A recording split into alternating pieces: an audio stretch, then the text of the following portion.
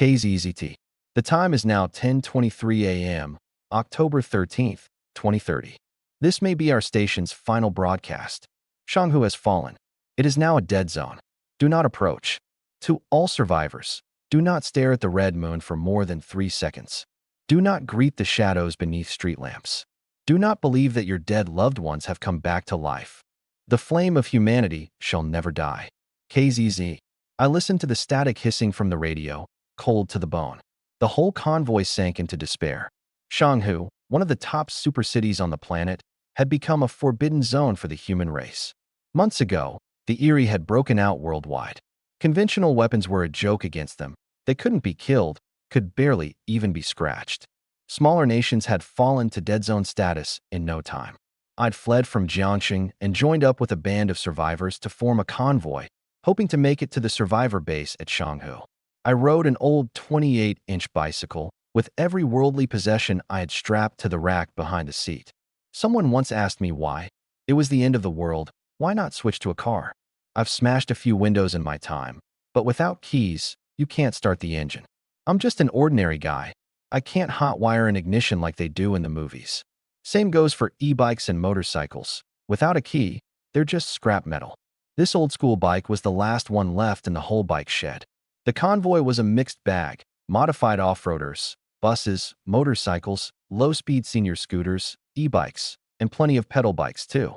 After all, however lousy your bicycle is, it still beats 2 legs. There were only 2 iron rules in the convoy. Rule 1, never fall behind. Rule 2, stockpile as much as you can. Rule 1 always came first. You could survive without supplies. Somebody kind might spare you a hand. But once you fell behind, the only thing waiting for you was death. We'd all believed Shanghu would have some answer to the Eerie. Instead, before we'd even arrived, we heard the broadcast telling us it had fallen. A megacity of tens of millions, wiped out just like that. Sobs rose around me. The last spark of hope in every eye winked out. Night fell, and the convoy made camp. The blood moon crept up above the treetops, draping the world in a veil of crimson. The stench of the Eerie thickened in an instant. Survivors muffled their crying, terrified of stirring up whatever lurked in the dark. Night was when the Eerie came alive. From distant dead zone towns came faint cries for help, traps designed to lure humans to their deaths. I lifted my pack off the back rack and dug out a camping pot, a portable stove, and half a bottle of mineral water I'd scrounged along the way. A hand crossbow was strapped to my waist. In times like these, human beings were sometimes scarier than the Eerie. I tore open a packet of noodle cake, dropped it in the pot, poured in water, and sparked the flame. Blue fire licked the base of the pot, and bubbles began to rise. After a moment's thought, I tossed in a sausage too. This was my last canister of gas. Once it was gone, no more hot meals. The noodles. The aroma of instant noodles wafted up. I used to hate the stuff, but now a single mouthful felt like a blessing. Plenty of survivors nearby caught the smell and swallowed hard, eyes going green with hunger.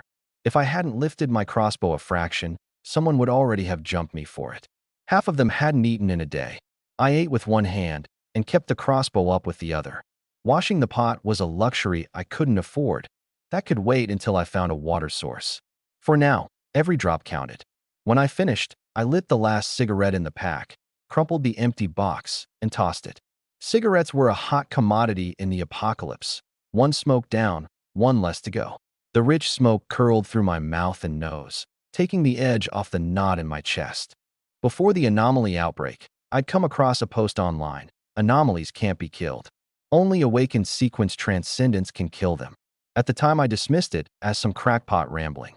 But after the outbreak, I'd put a crossbow bolt into one of those things myself. Did absolutely nothing. Sequence transcendence. According to the post, there were all kinds of ways to awaken. Some people did it spontaneously. Others used something called a sequence serum. There were hundreds of sequences, each with different abilities. What kind of power was it really? The thought made me itch. Late into the night, I pulled out a blanket I'd scavenged, ready to make do for the night. The moment my hand touched the fabric, a line of text popped up in my head.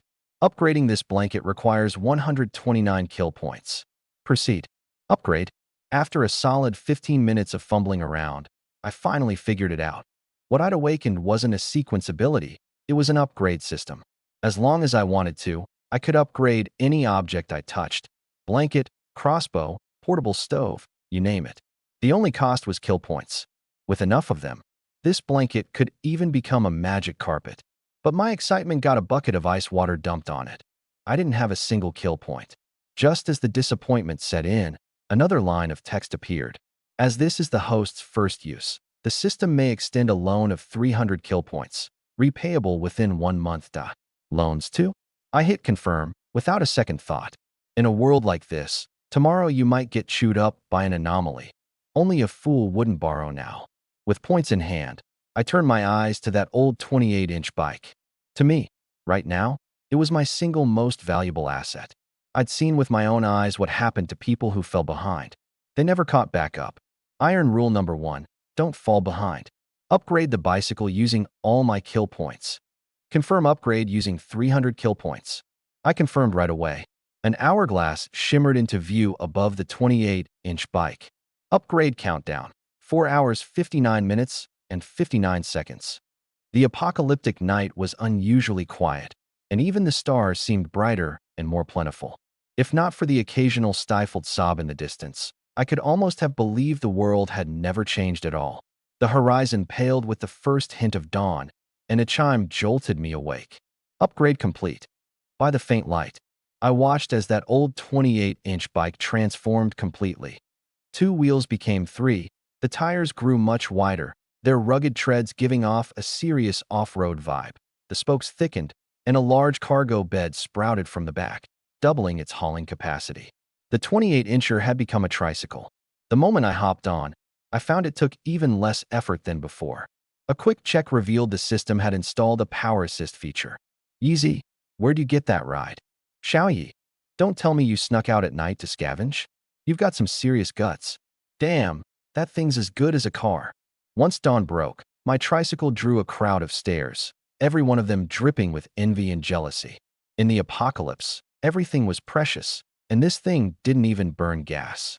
Earlier, some folks had joined the convoy in cars, only to abandon them roadside once the tanks ran dry. Gasoline was something only the crew in those 2 modified off-roaders up front could get their hands on. Word was they had a few real hard cases in there, especially some young girl with a sword. A woman in yoga pants sauntered over. Brother Yi, mind if I ride in your cargo bed? My legs are killing me after these last couple of days.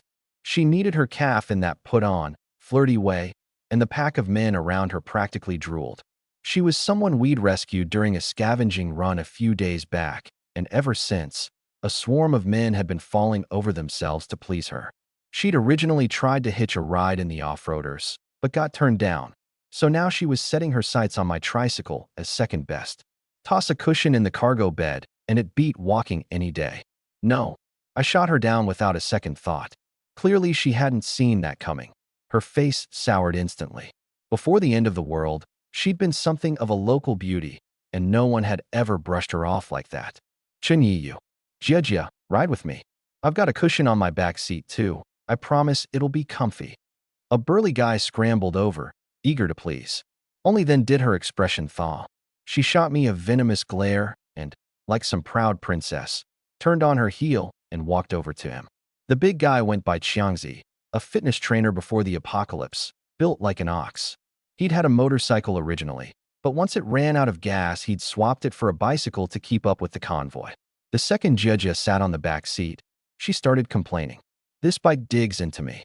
Couldn't you get something with 4 wheels? Xiangzi laughed obsequiously. 4-wheelers are a dime a dozen out there, but there's nowhere to fuel them up or charge them. Might as well stick with a bike. Look at those guys tearing around now. Won't be long before they're all stranded. He was full of it, of course. He'd spent forever tinkering with the abandoned cars parked along the road and hadn't managed to get a single one running. Jia rolled her eyes. Can't get a 4-wheeler, then how about a 3-wheeler? Look at Chunyi over there. She lowered her voice. Xiangzi, why don't we just take Chunyi's tricycle from him? Xiangzi glanced at the crossbow on my hip and lost his nerve. Forget it. Chunyi's not someone you mess with. And he's got that crossbow. TCH, look at you. Shut it. Jia snorted coldly and clammed up. I clipped the hand crossbow to my belt and tossed the bundle into the cargo bed. Still more than half empty. Somehow, we were moving faster today than yesterday. The The cyclists beside me were drenched in sweat, and Xiangzi's back was soaked through, but I felt just fine. Judge's eyes were getting less and less friendly. Houses. There's houses up ahead, someone in the convoy suddenly shouted. The words hit like a rock dropped into a lake. People who'd been grinding along with their heads down snapped their eyes up toward the horizon. Their sallow faces were a mess of greed, excitement, and a trace of dread. Rows of buildings stood along the road, like a small town. Where there's a town, there's supplies. Plenty of people in the convoy had already run their stockpiles dry, and even my own pack was near empty.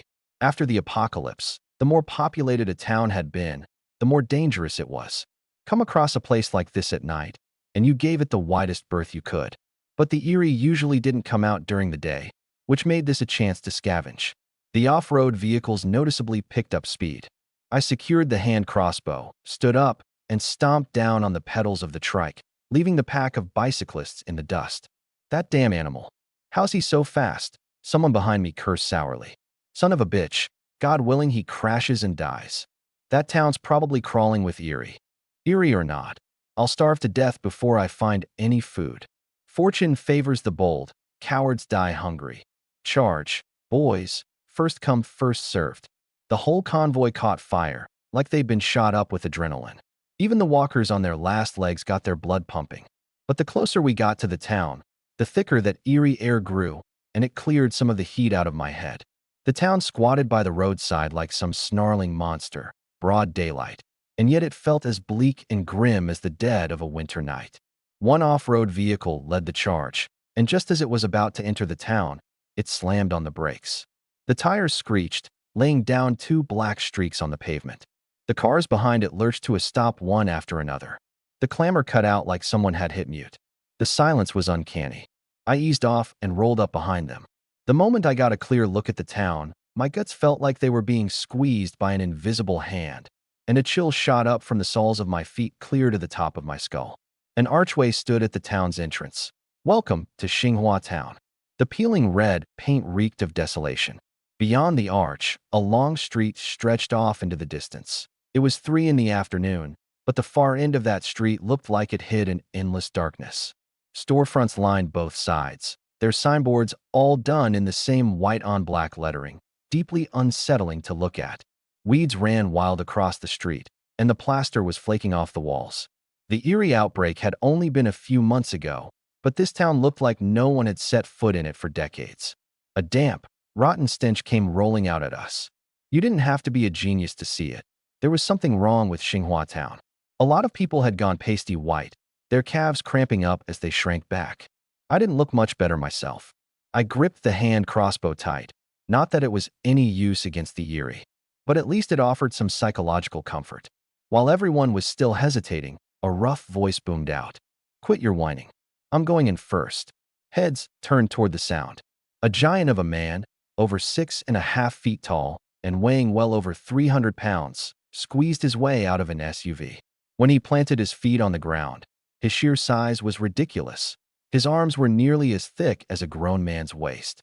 Ignoring everyone else, the giant charged toward the supermarket billboard in the distance like a bull elephant. A supermarket meant a mountain of supplies. Hey, you big lug, wait up. The SUV cursed and roared after him. Before long, a second SUV took off in pursuit as well. Fortune favors the bold. Cowards starve. An old man puttered after them in his little electric buggy, tossing a jab over his shoulder as he went. A bunch of young people can't even measure up to an old geezer like me. Just wait and watch this old man live the good life. That got a lot of faces burning red on the spot, and quite a few people were goaded into following. But others stayed rooted where they stood, too scared to move. I pedaled my tricycle along behind them. But my target wasn't that supermarket buried deep inside the town. If something went wrong in there, you'd never make it out. My eyes were on the shops lining the street. Sure, the supplies wouldn't compare to a supermarket's, but they were safer, and the street was still bathed in sunlight. Survivors had figured out a pattern. When a cryptid was hunting you, if you could make it into the sunlight, they'd break off the chase. Plenty of others had the same idea, and several of them had their eyes on these same shops. Luckily, there were enough storefronts that everyone could claim one to themselves. I pulled up in front of a tobacco and liquor convenience store. Through the glass door, I could see packs of cigarettes stacked behind the counter. Off to the side, in the shadows, rows of shelves held snacks, but it was too dim to make out much. Those cigarettes in the display case had my mouth watering. I'd been a smoker for over 10 years, and going without was pure hell.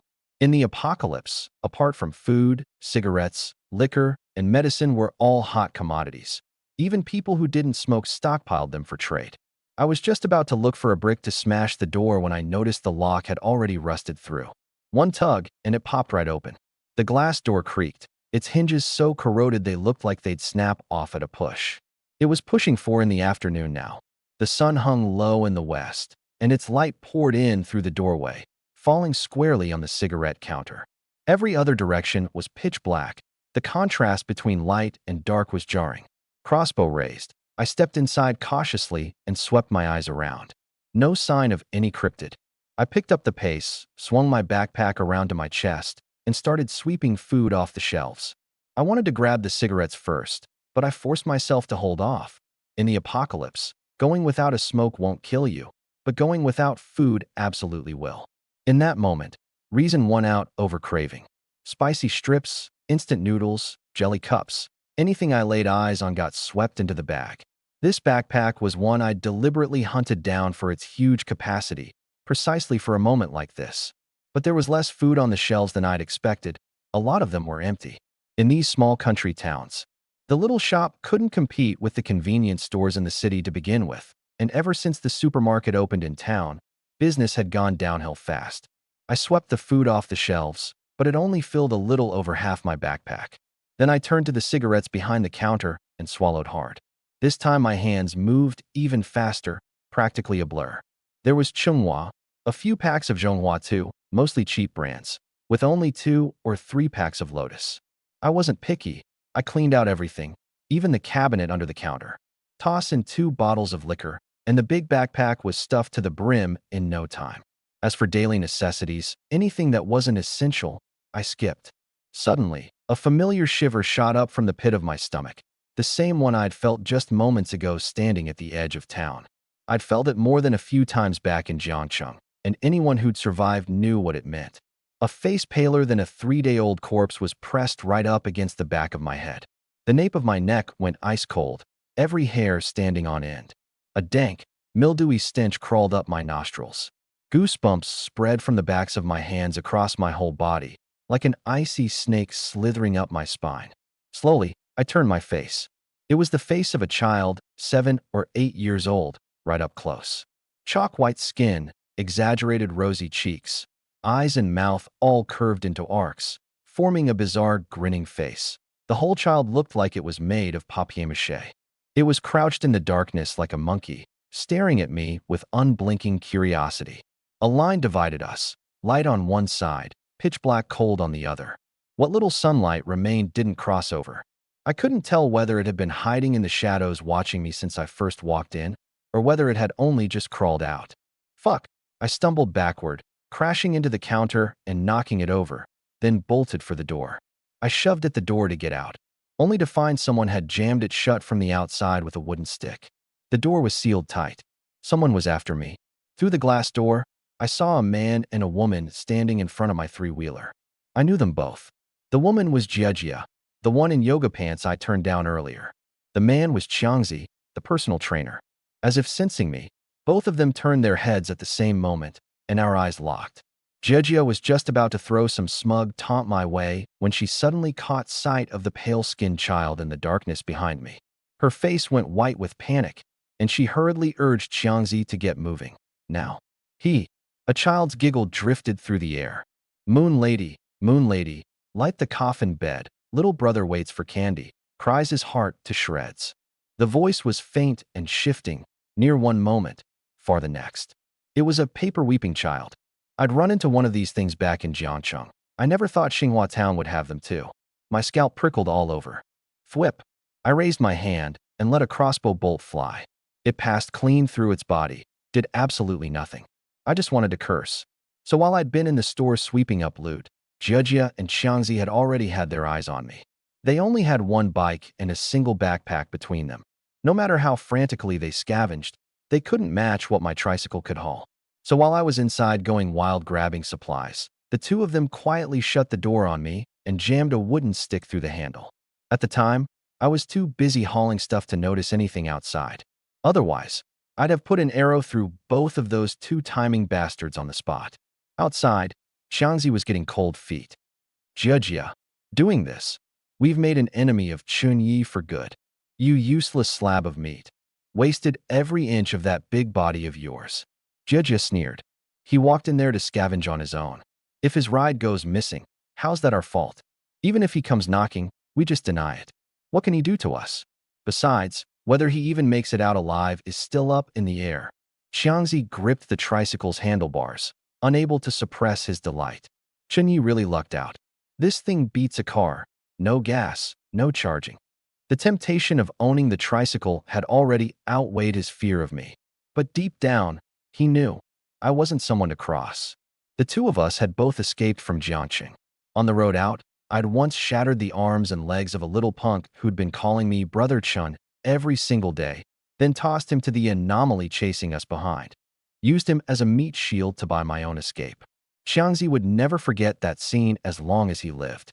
If it weren't for Jejia egging him on the whole time, she'd said if he kept her alive, she'd think about being his girlfriend. Xiangzi would never have dared cross me. Now, remembering just how ruthless I could be, he was already starting to regret it. Through the glass door, I watched the two of them calmly. It was that very calm on my face, the killing intent beneath it, that made them both shudder in unison. Xiangzi, hurry, go! Jejia shrieked in panic. Xiangzi felt my stare crawling under his skin. He swung onto the tricycle, stood up on the pedals, and pushed off, only to find it startlingly easy. In the blink of an eye, he was gone. I watched my own ride disappear into the distance without a word. The real crisis now was the thing in the darkness behind me. A chill crept up my spine. If I weren't standing right in the patch of sunlight streaming through the door, I'd already be dead. When an anomaly meets an ordinary person, it's basically an instant kill. But the sun was slipping westward, and any second now there'd be nowhere left for me to stand. One human, one anomaly, less than a meter apart.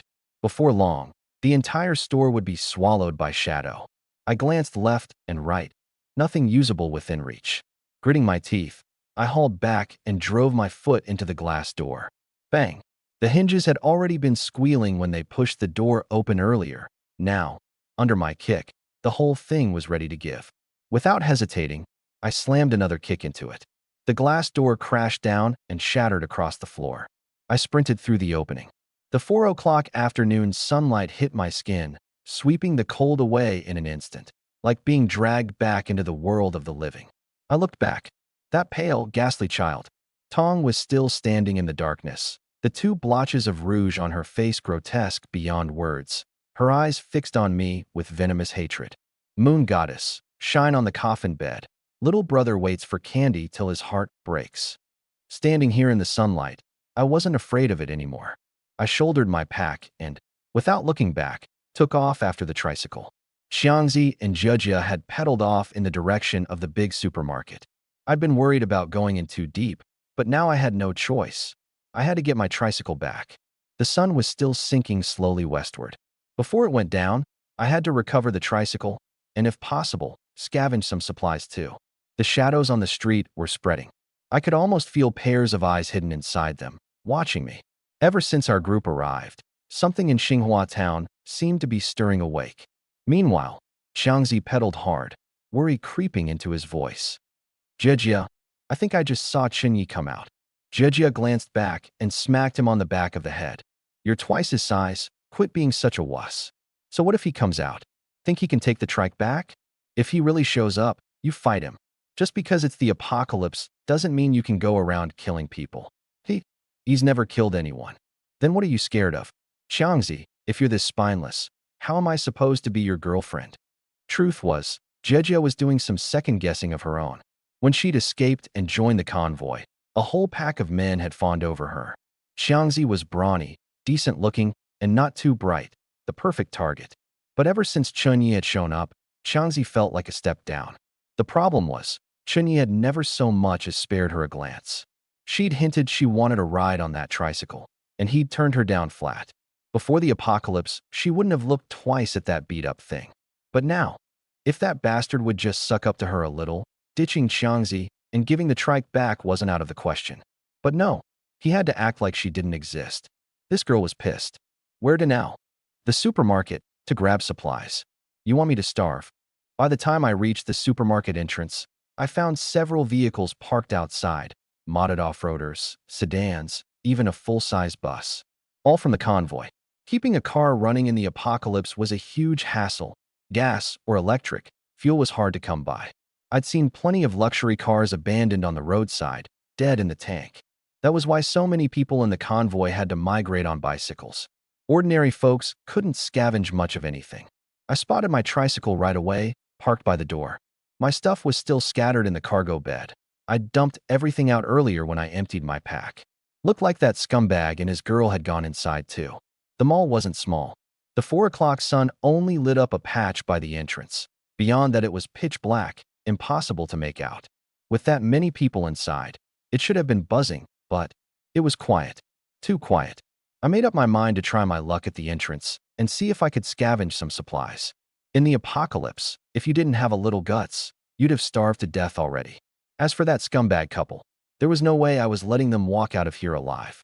But for now, supplies came first. Rule number 2 of the convoy: gather as many supplies as possible. In the end times, supplies were everything. I dumped everything from my pack into the truck bed, slung the empty bag back on, hunched down, gripped my crossbow, and crept warily toward the entrance. At the first sign of trouble, I'd turn and bolt. The moment I stepped inside, I realized my plan had a flaw. The supermarket was way bigger than I'd figured. The shelves near the entrance were basically picked clean, with only a few scraps left further in. Not far off, 2 figures were weaving between the shelves, stuffing things into their bags. I raised the crossbow, then lowered it again. Not the scumbag couple, no beef with me. And there were plenty of supplies to go around. No point doing something stupid. I slowed my pace and moved deeper in. The food section was just ahead. The second I crossed into it, I spotted several more figures. The moment they saw me, they frantically motioned for me to keep quiet. Before I could even process it, that familiar chill crawled up the back of my neck, every hair standing on end. That feeling again. Up ahead, a young girl was drifting through the aisles, murmuring something under her breath.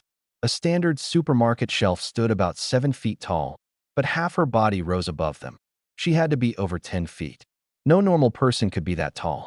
Only one explanation. The girl was an anomaly. Her hair hung loose over her face, hiding it completely. She wore a white dress, and her body swayed like a marionette. In her hand, she gripped an enormous pair of scissors, opening and closing them over and over with a skin-crawling snick, snick. "Where are you? Come out and play with me." Her voice was long and eerie, like she was talking to herself, and at the same time like she was coaxing a little mouse hiding in the dark. Now I understood why they'd shushed me. A bead of cold sweat slid down my forehead. I'd just barely escaped the paper-crying child, and now I'd run straight into the white-dressed scissor girl. My heart was hammering right out of my chest. Scissor girl rounded a row of shelves and slowly turned. I ducked low, out of her line of sight, and slipped around the other side. Only then did I notice how many people were hiding in the food section, though I didn't see Jiejia or Qiangzi anywhere. What I did see was a hulking guy, a huge man doing his damnedest to curl up small, face pinched with terror. It was almost comical. "Bro, you're built like a tank, and you're scared of an anomaly?" Scissor girl seemed to sense something. She suddenly stopped, the head beneath that curtain of hair tilting slightly in my direction, 2 blood-red points fixing on us. Everyone froze in an instant, as if pinned in place by some paralyzing spell, cold sweat pouring down. Time seemed to slow to a crawl, 1 second stretched into a year. If she spotted us, everyone here was dead. Luckily, the scissor woman finally started moving forward again, mechanically. Everyone let out a collective breath and resumed their game of hide-and-seek with her. This couldn't go on forever. I quietly grabbed a bucket of instant beef noodles and stuffed it into my bag. Seeing me, the others started doing the same. Some using woven plastic sacks, others their backpacks, stuffing supplies while keeping their eyes glued to the scissor woman. Just as I was really getting into it, I suddenly bumped into the back of the person in front of me. I looked up. Everyone had frozen in place, staring ahead in horror. A creepy child, maybe 7 or 8 years old, was blocking the way up front, skin ghostly pale like a 3-day-old corpse, cheeks flushed red, eyes filled with venomous hatred. The paper weeping child. It had followed us here. Uh-huh. A scream tore through the silence and woke whatever was lurking in the darkness. The 3-meter-tall scissor woman in white slowly, stiffly turned her head toward us. A bone-chilling cold swept over me in an instant, and my hands and feet went numb. Snip, snip. The sound of scissors echoed through the supermarket. So this is where you've been. Want to play together? The scissor woman came striding over, knocking over row after row of shelves. Oh God, run. I don't want to die. I grabbed my backpack and turned to flee. Before I could even fully turn around, I watched with my own eyes as 2 survivors ahead of me were sliced clean in half by those giant scissors. Their upper halves hit the ground and kept clawing forward with their hands, blood pooling everywhere. So much fun. I want to play more. The scissors rose again.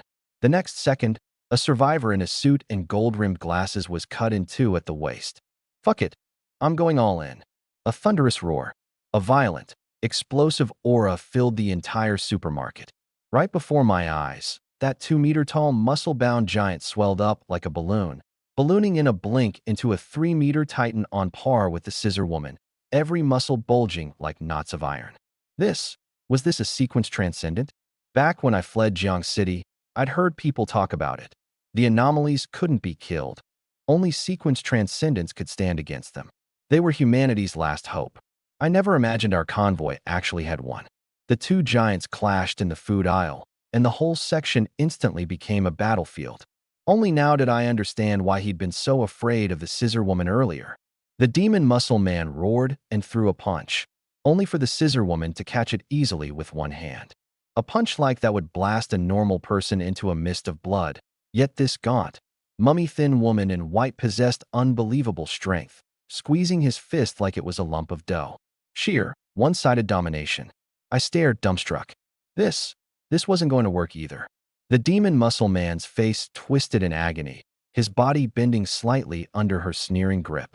I don't even know what I was thinking, but I raised my wrist crossbow and fired a bolt straight at the scissor woman. It struck her right in the face, hidden behind that long curtain of hair. The bolt lodged in her long hair, completely useless. The scissor woman slowly turned her head toward me. That single glance sent a shiver through my entire body. Fuck you. The demonic muscle man seized the opening and slammed a fist straight into her face, driving the crossbow bolt deeper into her flesh. A message flashed before my eyes. You have attacked the eerie white-robed scissor woman. Kill points plus 200. No time to read the prompt. That punch hadn't done a damn thing. The scissor woman didn't even sway. Her slender arm twitched, and the 3-meter-tall giant went flying, crashing through countless shelves. This was an eerie. The sequence transcendence, hailed as humanity's miracle, were nothing but rag dolls in front of her. In just a few short months, humans had been driven out of the cities, reduced to drifters scraping by on the run. These things were the ones who'd started this whole catastrophe. You bitch, I'll tear you apart. With a furious roar, the massive body sprang out of the rubble and charged the scissor woman again, a faint bloody aura swirling around him.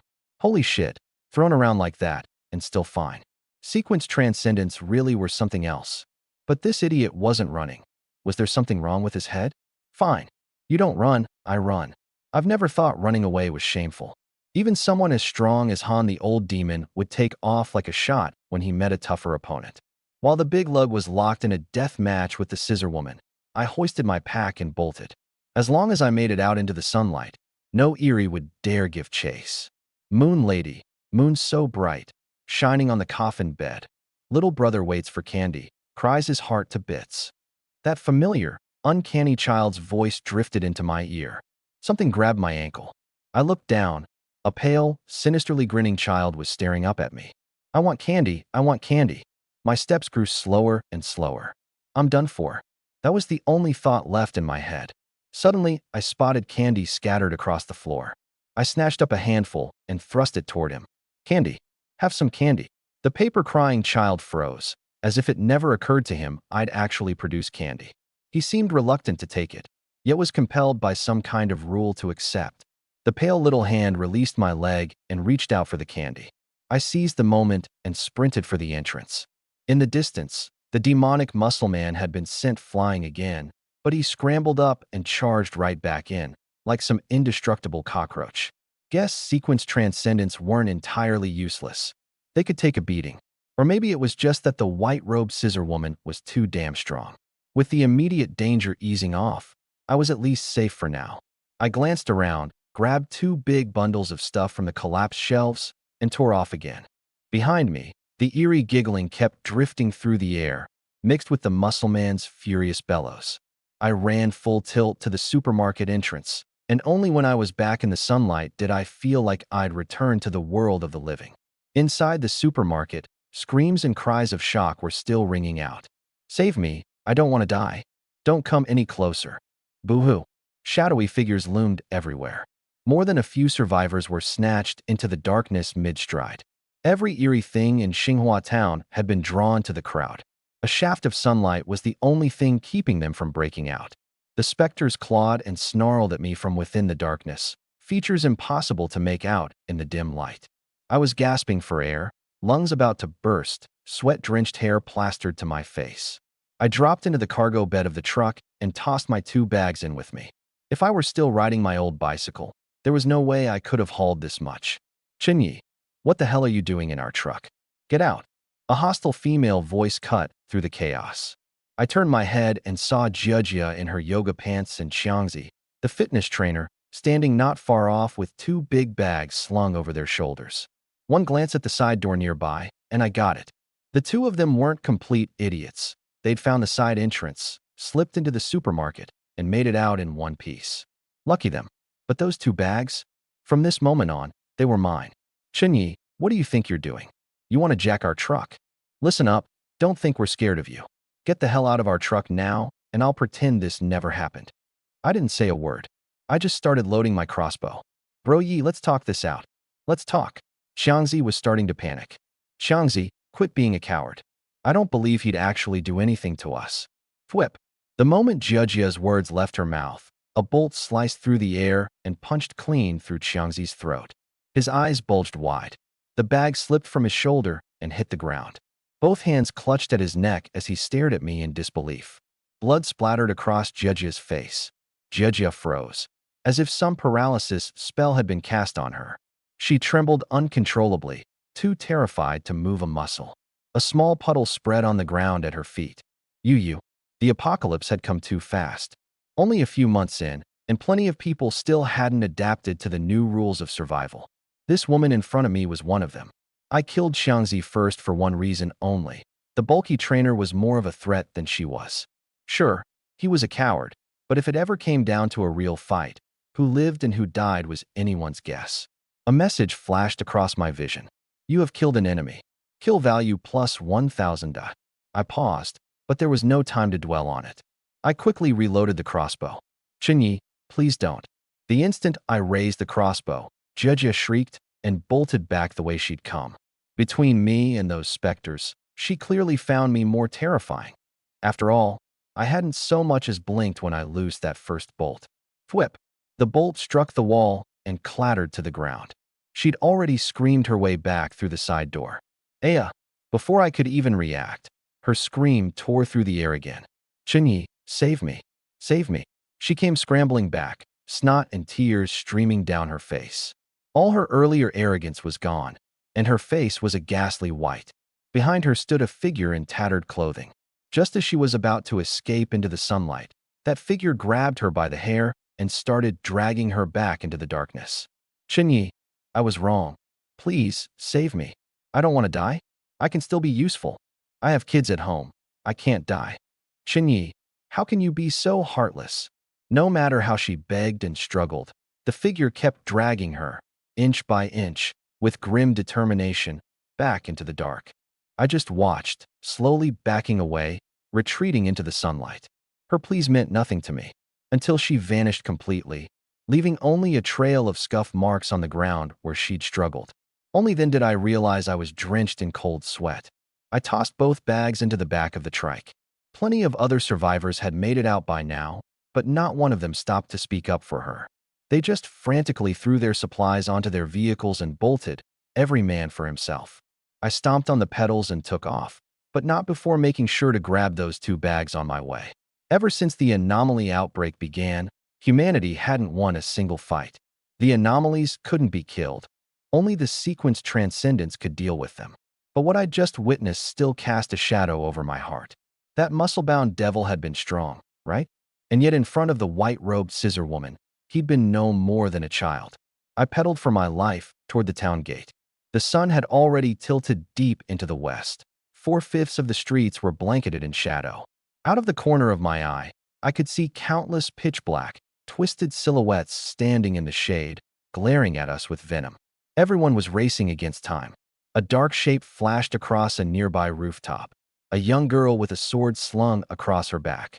She lightly tapped the toe of her foot against a roadside billboard and shot back the other way, toward the supermarket where the fight had just happened, swift as the wind. Another sequence transcendent. Why were there so many in this convoy? No time to dwell on it. I'd already blown through the arch at the town gate. The second I was out, a crowd swarmed me. Brother, what happened in there? Honey, are you back? Did you make it? Little brother, where are you? The town entrance was packed with people, mostly women. Not many old folks or kids. In the apocalypse, the elderly and children didn't have the stamina to outrun the anomalies. Grown women were only slightly weaker than men, which actually made them more likely to survive. Quite a few people crowded around asking questions. I didn't answer, just gripped my crossbow warily and pushed through the crowd. From the lead off-road vehicle of the convoy, a man stepped down. He wore a hooded sweatshirt and tapered pants, but his feet were bare, and his expression was cold and severe. He bent down, scooped up a handful of dirt, tossed it into his mouth, and tasted it like a chef sampling a dish. Then his face changed. Move. If we don't leave now, it'll be too late. Several people around him went pale and scrambled. Dragging the cart, I bolted for the vehicles like disaster was right on my heels. What about Nana and Iron Lion? Relax, they'll catch up. Move it, quit yapping. The moment those few vehicles started rolling, the other survivors caught on fast. Leaving? Made sense. It was past 5 in the afternoon, and dark was coming. This close to the town, once the eerie things came out at night, everyone left behind was dead. No, my husband isn't back yet. You can't leave. Please, my little brother's still out there. Don't abandon us. Some people panicked, a few even throwing themselves in front of the vehicles. You want to die? Then stay here. Out of the way. The off-road didn't slow for a second. It slammed on the gas and shot forward. My face changed. Just as I was about to follow, a middle-aged woman grabbed the handlebars of my trike. Young man, you can't just leave. You have to take us with you. We're old. We won't survive if you don't. I frowned, disgust rising in me.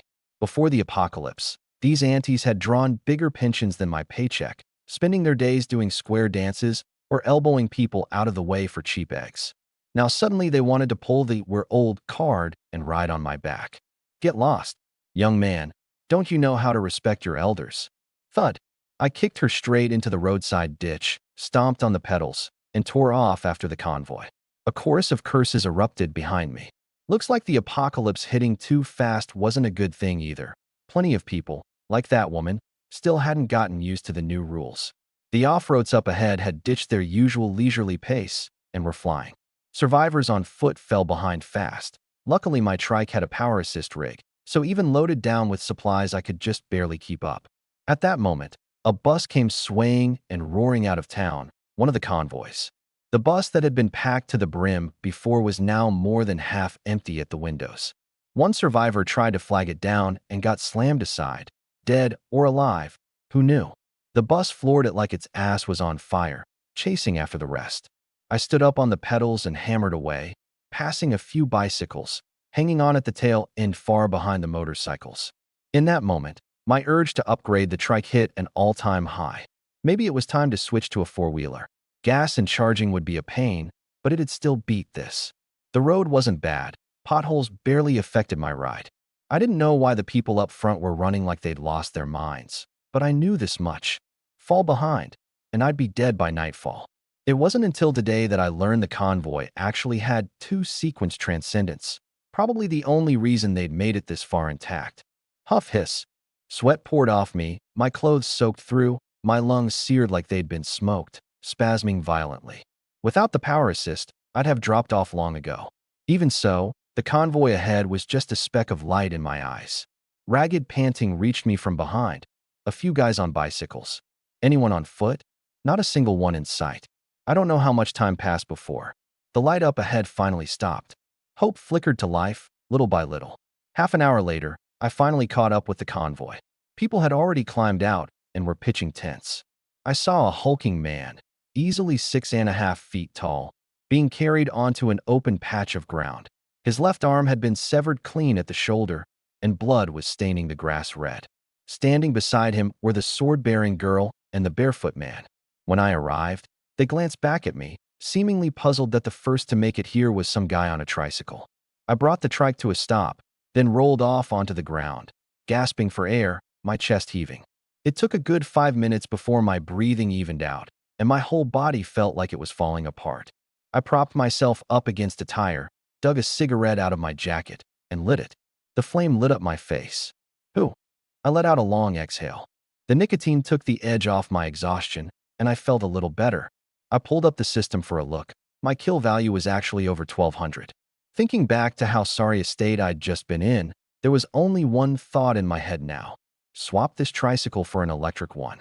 I didn't know if 1,200 would be enough.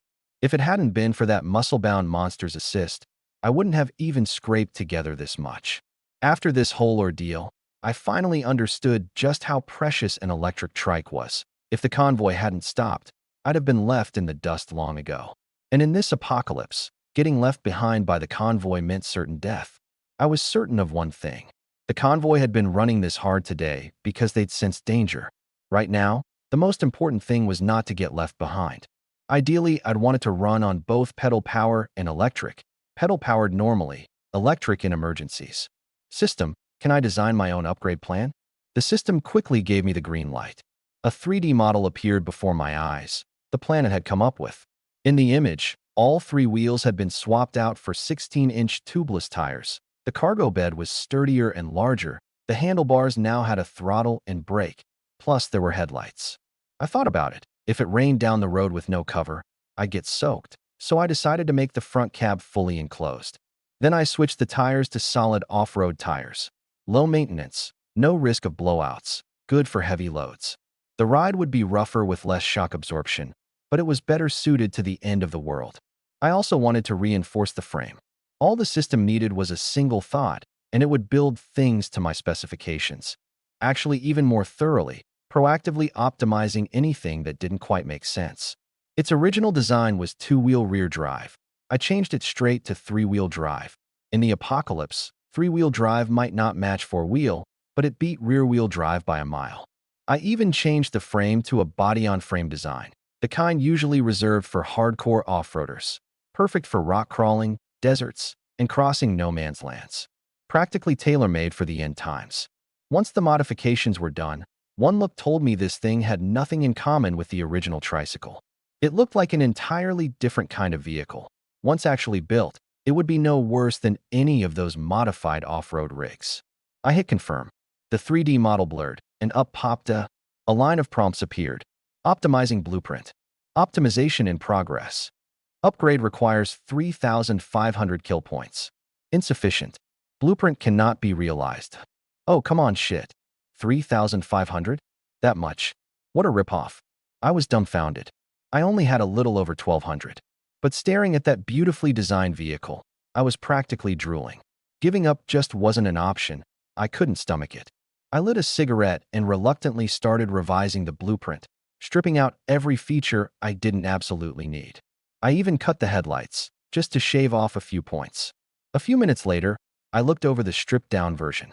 I still wasn't satisfied, but this was the best I could do. Current blueprint requires 1,200 kill points. Upgrade time, 15 hours. Confirm upgrade. I had just over 1,200, and 15 hours was manageable. I was about to hit confirm when the corner of my eye caught an abandoned motorcycle by the roadside. My eyes lit up. The bike had toppled over on the shoulder, rusted through, moss creeping into every crack. Sights like this were everywhere in the apocalypse. With enough luck and patience, I might even scrounge up an off-road vehicle, but reality wasn't that kind. All I had at my disposal was this 3-wheeler. If I didn't put the upgrade system to work fast, I wouldn't last more than a few days. System, if I scavenge parts, will that cut down the kill points?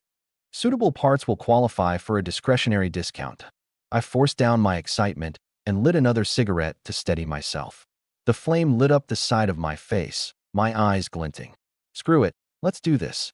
I struggled to my feet, every muscle aching, and dragged the motorcycle over next to the trike. Some people in the distance heard the noise, glanced over, then turned away. They couldn't care less what some nobody like me was up to. Over there, they'd already pitched tents, started a fire, and were roasting meat. The scent drifted over and my mouth watered like crazy. All I could do was take a few hard drags on my cigarette to beat back the hunger and focus on the retrofit. System, can I use this motorcycle for the modification? The tires, the engine, plenty of parts were still usable.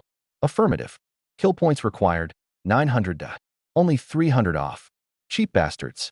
Any other way to cut it down? Yes. Fully strip the motorcycle and pre-mount the parts onto the trike, -100. Locate a third tire, another -100. I got it. The higher the completion rate, the bigger the discount. But I didn't have a single tool on hand, so this was as far as I could take it. From now on, whenever I scavenged for supplies, I'd need to grab tools too. I thought about scanning the roadside for more abandoned bikes, but it was too dark to see, so I gave up. The original electric-powered blueprint had been rewritten by the system into a gasoline-powered one. No helping it.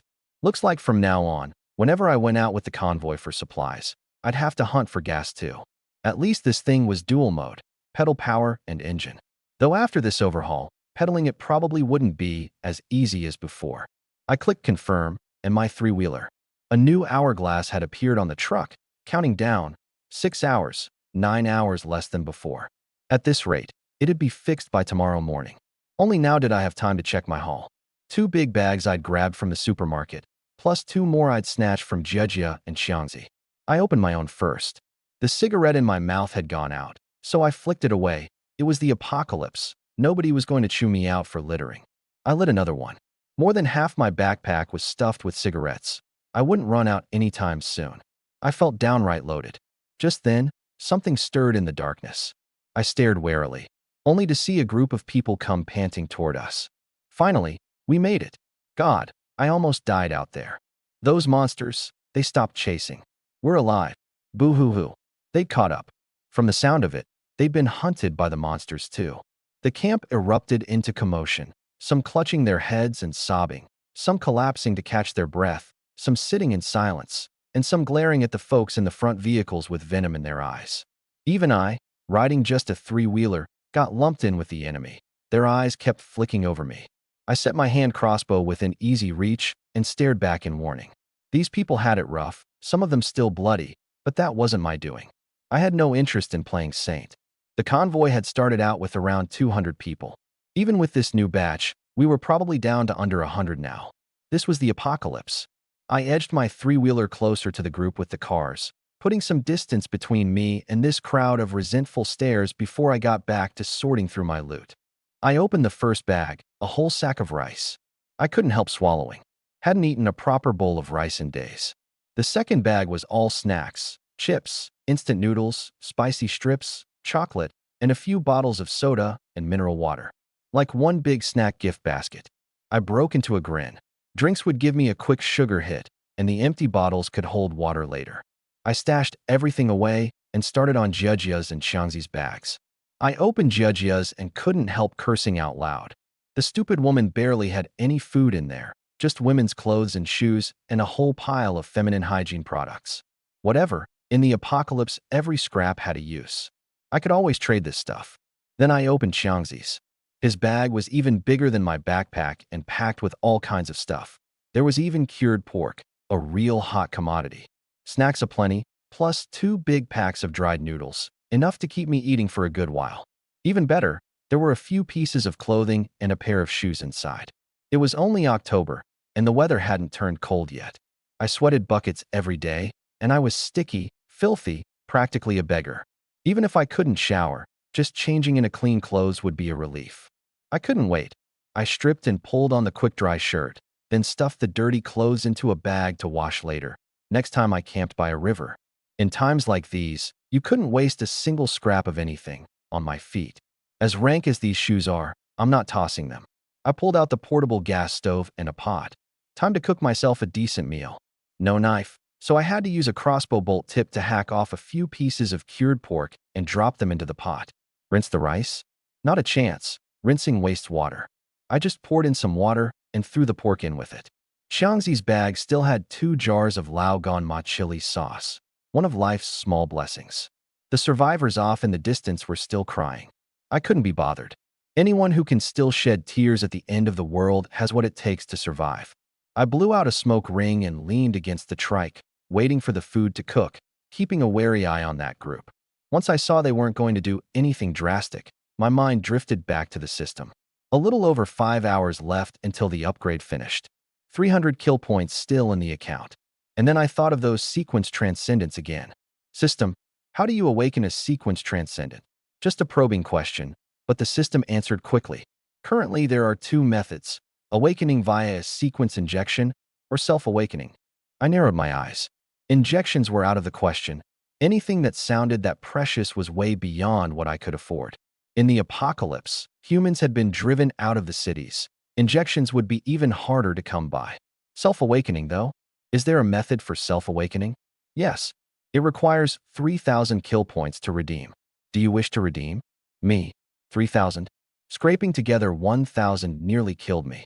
Where the hell was I supposed to get 3,000? I stared at the 300 points left in the account. If I paid off the system's loan, I'd have nothing left. Then again, the system wasn't going to come collecting, so how could I squeeze the most out of these 300 points? I took a deep drag on my cigarette, my mind racing. Thinking back to what happened in Xinghua town made my chest tighten. Whether it was the white-robed scissor woman or the paper weeping child, us ordinary people had absolutely no way to deal with the eerie. All we could do was run for our lives. I made up my mind. System, spend 300 kill points and redeem a way to deal with the eerie. The system popped up a spinning icon, like a phone loading an app. A full 10 minutes passed, and just when I was starting to think even it was stumped, a message finally appeared. Consume 300 kill points to redeem a solution for dealing with the eerie. Confirm. There really was a way. I sat straight up. Confirmed. Redeem. That feeling of being pinned down by the eerie with no way to fight back was unbearable. Whatever 300 points bought me sure wasn't going to be a silver bullet, but at least from here on out, I'd have some means to hit back. The kill points instantly zeroed out, and a line of text floated up. Black dog blood has a certain effect against the eerie. Black dog blood. It was actually that. My heart leapt. Since I was still worrying about running out of gas after the trike's upgrade, I asked the system if I could redeem fuel supplies. The system confirmed I could, but the moment I saw the price, I went silent. Unless it was a life or death situation, absolutely in. No exchange. As dawn broke, a prompt flashed before my eyes. Upgrade complete. My tricycle bike shimmered with a flicker of dim light and transformed completely into a motorized tricycle. The front half was exactly the motorcycle I'd scavenged off the roadside last night. Handlebars, seat, rounded fuel tank, every bit a motorcycle. The rear cargo bed had its side panels raised, and the tailgate could be laid flat with a cushion added, turning it into a bed for the night. No more sleeping on the ground. Its hauling capacity had grown too. Of course, there were compromises. The 2 rear wheels were still bicycle tires. There was no sunshade over the front, so rain and wind would be miserable. The frame hadn't been reinforced either, and it was still rear-wheel drive. Rough roads would spell trouble.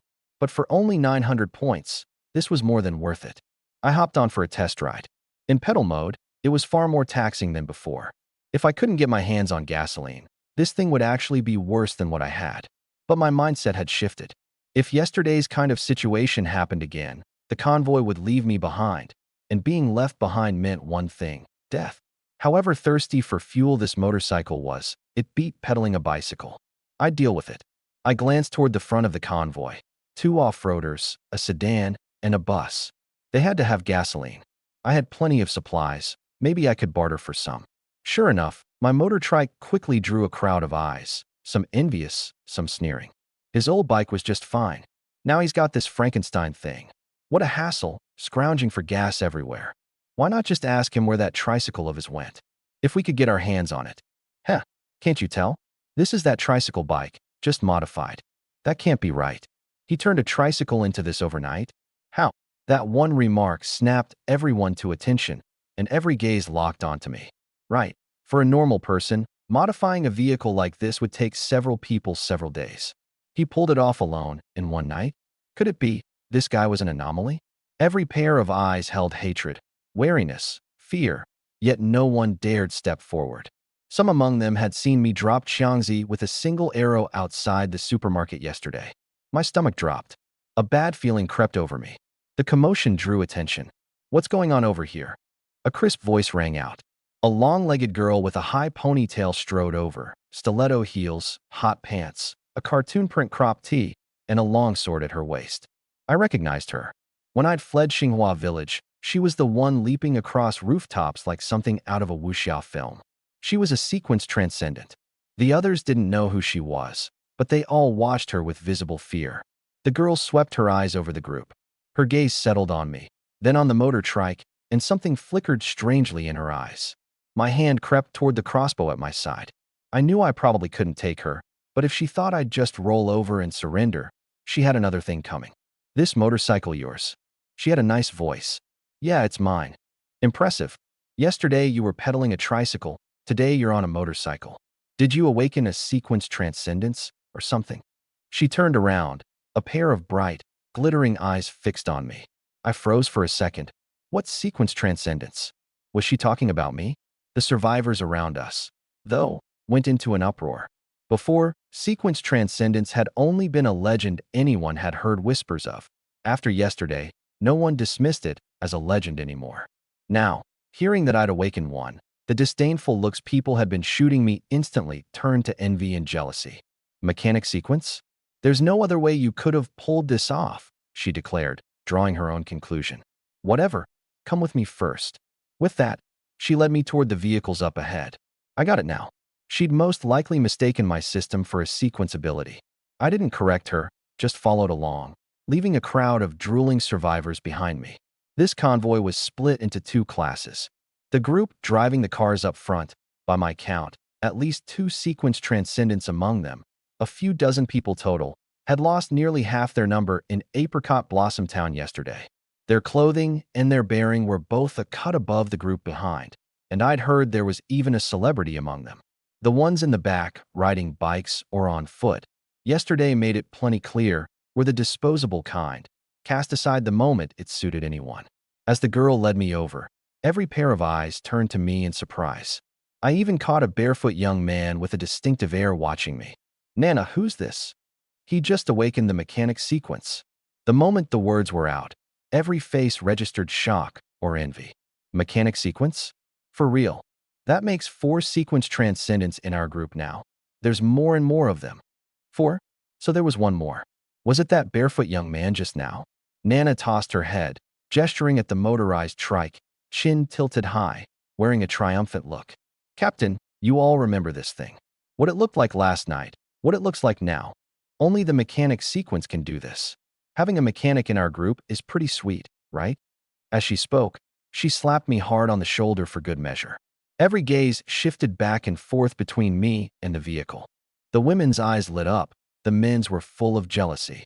This was the legendary sequence transcendence. Who wouldn't want that kind of protection? The barefoot young man stood up and extended his hand toward me, grinning like sunshine. Welcome to sequence transcendence. This is going to be a whole new world.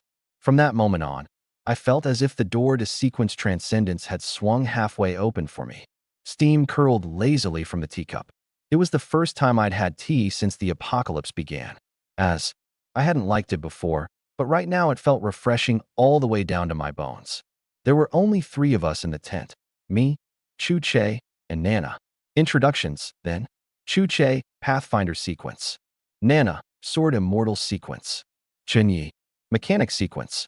Since they'd already pegged me as one, I decided to just roll with it.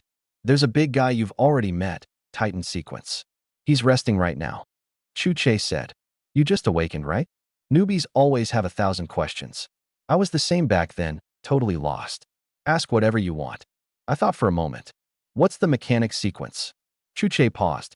By rights, every awakened person should receive basic information encoded in their genes. How could this guy know nothing at all? He pushed down his confusion and took a sip of tea. The mechanics sequence gives you an uncanny talent with any kind of machinery, an innate intuition for how mechanical things work, stuff most people could never grasp. It's classified as a support sequence. In peacetime, it'd be one of the most desirable sequences you could get. Shame, really. By the end of his explanation, I'd started to get a feel for how things worked and got my first real sense of just how vast the world of sequence transcendence really was. There were over 100 sequence transcendents in total, and even Chu Che only knew about a handful. Most of them were still unknown. After all, the apocalypse was only a few months old. They were divided into major categories: combat, support, supernatural, and so on, and each country had its own exclusive sequences. Xia country had sword immortals and heavenly masters. The island nation had ninjas and shikigami. Nana's sword immortal sequence was unique to Xia country, a natural-born prodigy of the blade. The truth is, eerie outbreaks started back in 2025. It wasn't serious at first. Governments were still holding the line. That's when the first sequence transcendence began to awaken. Chu Che spoke slowly, clearly laying it all out. Most of what he said was news to me, so I listened intently. Eries can't be killed by normal means. Only sequence transcendence can deal with them. But like you saw, even against an Eerie, a sequence transcendent can only do something about it, at best. For a low-tier sequence to actually kill an Eerie? Nearly impossible. Sometimes flat-out impossible. That scissor woman in white back in Xinghua Town. She doesn't even rank as strong among Eries. And even then, Iron Lion and Nana together barely got out alive.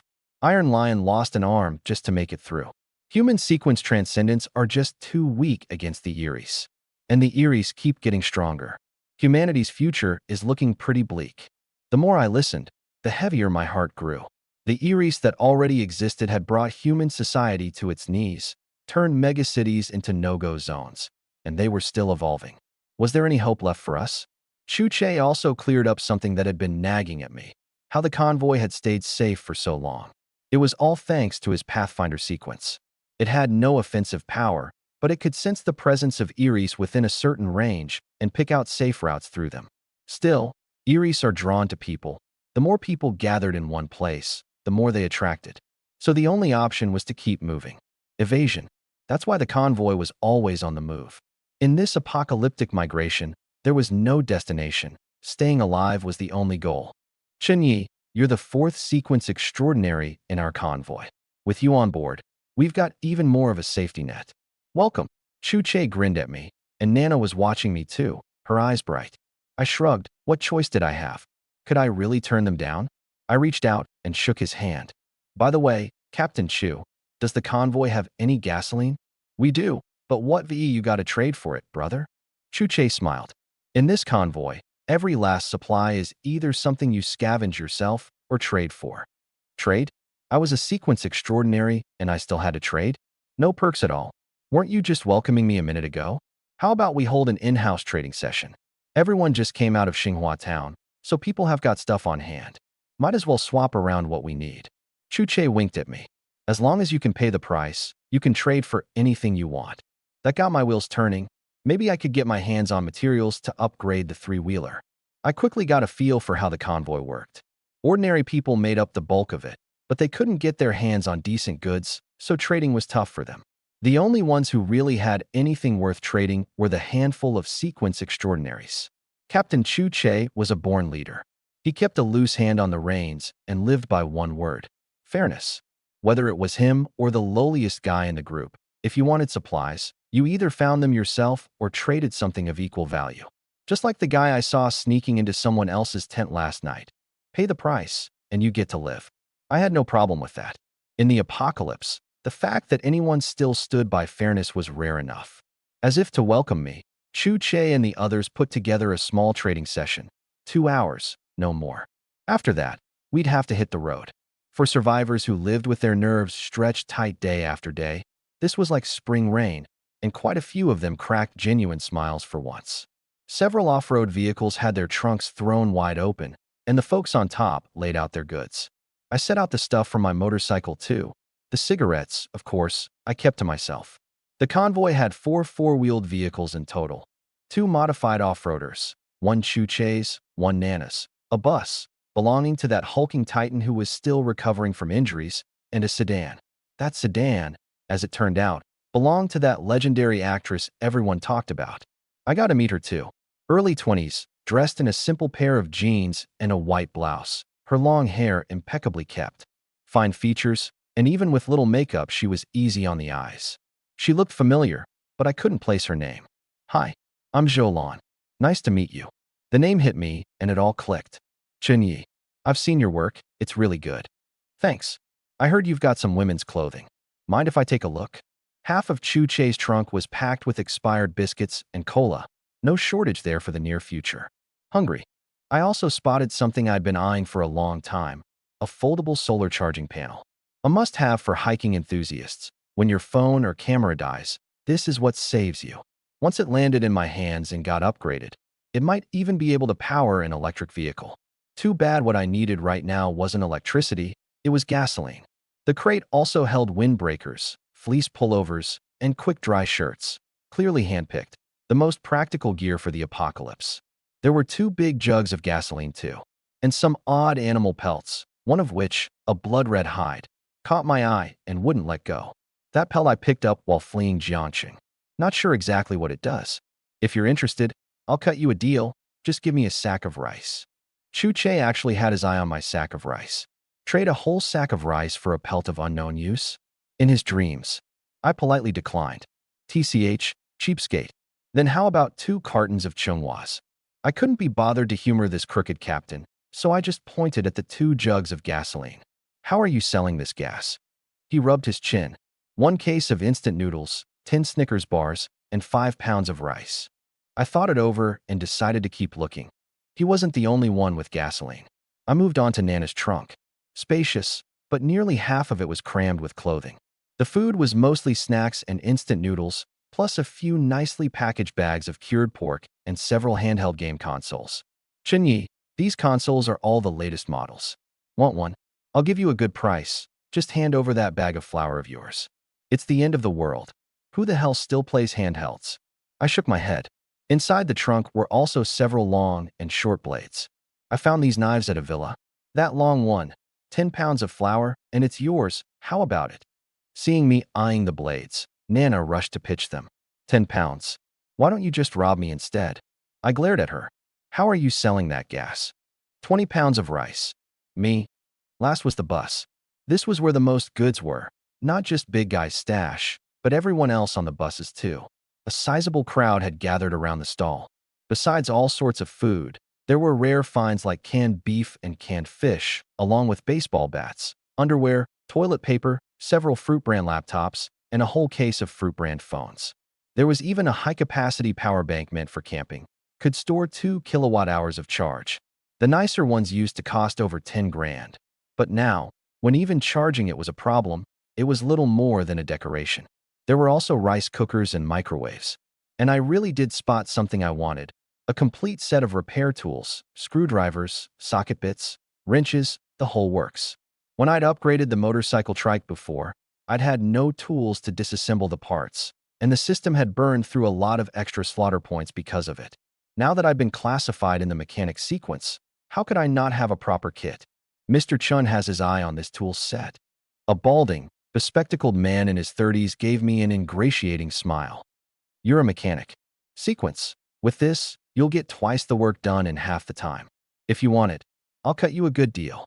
How do you want to trade? 10 pounds of rice, or 2 cases of instant noodles. I frowned. His price was steep. In the apocalypse, food was the hardest currency, especially unpackaged staples like rice. Most people were already sick of instant noodles. Of everyone who'd escaped from Apricot Blossom Town, hardly anyone had thought to grab rice. Most had foolishly gone for chips, cookies, and instant noodles. Seeing my frown, the man said cautiously, "If you really want it, Mr. Chun, 5 pounds. 5'll do. Or, you fix the bus for us twice, free of charge, and this whole toolkit is yours." His eyes stayed glued to my face the whole time he spoke. The convoy was fewer than 100 people, and word that I was a mechanic class had already spread. I hesitated for a beat. Deal. The man beamed and hurried to load the tools onto my motor trike.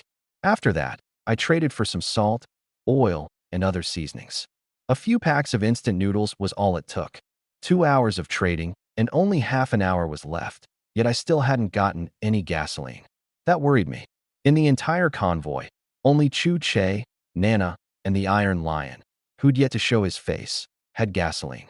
And all three were asking outrageous prices. Did I really have to trade rice for it? I hadn't had rice in days. I couldn't bear to part with it. Or maybe, I could trade that secret for the gasoline, and for Nana's knife. I wanted the gasoline. And Nana's knife, too. I noticed someone watching me. It was Zhou Lan, a pre-apocalypse celebrity, now the owner of the sedan. Her stock was small, but a crowd of men had gathered at her stall anyway.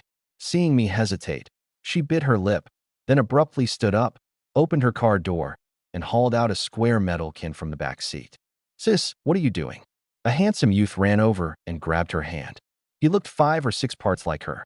"Xiao, let go." "I won't." "Sis, are you about to give away that can of gasoline?" "Silly boy, we risked our lives for that fuel. Am I really that dumb?" Zhou smiled and ruffled his hair. Only then did the boy release her. Zhou carried the can over to me. "Mr. Chun, I've got another can of gas here. If you don't mind, I can trade it to you." "What's the price?" 10 pounds of rice. Or, if that's inconvenient, 8 will do." I frowned. Earlier, Chu Che and Nana had both wanted 20 pounds of rice for their gasoline. Yet this celebrity only wanted 8? That was dirt cheap. As if reading my mind, she explained softly, "I've got another can that'll last me to the next resupply point. I'm giving it to you this cheap in hopes that, if I ever run into trouble down the road, you'll look out for me a little." I raised my eyes and sized her up, and in an instant, I understood. Celebrities in the apocalypse were like fireflies in the dark, impossible to miss. One look at the pack of creeps loitering around her stall said it all. If this convoy hadn't kept some semblance of order, she probably would have been. Chu Che and Nana each had their own little circle. She was the only one drifting on the outside.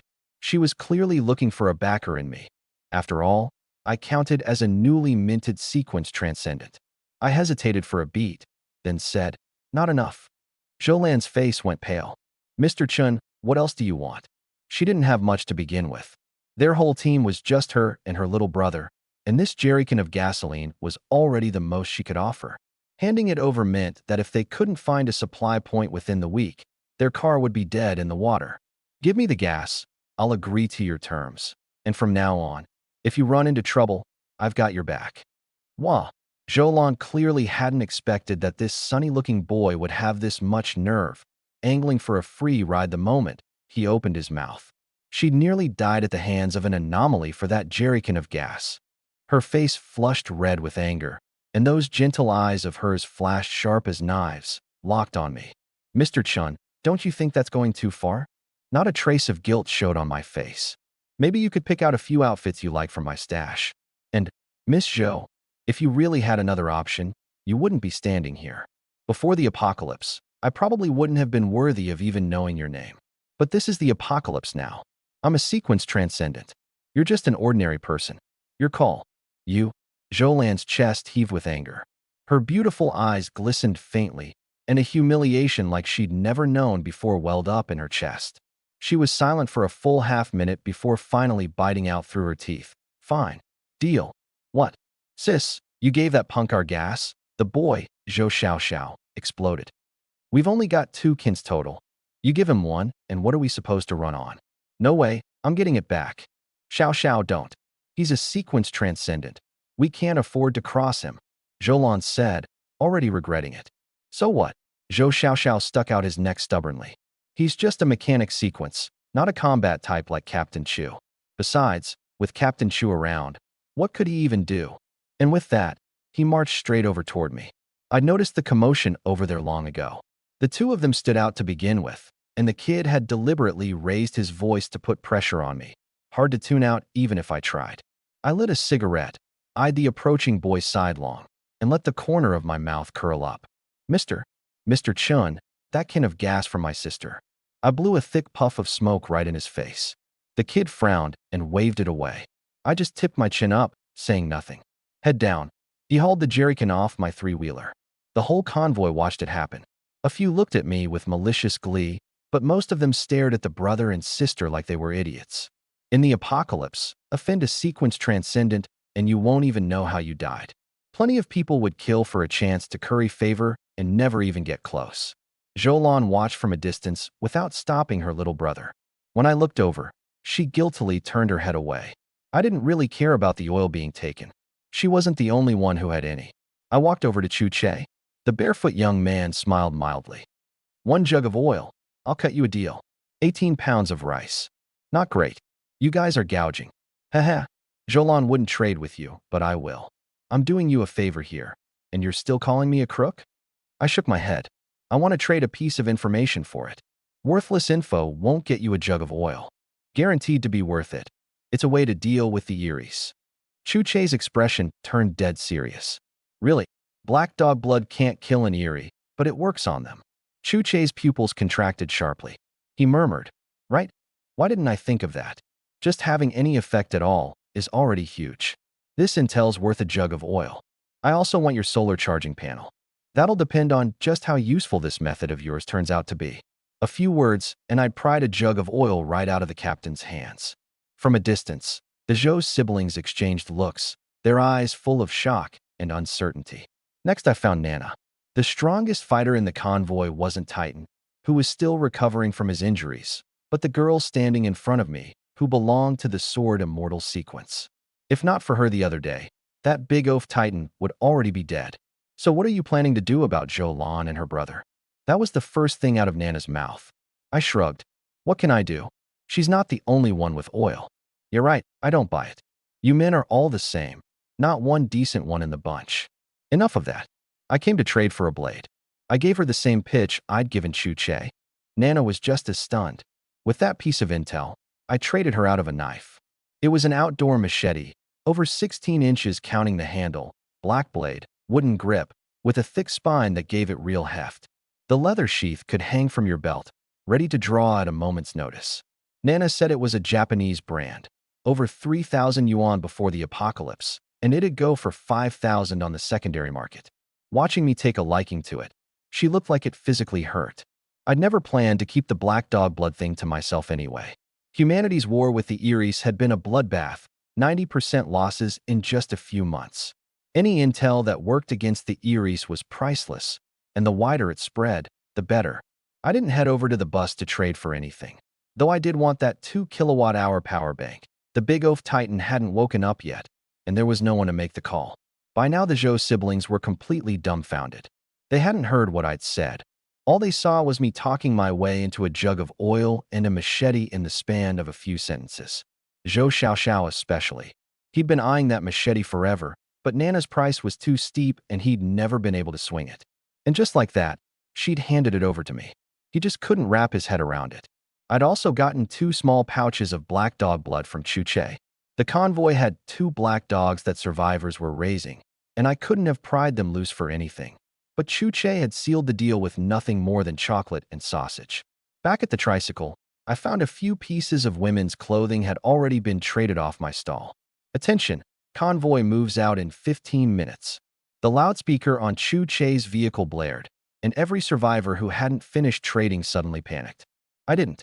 I dug a bundle of homemade crossbow bolts out of the cargo bed. Crude, but better than nothing.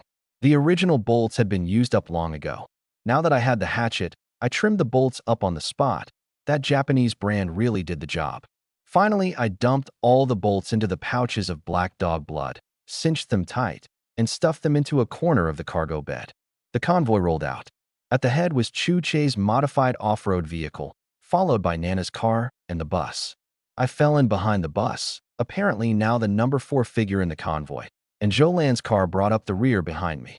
To this day, I still hadn't laid eyes on the 3rd-ranked sequence transcendent. Xiao, did you find out anything about what Chunyi said to Captain Chu and the others? Zhoulan was starting to have regrets. If she'd known it would come to this, she never should have crossed him in the first place, handing over the fuel only to have her little brother snatch it back. It was all because she'd gotten stingy at the wrong moment. But things were what they were now. She and her brother had thoroughly made an enemy of me. Sis, Uncle Bao's an old fox. He plays dumb. Last time he even claimed he was your fan. What a fake. Zhou Xiaoxiao complained as he drove. Uncle Bao was the driver on Chu Che's vehicle, and he hadn't let anything slip. Sis, I know what you're worried about. You're afraid that now that we've offended Qinyi, we won't be able to survive in the convoy anymore. Zhou said nothing. What's there to be afraid of? Zhou Xiaoxiao said smugly. We've made it this far on our own. Every supply run is a brush with death. That fuel, we risked our necks for it. Why should we just hand it over? We don't need anyone's protection. We rely on ourselves. You? Zhou tapped his forehead lightly. But for some reason, the unease inside her wouldn't go away. I poured the fuel I'd traded for into the tank. The engine shuddered, and the tricycle came to life. The convoy moved faster today, as if trying to make up for the 2 hours we'd lost that morning. Up ahead, I saw Chu Che climb out of his vehicle now and then, scoop up a handful of dirt, taste it, then solemnly point out a safe direction. This, I supposed, was what the Pathfinder sequence did. Tucked at the tail of the convoy before, I'd never gotten to witness this. It wasn't until afternoon that Chu Che finally called for a rest. I pulled supplies from the cargo bed and started cooking. I hadn't had rice in days, and I was craving it something fierce. Everyone's stores were plentiful today, and the mood in camp wasn't as heavy as usual. At some point, a blood moon had risen at the edge of the sky. I'd just finished eating when Uncle Bao came looking for me. He said Iron Lion had woken up. Meeting this legendary titan of a giant in person, even I was taken aback. That day, his arm had clearly been sheared off at the shoulder, yet now a stump was growing back. Was this another sequence transcendent ability? Nana and Chu Che didn't so much as blink. Iron Lion stared at me, startled. So it was you. If you hadn't loosed that arrow the other day, I'd be dead. And if you hadn't blocked that white-robed scissor woman, I wouldn't have made it out either, I said honestly. Flesh Titan sequence, flesh regeneration. Pretty cool, right? He slapped his stump without the slightest self-consciousness. Heard you're a mechanic? Perfect. From now on, we won't have to junk the cars when they break down. The man was a chatterbox. After Chu Che told him about the black dog blood, Iron Lion thanked me too. In the convoy, fair was fair. No piece of intel came free. What do you want? That 2 kilowatt-hour power bank of yours. Done. I'll have Old Lee bring it over in a bit. Just like that, I was one step closer to converting the three-wheeler into a gas-electric hybrid. The days that followed were monotonous and easy. The convoy wandered east one moment, west the next. Sometimes we'd drive half a day only to end up back where we started by nightfall. No rhyme or reason to any of it. When someone questioned it, Chu Che laid it out plain. Don't like it? Leave. After that, no one raised a word of complaint. Only a handful of sequence transcendents kept grave expressions. According to Chu Che, several wraiths had been on the convoy's trail these past days. At the closest, one had come within 3 kilometers of camp. If not for him guiding us, the convoy would already be dead to the last man. Every rest stop, I'd chop branches and bamboo to fashion crossbow bolts. The hatchet made the work far more efficient, and once each bolt was finished, I'd coat it in black dog blood. By now, my quiver held over 100. The only pity was the 2 black dogs themselves. Bled every single day. They'd grown listless and droopy. Tomorrow, we hit Longsho village. The convoy's running low on supplies. We'll scavenge there. That was Chu Che's opening line at tonight's meeting. The crowd was both terrified and eager. Apart from the few sequence transcendents, supplies really had bottomed out. Any longer without a resupply, and there'd be a riot. I lit a cigarette and mulled it over quietly. The rules of the apocalypse. The bigger and busier the city, the more everyone feared it. Those handful of megacities were flat-out no-go zones for the living. A small village like this, on the other hand, was still fair game. With plenty of bolts on hand, I might just rack up a decent haul of kill points. The system had told me there was a way to awaken a true sequence, but it would cost 3,000 kill points. At that very moment, a terrified scream tore through the camp. There's a wraith. The silent night erupted in an instant. Women shrieked, children wailed, men cursed, and some scrambled to grab their belongings and run. In the blink of an eye, I saw a streak of sword-light shoot out and a tall figure charge straight toward the source of the scream, Nana and Iron Lion. The sequence transcendents were moving. The camp was in utter chaos. The psychological scars the wraiths had left on the survivors were the stuff of nightmares. Zhou and her little brother looked toward the commotion, faces pale with panic. I snatched up my hand crossbow and loaded a black dog. Blood crossbow bolt at the ready. Under the blood moon, the woods not far off flickered with shadows. dozens of ghostly silhouettes packed together. My scalp went numb. If those were all Eries, no one in camp would live to see morning. Wasn't Chu-Che supposed to sense Eries? Why had he let them get this close? Just then, a black figure stepped out from the shadow of the trees. "Please save us," a weak, low voice called out. Flashlight beams swung over. The man's clothes were in tatters, and he had only one shoe left. He was human, not an Erie. A quiet sigh of relief rippled through the whole camp. No wonder Chu-Che hadn't picked them up in advance. His peril sensor could detect Eries, but it didn't work on people. Then came a second, a third. Dozens of gaunt figures walked out one after another. All survivors. "Who are you people?" Chu-Che had somehow already planted himself at the front of the crowd, eyes wary. We escaped from Luching. Luching is gone." Whoa. Dozens of them broke down sobbing. My heart sank. Luching might not have been a first-tier city like Shanghu, but it was a well-known second-tier city, famous for tourism and food. I'd once thought about taking my girlfriend there for a few days, and now, just like that, it was gone. I'd half expected it, but hearing someone say it out loud still hit hard. Luching is gone too. It's over. Humanity has no hope left. Are we really helpless against the Eries? Whoa, my mom and dad are still in Luching. The camp, which had just calmed down, erupted again. The story soon came out. These people had been holed up in an underground parking garage in Luching, and only when they couldn't hold on any longer had they made a run for it. Originally, there had been more than 200. Now only a few dozen remained. Luching was crawling with Eries, a new no-go zone for humankind. I sidled up to Chu-Che. "Old Chu, these people aren't going to drag Eries in after them, are they?" Chu-Che shot me a sideways glance. Apparently, I'd stuck him with the nickname Old Chu at some point without either of us noticing. He didn't bother answering. Instead, he crouched, scooped up a handful of dirt, and popped it into his mouth like he was savoring some rare delicacy. About 10 seconds later, he opened his eyes and gave Nana a nod. I got it. He'd activated his ability and confirmed nothing was tailing this group. I had to admit, the abilities of sequence extraordinaries were something else. Take Chu-Che, one mouthful of dirt, and he could sense Eries. Iron Lion's severed arm had actually grown back. I remembered what the system had told me. Rack up 3,000 kill points, and it would show me the way to awaken a sequence. 3,000 points. Who knew how long that would take to grind out? Letting you join is fine, but you'll follow our rules. Chu-Che, as captain, stepped forward. "As long as we can stay alive, we'll follow any rules you want," the black figure at the front said quickly. I say black figure because these people were caked in filth from head to toe. Even there, I could barely make out their faces, only just enough to tell the men from the women. "There's only one rule in this convoy: fairness. We'll give you 1 day's worth of food for free. After that, you fend for yourselves." Chu-Che finished speaking and walked off without looking back. The convoy had started out with around 200 people. Half had died passing through Xinhua town. With this new batch added in, we were back over 100. I gave that group of black shadows a long look, then turned and headed back to the truck. Chu-Che picked a few middle-aged women to help with cooking.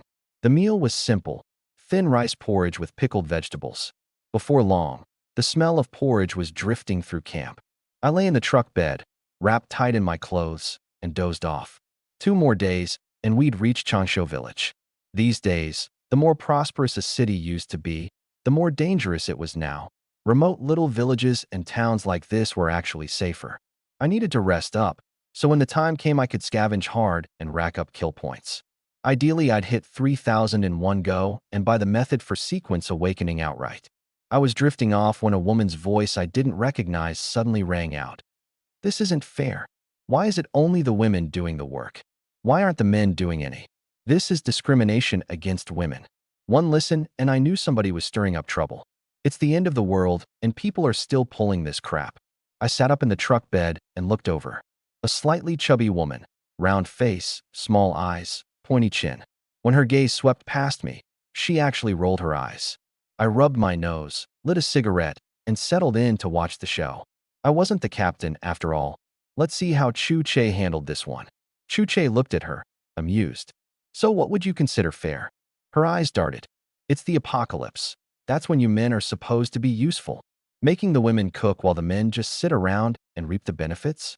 What kind of captain are you?"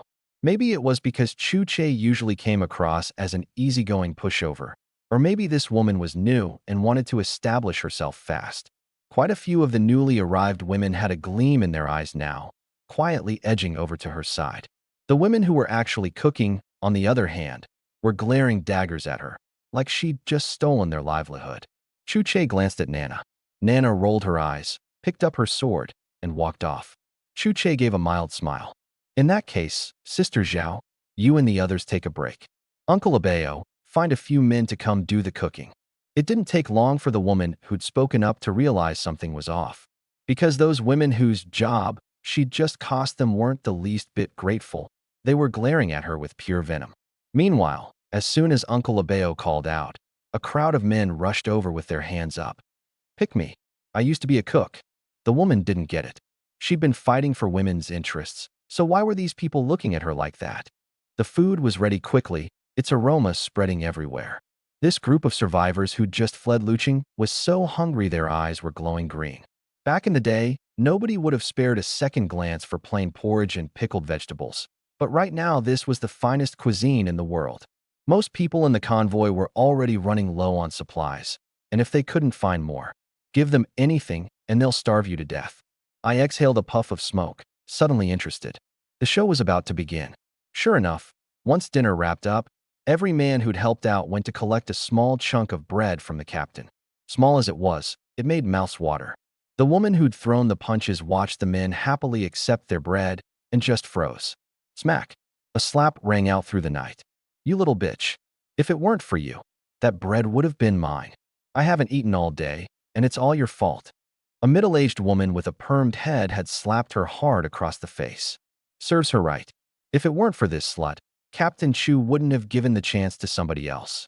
Beat her to death. Another auntie yanked her by the hair. You people, I did it for your own good. For our own good? You worthless whore. I rolled over and lay back in the truck bed, staring up at a sky full of stars.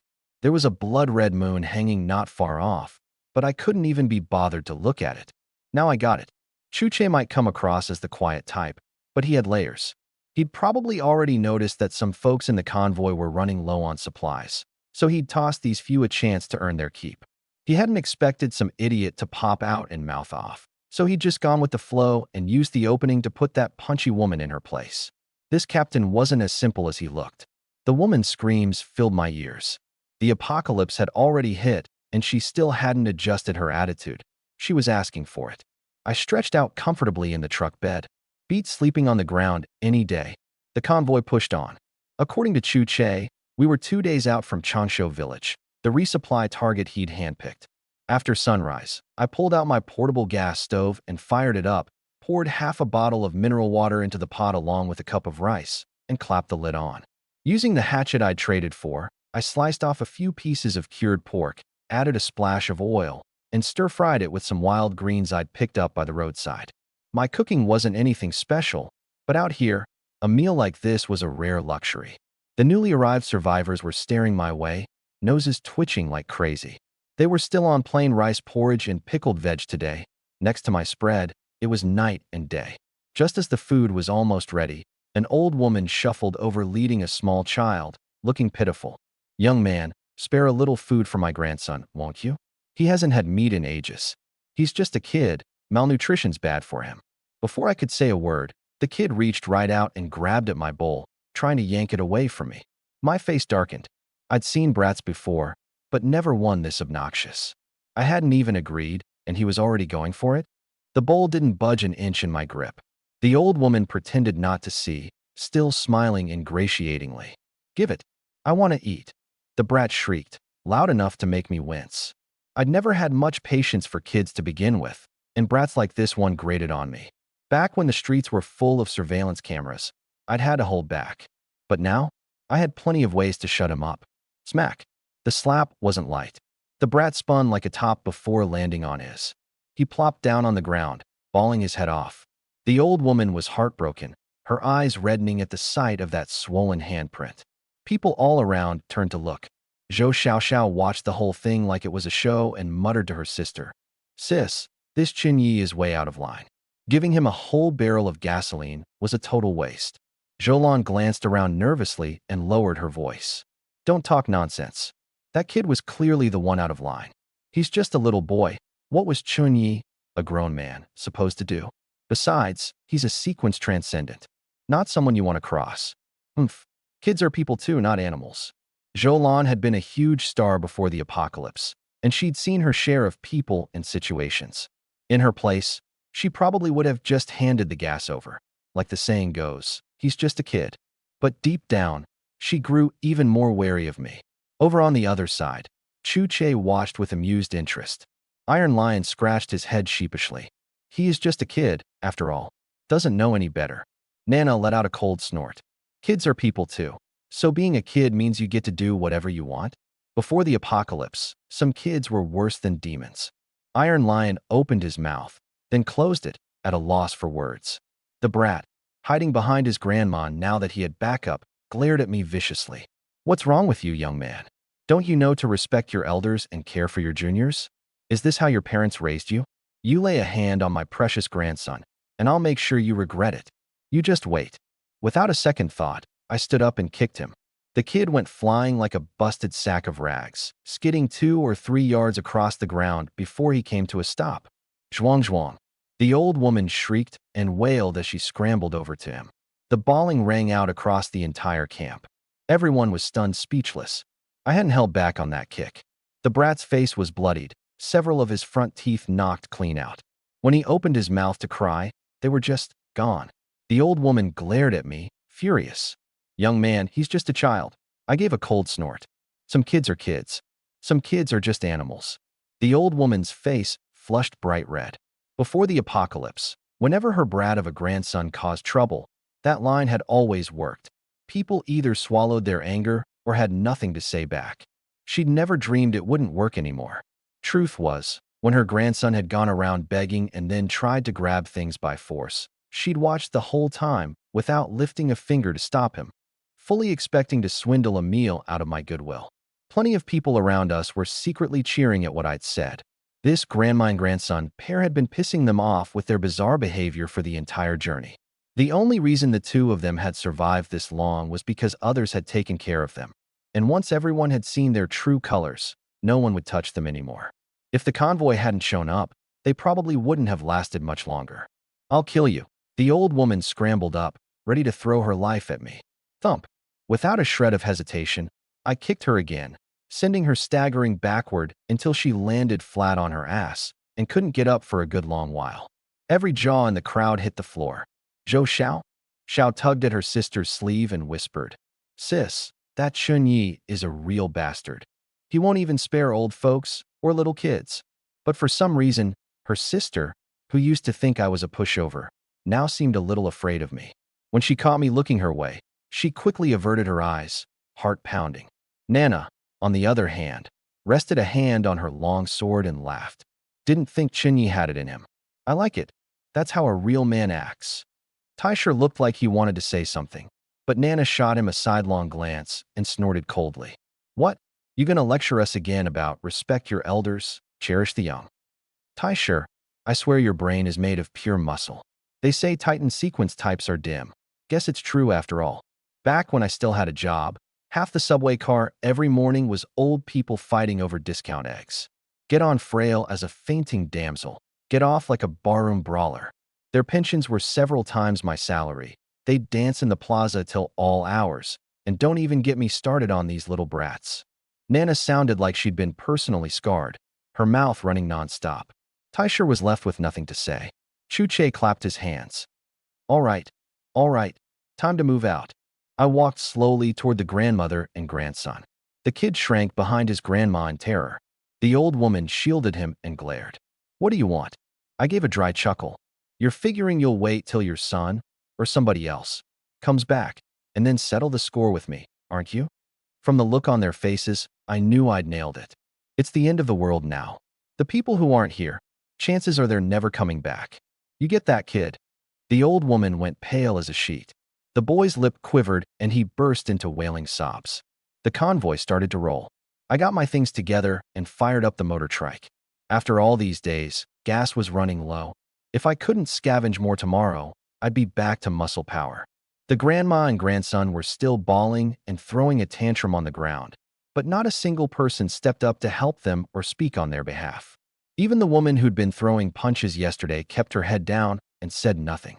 Seeing that making a scene wasn't going to get them anywhere, the pair finally crawled to their feet. Every so often the old woman would shoot me a venomous glare, but the moment I turned my head, she'd feign indifference. The kid, though, every time I so much as glanced his way, he'd shudder and dodge my eyes. Early November. The weather was turning cold. The wind on my face already carried a bite. Next supply run, I'd have to look for warm clothing, or we'd freeze to death come winter. The motor trike needed work too. A canopy on top, sealed into an enclosed cabin. I never wanted to relive the sorry state I'd been in getting drenched a few days back. The engine was underpowered too. Best to upgrade it to 3 or 4-wheel drive. Adding it all up, the kill points I'd need weren't a small figure. Luckily this time I'd stocked up on crossbow bolts. Once I cut loose in Changsho Village, I'd rack up a decent haul of kill value. My motor trike couldn't compare to the off-road SUVs or the bus, but it beat what a lot of people had. Of the survivors who joined up last night, only one had a car and 2 had motorcycles. The rest didn't even own bicycles. Thankfully, the convoy wasn't moving fast, so those on foot could keep up. With that soft heart of his, Taisher, the bus, packed to the brim again. Chu-Che and Nana's SUV, on the other hand, wasn't confiscated. Plenty of eyes had been on my motor trike, but given the attitude I'd shown earlier, they all held back and didn't dare try anything. That's how the first day passed. Come evening, Chu-Che led us to a safe shelter. A blood moon crept up over the horizon, staining heaven and earth a faint crimson. Dinner was white rice porridge with pickles again, much thinner than yesterday's, thin enough you could see your own reflection in it. Someone protested. Chu-Che gave a single reply. Anyone who doesn't like it is free to leave anytime. I made my own dinner with my usual clumsy skills. Thick slabs of cured pork over rice. The smell alone had plenty of folks drooling. Not far off, another pair of venomous eyes shot my way, but when I looked over, all I saw were faces feigning indifference. Aside from that grandma and her grandkid, I hadn't crossed anyone else. So who the hell hated me this much? This was no illusion. I slept in the truck bed again, layered with clothes for cushioning, pretty comfortable. Lit a cigarette. Nicotine took the edge off the day's exhaustion. Hadn't bathed in days, and I'd almost forgotten how good hot water on skin felt. Finding somewhere to shower would be pure luxury. Before I could drift off, Uncle Abeo showed up. Mr. Chun, Captain Chu would like you to join a meeting. I followed him to the largest tent. Inside were Chu-Che, Nana, and Iron Lion already seated. Iron Lion's severed arm had completely regrown. So this was the gift of the Titan sequence? Regeneration that impressive. Chunyez here, come sit. Iron Lion patted the spot beside him with a goofy grin. Probably because back in Xinghua town, when everyone else had fled, I was the only one who dared loose that arrow. This big guy had taken quite a shine to me. After a bit of small talk, the meeting got underway. Chu-Che poured me a cup of tea and said, unhurried, among the new survivors, there's one named Su Jiaojiao who's going to be trouble. Before the apocalypse, she was one of those online feminist warrior bloggers, and she's already rounded up a dozen or so people in camp. Looks like she's fixing to stir something up. Nana huffed. The world's already ended, and she still can't sit still. This isn't the same world anymore. Chu-Che turned to us. Iron Lion, Chunyi, what do you two think? Iron Lion scratched his head and gave a dumb chuckle. Whatever you all say, I'm with it. I'll follow your lead. Nana rolled her eyes and looked at me. I smiled. A pack of clowns. Without the extraordinary sequences from before the apocalypse, folks like them wouldn't last a single day. Captain Chu, surely you didn't call us in just to talk about this? I drained Captain Chu's teacup in one gulp. Getting a proper cup of tea was hard to come by these days, so every time I came over I drank the man dry. The other two did the same, their cups long empty. Chu-Che pretended not to notice. Tea leaves were something even he was running low on. That's not it, Chu-Che said. By my estimate, we'll reach Changsho Village by tomorrow morning. I called you in to plan our next move. Hearing that we were about to hit a supply point, everyone's face turned grave. After the apocalypse, every town and village had become a no-go zone. Death lurked in every corner. Last time, at Apricot Blossom Town, our whole convoy was cut in half. But Chu-Che just pulled out a radio and started fiddling with it. I was dumbfounded. Weren't we headed to Longevity Village? What was he doing with a radio? Nana explained, "This is the eavesdropping radio, catalog number 01257. It's a wonder. Think of it as a magical artifact for the end times. All wonders have unbelievable powers, and the ones in the top 100 are downright unnatural. The captain's is ranked past 1,000, but even that's pretty impressive." I muttered to myself. The apocalypse had only started a few months ago, and this thing was already ranked past 1,000? Who was doing the ranking? And Nana here looked 17 or 18 at most. How did she know all this? All right. Chu-Che looked up, his expression actually tense. ZZZT, welcome to the Fair Convoy channel. The current time is 8:35 p.m., November 5th, 2030. 10 kilometers ahead lies Longevity Village. It sounded like there was an actual radio host broadcasting. Cities had fallen, cell service was long gone, and yet this radio could still transmit. No wonder they called it a wonder. Longevity Village had a population of 357 across 112 households, covering roughly 2,000 mu. An anomaly outbreak occurred 3 months ago. No survivors. The whole tent fell silent. Over 300 people, and not one left alive. But these days, villages like that were a dime a dozen. Shanghu had a population in the tens of millions, and less than 1% were still breathing. Only then did I understand why Captain Chu had pulled it out. This wonder could gather intel. Sure enough, what came next had everyone pricking up their ears. There is a small convenience store beneath the great willow at the village center. It is well stocked and should be a priority target. The village chief's home has a cellar with reserve grain, secondary priority. Individual households also have surplus food. The well at the village entrance is uncontaminated and safe to drink. The village contains over 100 anomalies. Based on the convoy's strength, threat level is rated SSS. With this intel, we'd save ourselves a mountain of trouble. Wasting time in a village crawling with anomalies meant wasting your life. Throughout the entire broadcast, though, Chu-Che kept his eyes locked on the radio, tense as if it might turn into an anomaly the next second. Only when it finished did he let out a long breath and turn to me. "Chinyi, are you coming with us this time, or going solo?" I didn't even have to think. With you. All I had right now was a pseudo-sequence transcendent status, and a support-type sequence at that. Going solo would be suicide. The dumb luck I'd had back at Apricot Blossom Town wasn't going to strike twice. Then here's the split. 30% for me, 30 for Nana, and 20 each for Iron Lion and Chunyi. Chu-Che's role was irreplaceable. Without him, the whole convoy would have been wiped out long ago. And Nana, as I'd only just learned, was actually a Sword Immortal sequence, second tier, blade-opening realm swordswoman. Every bit as strong as Iron Lion, if not stronger. As for me, relying on my machinist sequence abilities, I too was part of the convoy. Can't do without them. I've got no objections. The plan was pretty much set. Once we got to the village, Chu-Che wouldn't lift a finger. It'd be me, Nana, and Iron Lion doing the work. First stop, the supermarket under the big willow tree, then the village chief's cellar. We were still hashing out the details when Captain Chu's own voice suddenly came crackling out of the radio. "Ugh, that little brat Nana. She's got a pretty enough face but runs around like a monkey all day, neither boy nor girl. Before the apocalypse, no one would have touched her with a 10-foot pole. And Iron Lion, that big oaf. They say the price of the Titan sequence is a hit to the IQ, but nobody said it had to be that stupid. He's one of a kind. And the new guy, hot-tempered, moody as hell. But he was no saint before the end times either. I saw him with my own eyes rough up an old man and some kids. What kind of freak show am I running in this convoy? And that starlet Jolan. Looks fine on TV, but in person? Nothing special. It hit me all at once. So this eavesdropping radio didn't just record its targets. It recorded whoever held it too, and picked the moment when everyone was gathered and off guard to play it back. The tent went dead silent. Chu-Che scrambled to grab a jacket and throw it over the radio. Useless, of course.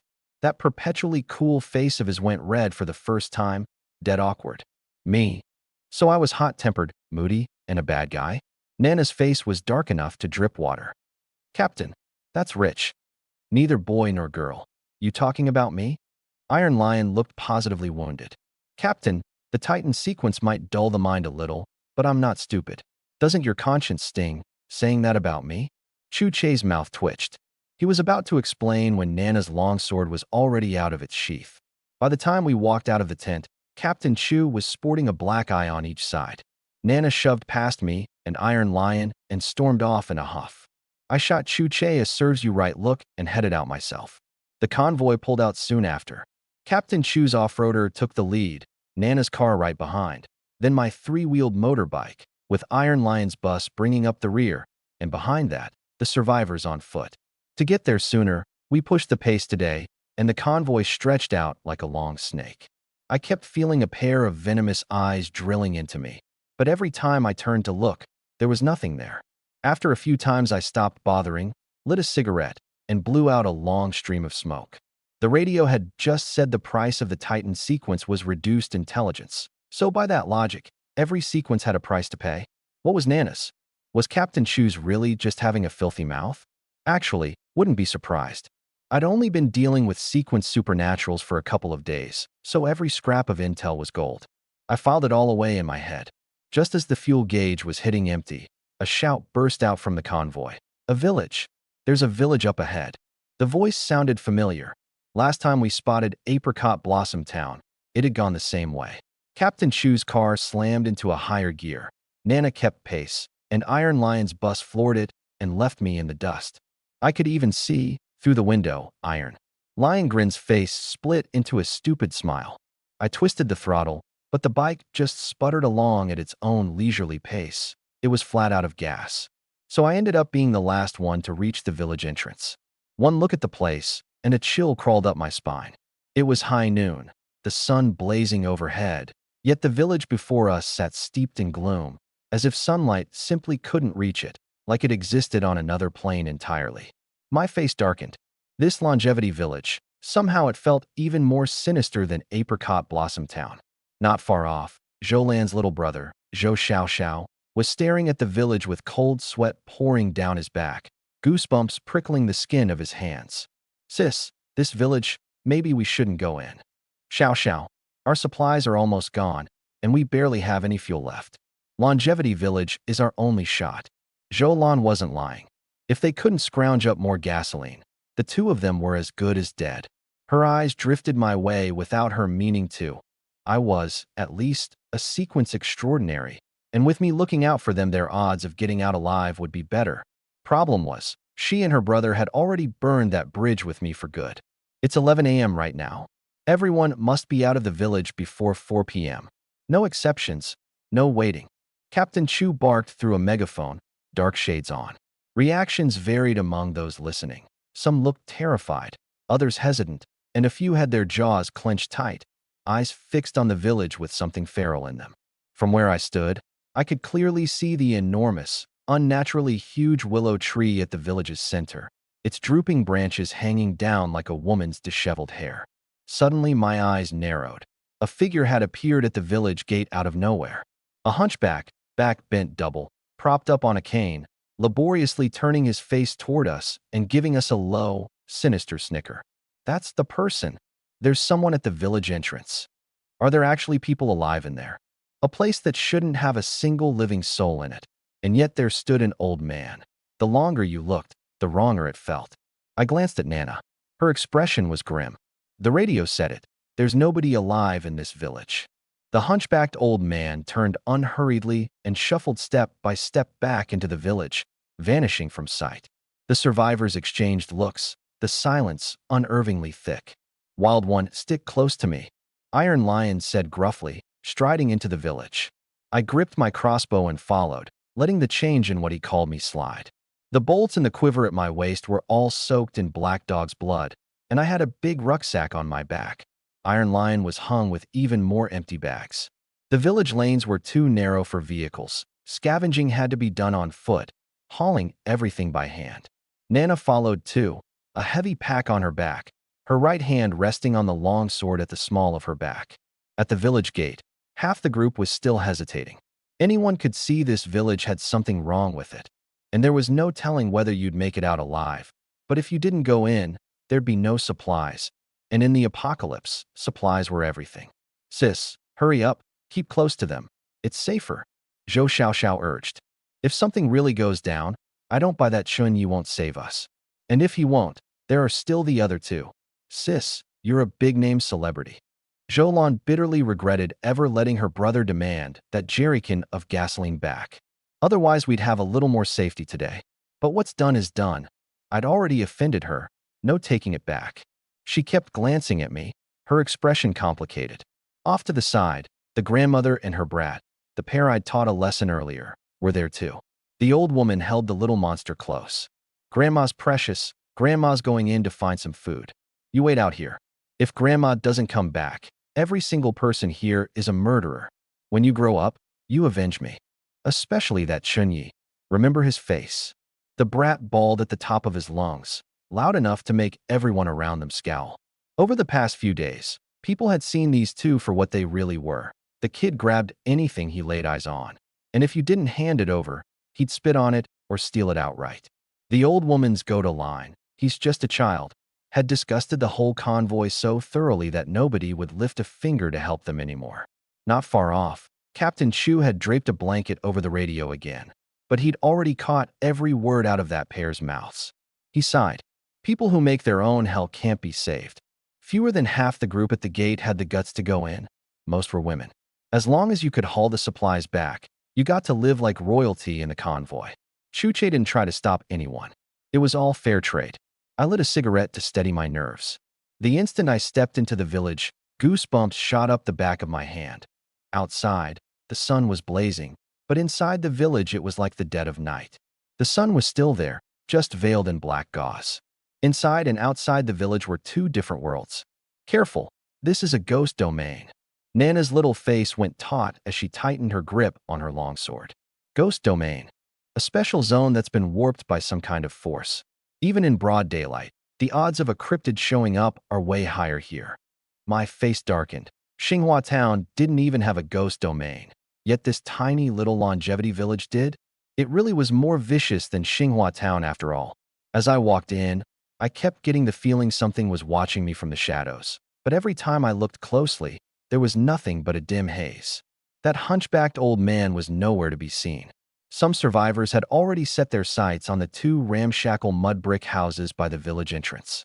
Two guys, each gripping a length of steel pipe, tiptoed up and pushed the door open.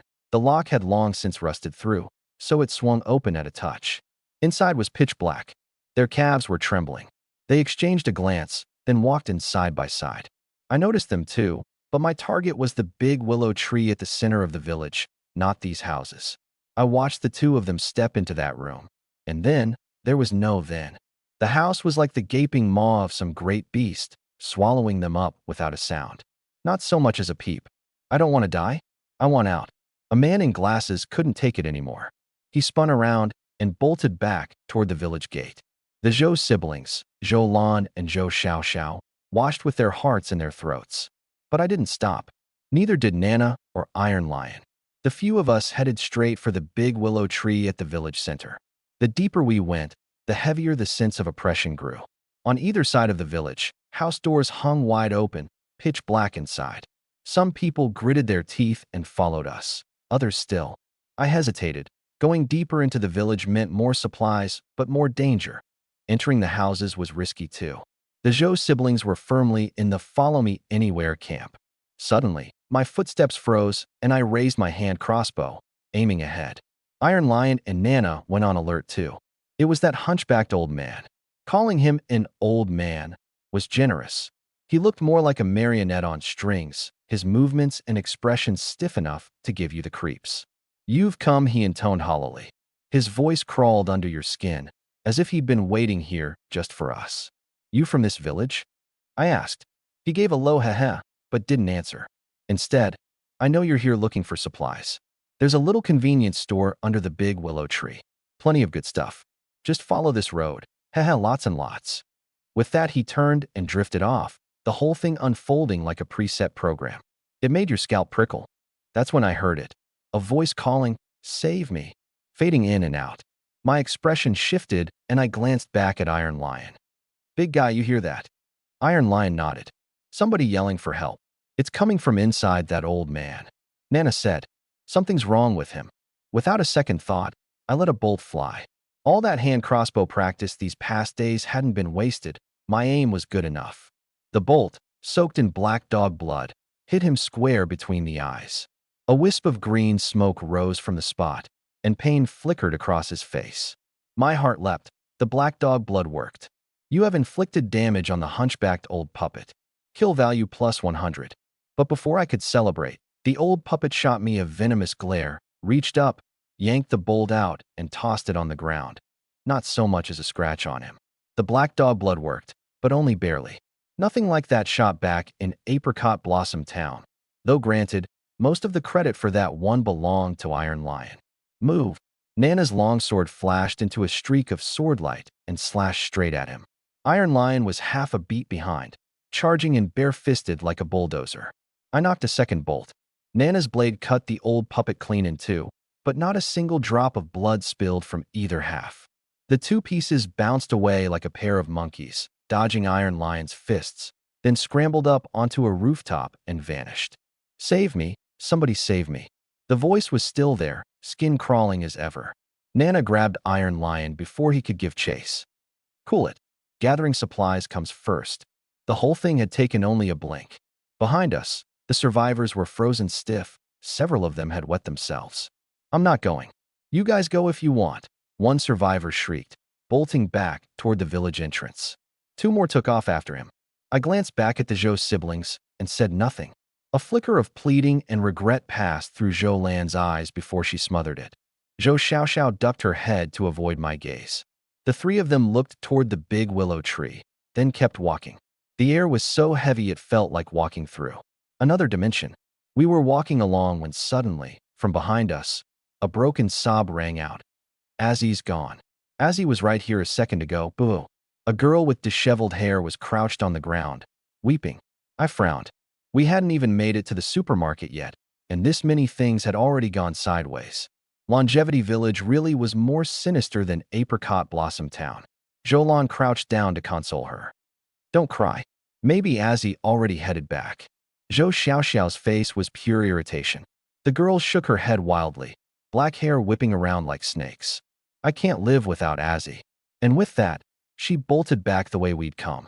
Zhou reached out to grab her, but caught nothing but air. Everyone fell silent. It was true. How were any of them different from that girl? Anyone still alive today had lost someone. That was the apocalypse.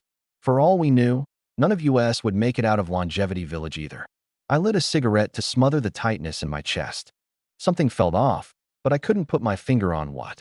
Blowing out a ring of smoke, I suddenly asked, any of you ever seen that girl in the convoy before?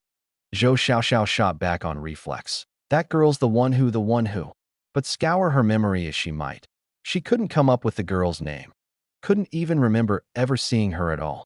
The others' faces changed too. Zhou Xiaoxiao stiffened her neck stubbornly. Her hair was so long, who could get a good look at her face? Her voice grew smaller with every word. I gave a cold laugh and stared at the spot where the girl had vanished. This is Longevity Village. A strange girl materializes out of nowhere and tags along with us. And you don't think there's something wrong with that? Zhou Xiaoxiao opened her mouth to argue, but Zhou yanked her back. Xiaoxiao. I threw the little boy a bland glance. She was obviously a girl, but she'd dressed as a boy to sneak into the convoy. I'd seen through her intentions from the start. I just hadn't called her out. Not because I was a nice guy. There weren't many people left in this world, and if things went south, using her as a meat shield wouldn't be the worst outcome. Move fast. We need to grab the supplies and be out of here before 4. Nana said warily. The group pushed down their unease and pressed on toward the big willow. From a distance, the tree already looked huge, but up close it was ridiculous. 3 grown men linking arms couldn't have circled the trunk. Is this willow about to turn into a spirit or something? I've never seen a tree this big in my life. The survivors whispered among themselves. Once we rounded the corner ahead, we'd have a clear view of the big willow and the supermarket. Iron Lion, Nana, and I picked up our pace. Iron Lion rounded the corner first and froze on the spot. Nana's eyes narrowed. Iron Lion, what is it? Iron Lion swallowed hard, his voice dry and scratchy. Nana, come look. Nana stepped over, and the instant the whole willow tree came into view, her whole body went rigid, trembling in a way she couldn't suppress. as if she'd just laid eyes on something utterly horrifying. My heart sank. Nana was the strongest fighter in the convoy. Even Iron Lion couldn't hold a candle to her. What in the world had? I raised my crossbow and slowed my steps. Behind me, the survivors' eyes were wide with terror, one after another. What did you guys see? Nana turned to look at me, her pupils dilated, her face frozen in horror. Chin-Yi, come. I frowned and edged forward slowly. The supermarket was a must. No supplies in the apocalypse meant death. My line of sight rounded the corner, and suddenly the view opened up. At the center of the village was a large square, and in the middle of it stood a massive willow tree that filled almost the entire view, its green branches drooping down from above like curtains. On a bright, breezy day at some scenic spot, it would have made a gorgeous sight. Too bad, at the end of every dangling branch hung a corpse. Men and women, old and young, like fruit borne by this tree, packed thick and dense. A rough count put it at over 100, maybe 200. No wind. Not a trace of life. Only now did I understand the look on Iron Lion's and Nana's faces, because I wore the same one. Swallowing hard, trembling all over, throat bone dry, unable to force out a single word. Even my eyeballs were quivering. More spine-chilling than any horror movie. What the hell had happened here? What was this giant willow? Why were those people strung up like that? Countless mysteries and waves of fear surged through me. A low whimper came from behind. I stiffly turned my head. It was Zhou Lan and Zhou Xiaoxiao, the two sisters clamping their hands over their mouths, terrified of stirring whatever unknown horror lurked here. The rest of the group behind them were the same, eyes bulging, faces full of fear. I took a hard drag on my cigarette, teeth grinding the filter until it crunched. Stop staring. Grabbing supplies is what matters, I whispered hoarsely. Under the great willow stood a small single-story building, a wooden sign beside it reading, Big Willow Mini Mart. The little door hung open, faint light spilling out from inside. Careful, don't disturb these things, I said in a low voice. Iron Lion crept forward gingerly. Nana gripped her sword and moved like a nimble cat. I held my crossbow up, the cigarette at the corner of my mouth burned down to the filter. I'd forgotten to flick it away. The survivors gritted their teeth and followed. The group slipped one by one into the supermarket. Iron Lion and Nana switched on their flashlights. It was just an ordinary rural convenience store. A row of glass display counters right inside the door, shelves packed behind them, with cigarettes and liquor taking up more than half the space. Small town though it was, the place wasn't cramped. At the sight of all these supplies, every eye lit up. Even that old woman who'd butted heads with me earlier hid at the back of the crowd. Her legs no longer ached, her eyes no longer blurry, her face pure greed. She'd been trailing quietly along the whole way without a word, just waiting for this moment. Outside the supermarket, a gust of wind came from nowhere, setting the corpses beneath the willow branches swaying ever so slightly. The supplies were plentiful, stacks of instant noodles and drinks, and on the lowest shelves, rice, flour, and cooking oil, the scarcest goods of all. The counters held plenty of cigarettes and liquor too. Without a second thought, I went straight for the cigarettes. I stuffed things into the bag, though not as much as last time in Apricot Blossom Town. Rice and flour went in first. Stuff like chips took up too much space without filling the stomach, so I couldn't be bothered. This time I'd brought 2 backpacks, a big one on my back that could hold several dozen pounds when full, and a small one on my chest to keep my hands free. The village was packed with mountain goods, plus cured meat and cured fish. I was just about to stuff some into my bag when a withered old hand snatched it away, only a hair slower than mine. I looked up. It was that old granny I'd taught a lesson to before, glaring at me furiously. Every second counted. I had no intention of arguing. My eyes turned cold, and I whipped the hatchet from my belt and swung. The old woman had been ready to throw a fit and play the victim, but the moment she saw it was me, and saw me pull the blade, she jerked back with a shudder and yanked her hand away. She shot me a venomous glare, then turned and shuffled off to the other side. Nana had watched the whole thing. She threw me an approving look and went back to work. Plenty of others had caught the scene too, and their wariness of me ticked up another notch. On Nana's back was a pack taller than she was. It was less than half full, yet she carried it effortlessly. Her hauling capacity alone put mine to shame. As expected of a sword immortal, Tier 2. As for Iron Lion, he was practically a walking supply depot. He had a custom-made sack big enough to fit 3 of me with room to spare, and he was dumping in whatever caught his eye. Chicken feet, spicy strips, lao gan ma chili sauce, instant noodles, sausages. A 20-pound bag of rice looked like a bag of chips in his hands. Everyone was loading up like their lives depended on it. Some had filled their packs and still weren't satisfied, cramming food into their arms and every pocket they had. I sighed inwardly. This place wasn't safe. Load up like that, and if trouble came, you wouldn't be able to run. The old woman had also lugged in 2 backpacks and stuffed them nearly full. Now she was sitting on the floor, unable to get back up no matter how she tried. Zhoulan's pack was full, and the bag in her hand was about a third full. Zhou Xiaoxiao's wasn't even half. There were too many scavengers, and the supermarket was picked clean in no time. Not so much as a bottle of seasoning was left on the shelves. It was like the place had been deliberately swept. That's it. Someone sounded disappointed. There was still room in their pack. See if there's a stockroom. Iron Lion's giant sack was only half full, Nana's pack 70%, and she still had another bag she hadn't touched. This isn't nearly enough supplies. Nana slapped her pack, clearly dissatisfied. Iron Lion scratched his head. How about the village chief's place? The radio said there's still plenty of stuff over there. I hesitated too. Going back like this really didn't sit right with me. The 3 of us talked it over and decided to head for that grand mansion nearby, the village chief's house. Some of the survivors who'd already got enough weren't happy about it. Don't go. Something's off about this whole village. Let's head back while we can. But those who hadn't grabbed enough wouldn't have it. You've got yours, we haven't got ours yet. If you want to leave, leave on your own. It was about to turn into another shouting match when Nana snapped. Still bickering? Forgotten what's out there. Someone's face went pale. There were hundreds of corpses hanging outside. Nana said coldly, anyone who wants to turn back, go ahead. You know the way. Anyone who wants to come, keep moving. But remember, if you're with us, you listen. Otherwise, whatever happens to you isn't our problem. With that, she strode out on those long legs of hers. At the entrance, the hundreds of corpses hung like an audience at a play, silently watching this group of intruders. It's 1:46 now. We've got a little over 2 hours. Nana glanced at her watch, her expression grim. We have to be out of here before 4. Move fast.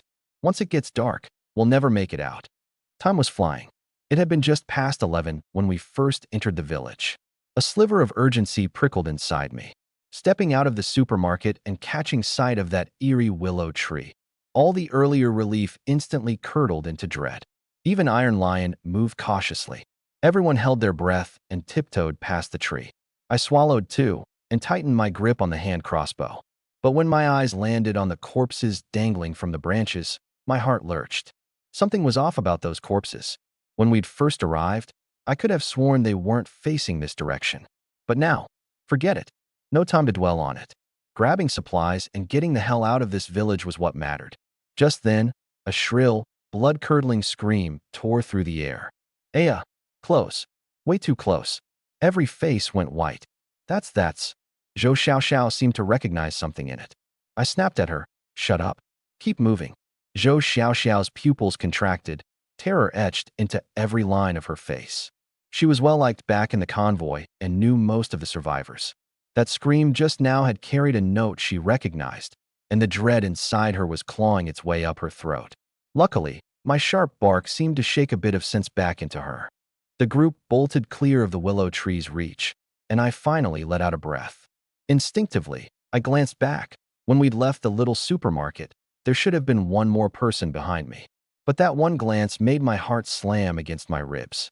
Behind me, there was no one. Zhou Xiaoxiao was staring at me with wide, terrified eyes. No, not at me. Behind me. You. A chill shot straight up to the crown of my head. I lunged sideways 2 steps, spinning the hand crossbow to aim behind me. Iron Lion and Nana snapped into guard positions in the same instant. But there was nothing behind me. Nothing except that willow tree, heavy with its hanging dead. Look, that's Xiao Zhuang. It's Xiao Zhuang. Zhou Xiaoxiao's trembling finger pointed at the willow. Everyone followed her gaze. A corpse hung beneath the tree. Not that this alone was strange. There were 100 more hanging alongside it. But the moment we saw this one clearly, every heart in the group started pounding wildly. My pupils shrank to pinpricks. That man. He was the very survivor who had just gone into the supermarket with us. The one who, only moments ago, had been walking right behind me. The one from earlier. A bulging backpack was still strapped to his back. From the moment he'd stepped out of the little convenience store until now, less than a minute had passed, and he was already a corpse hanging under that tree. I like to think I've got a strong stomach, but even I felt a chill crawl up my spine. Something was seriously wrong with that big willow. How the hell had he been strung up there? Without a single sound? I didn't waste a second thinking about it. I just turned and walked, not saying a word. Save him. Don't make me laugh. This wasn't the first day of the apocalypse. Even with the world crawling with eerie things, humans were still scared shitless. Nobody spared a glance for the corpse of the man who'd been their companion a minute ago. Everyone just picked up the pace and fled. The craving for an awakening sequence burned hotter in my chest. All I had to do was scrape together 3,000 kill points, and the system would trade me the method for an awakening sequence. In this apocalypse, only an awakening sequence meant a real shot at survival. Nana didn't look good either. As an extraordinary of Sword Immortal sequence too, her senses were leagues beyond an ordinary person's, and yet even she hadn't caught how the man had been hoisted up. The whole village looked like it had been dusted over with ash. Outside, the sun blazed down. Inside, everything was dim and overcast, like two different worlds. The group hurried away from the convenience store. I've got enough supplies. I'm not looking anymore. You guys go on, a survivor blurted out, then stumbled and scrambled his way toward the village entrance. I could clearly see his backpack was only half full. Yeah, me too. Another one bolted after him a moment later. Iron Lion, Nana, and I said nothing. We shot them a flat look and kept moving. The Zhou sisters, Zhou Lan and Zhou Xiaoxiao, were tempted too. Longevity Village was several orders of magnitude more dangerous than Apricot Blossom Town. The next second could be their last. But one look at the meager supplies in their hands told them they wouldn't last many days out there either. The two sisters exchanged a glance, both hesitant and shaken. Sis, let's stick with them. It's better than going it alone, Zhou Xiaoxiao whispered. Zhou Lan didn't answer. Her eyes held nothing but worry. The village wasn't big, so finding the village chief's house wasn't hard. Just look for the biggest, fanciest place. The bits of intel we'd overheard from the radio helped too. This is it. The group stopped in front of a 3-story house. Big floor-to-ceiling windows, an imposing courtyard with a black sedan parked inside, though it looked like it hadn't been touched in a long time. Green vines crawled all over the exterior walls, and the tall windows that should have been drenched in sunlight were dull and gray, giving off a faint, indescribable dread, as if something eerie were crouched behind them, watching. The three of us traded a glance, all on edge. The danger in Longevity Village was several tiers above what we'd faced in Apricot Blossom Town, and this was only one village. Get inside. We're running out of time.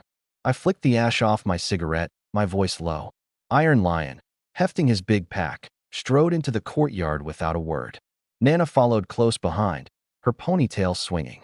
I took a deep drag on my cigarette, raised my crossbow, and headed in after them. Zhou Lan had just started to step inside when she saw a hunched figure moved even faster than they did, pressing right up behind me. Young man, haven't you learned to respect your elders? Zhou Xiaoxiao took one look and saw it was the same old woman who'd gotten into it with me before. She was about to fire back when Zhou Lan grabbed her sister. Now wasn't the time for a fight. Zhou Xiaoxiao swallowed her anger. The inside of the village chief's house was even fancier than the outside. Right through the door sat an imposing European-style leather sofa set, with a marble coffee table in the middle. Before the apocalypse, a setup like this had to be worth a small fortune. Flashlight beams swept across the room. Split up and search. Shout if you find supplies. We don't have much time, move. Everyone made straight for the kitchen. The village chief's kitchen was nearly 200 square feet, and it didn't take long to turn up flour, rice, 2 big packs of dried noodles, and some other ingredients. But it wasn't nearly enough. The radio had said the little convenience store and the village chief's place had plenty of supplies. This couldn't be all of it. Some people headed up to the 2nd and 3rd floors, but came up empty. The 2nd floor had a big living room with a pool table and 2 bedrooms. The 3rd had a tea room and another bedroom. Not a single useful supply, though there was no shortage of clothes, handbags, and designer luxuries. Looks like the village chief had been lining his pockets pretty well. But now, In a survivor's eyes, none of it was worth a loaf of bread. I did dig up an electronic watch from a wardrobe on the third floor. Before the apocalypse, this model had been all the rage, loaded with features, could sync to your phone, easily worth 7 or 8,000 yuan. I'd never been able to justify buying one myself. I used to have one of those, Nana said, a little wistful. No way to charge it now, though? Just junk. Doesn't matter. Consider it a souvenir of human civilization. I shrugged and tucked the watch into my jacket. Once I traded Chu-Che for a solar panel, maybe I could actually use it. In the apocalypse, anything could come in handy. With nothing to show for the upper floors, everyone headed back down. It was already 2:30, an hour and a half left. Back on the first floor, no one was ready to give up, and the search started again. Over here. The shout drew every eye in the room. A bespectacled kid holding a steel pipe was pointing excitedly at an open trapdoor next to the staircase, a black hole yawning up from the floor. There's a basement down here. Nana darted over in a flash, and the others crowded around. Several flashlight beams shot down into the darkness, but couldn't reach anything. Why would the village chief have a basement? Most villas have basements. Nothing weird about it. You think the supplies are all stashed down there? Someone should check it out. Why don't you go check it out? Everyone had an opinion, but nobody had the guts to head down. A basement was a sealed space. How many horror movie scenes played out in exactly that setup? I frowned too. There had to be something down there. I'll go first. Without another word, Nana jumped down. The flashlight beam bobbed around down below, and soon her voice came up, bright with excitement. Chunyi, Iron Lion, there are tons of potatoes down here. Tons. Every face lit up. I'm going down. The boy who'd found the trapdoor jumped in first. Sis, you keep watch up top. I'm going down. Zhou Xiaoxiao dropped in right behind him. One after another, they all jumped in. Even that old woman didn't hesitate for a second, moving as nimbly as any of the young ones. In the apocalypse, supplies were everything. Chunyi, Iron Lion, you two stay up there. Keep watch and take the stuff we pass up. Got it. A backpack stuffed with potatoes was soon shoved up through the opening. Iron Lion caught it one-handed like it was nothing. If it had been me, I couldn't have managed that so easily. Bag after bag came up, with Zhou Lan helping out down below. Thanks, Iron Lion. Zhou Xiaoxiao said sweetly. Crossbow in hand, I stood guard next to Iron Lion. A bead of cold sweat slid down from my temple to my chin, then dripped to the floor. Because in my line of sight, a hunched figure was standing at the front door of the ground floor, smiling in the eeriest way, its eyes locked on our group. Thwip! I loosed a bolt. Iron Lion tensed and spun around, sweeping the room with a wary gaze, but he saw nothing. Yeezy, what did you see? Zhou looked around too, alarmed. It's nothing. Iron Lion, hurry it up. I've got a bad feeling. We need to get out of here now. Iron Lion glanced left and right, spotted nothing out of place, and grumbled. Yeezy, you're gonna scare somebody to death. But he went back to catching the bags, and his hands moved a lot faster now. The tension didn't leave my face for a second, because right after that shot, the system had chimed in. You have dealt damage to the hunchbacked old puppet. Kill value plus 100. The supplies in that cellar were beyond anything I'd imagined. My guess was that the village chief had sensed something was wrong long ago and stockpiled in advance. Beyond the potatoes and sweet potatoes, they were now pulling up canned goods, rice, and flour. Only now did I truly understand what a treasure Captain Chu's contraband radio was. Without the intel it gave us, finding a haul like this would have taken us a day or two, easily. Cheers kept drifting up out of the cellar. Auntie Zhao, get up here already. We're running out of time. The young guy with glasses was crouched at the opening, urging her on. That was how I learned the surname of that troublemaking grandmother and grandson pair, Zhao. Little Fu, just give Annie a bit longer. It's not every day we find this much. It'd be a crying shame to leave any behind. This college kid named Fu couldn't have been more than 20, with clear, honest eyes. That grandmother and grandson were already loathed by everyone in the convoy. He was the only one who still gave them the time of day. The rest of the survivors climbed up one by one. When they'd left the little convenience store, their packs had only been half full.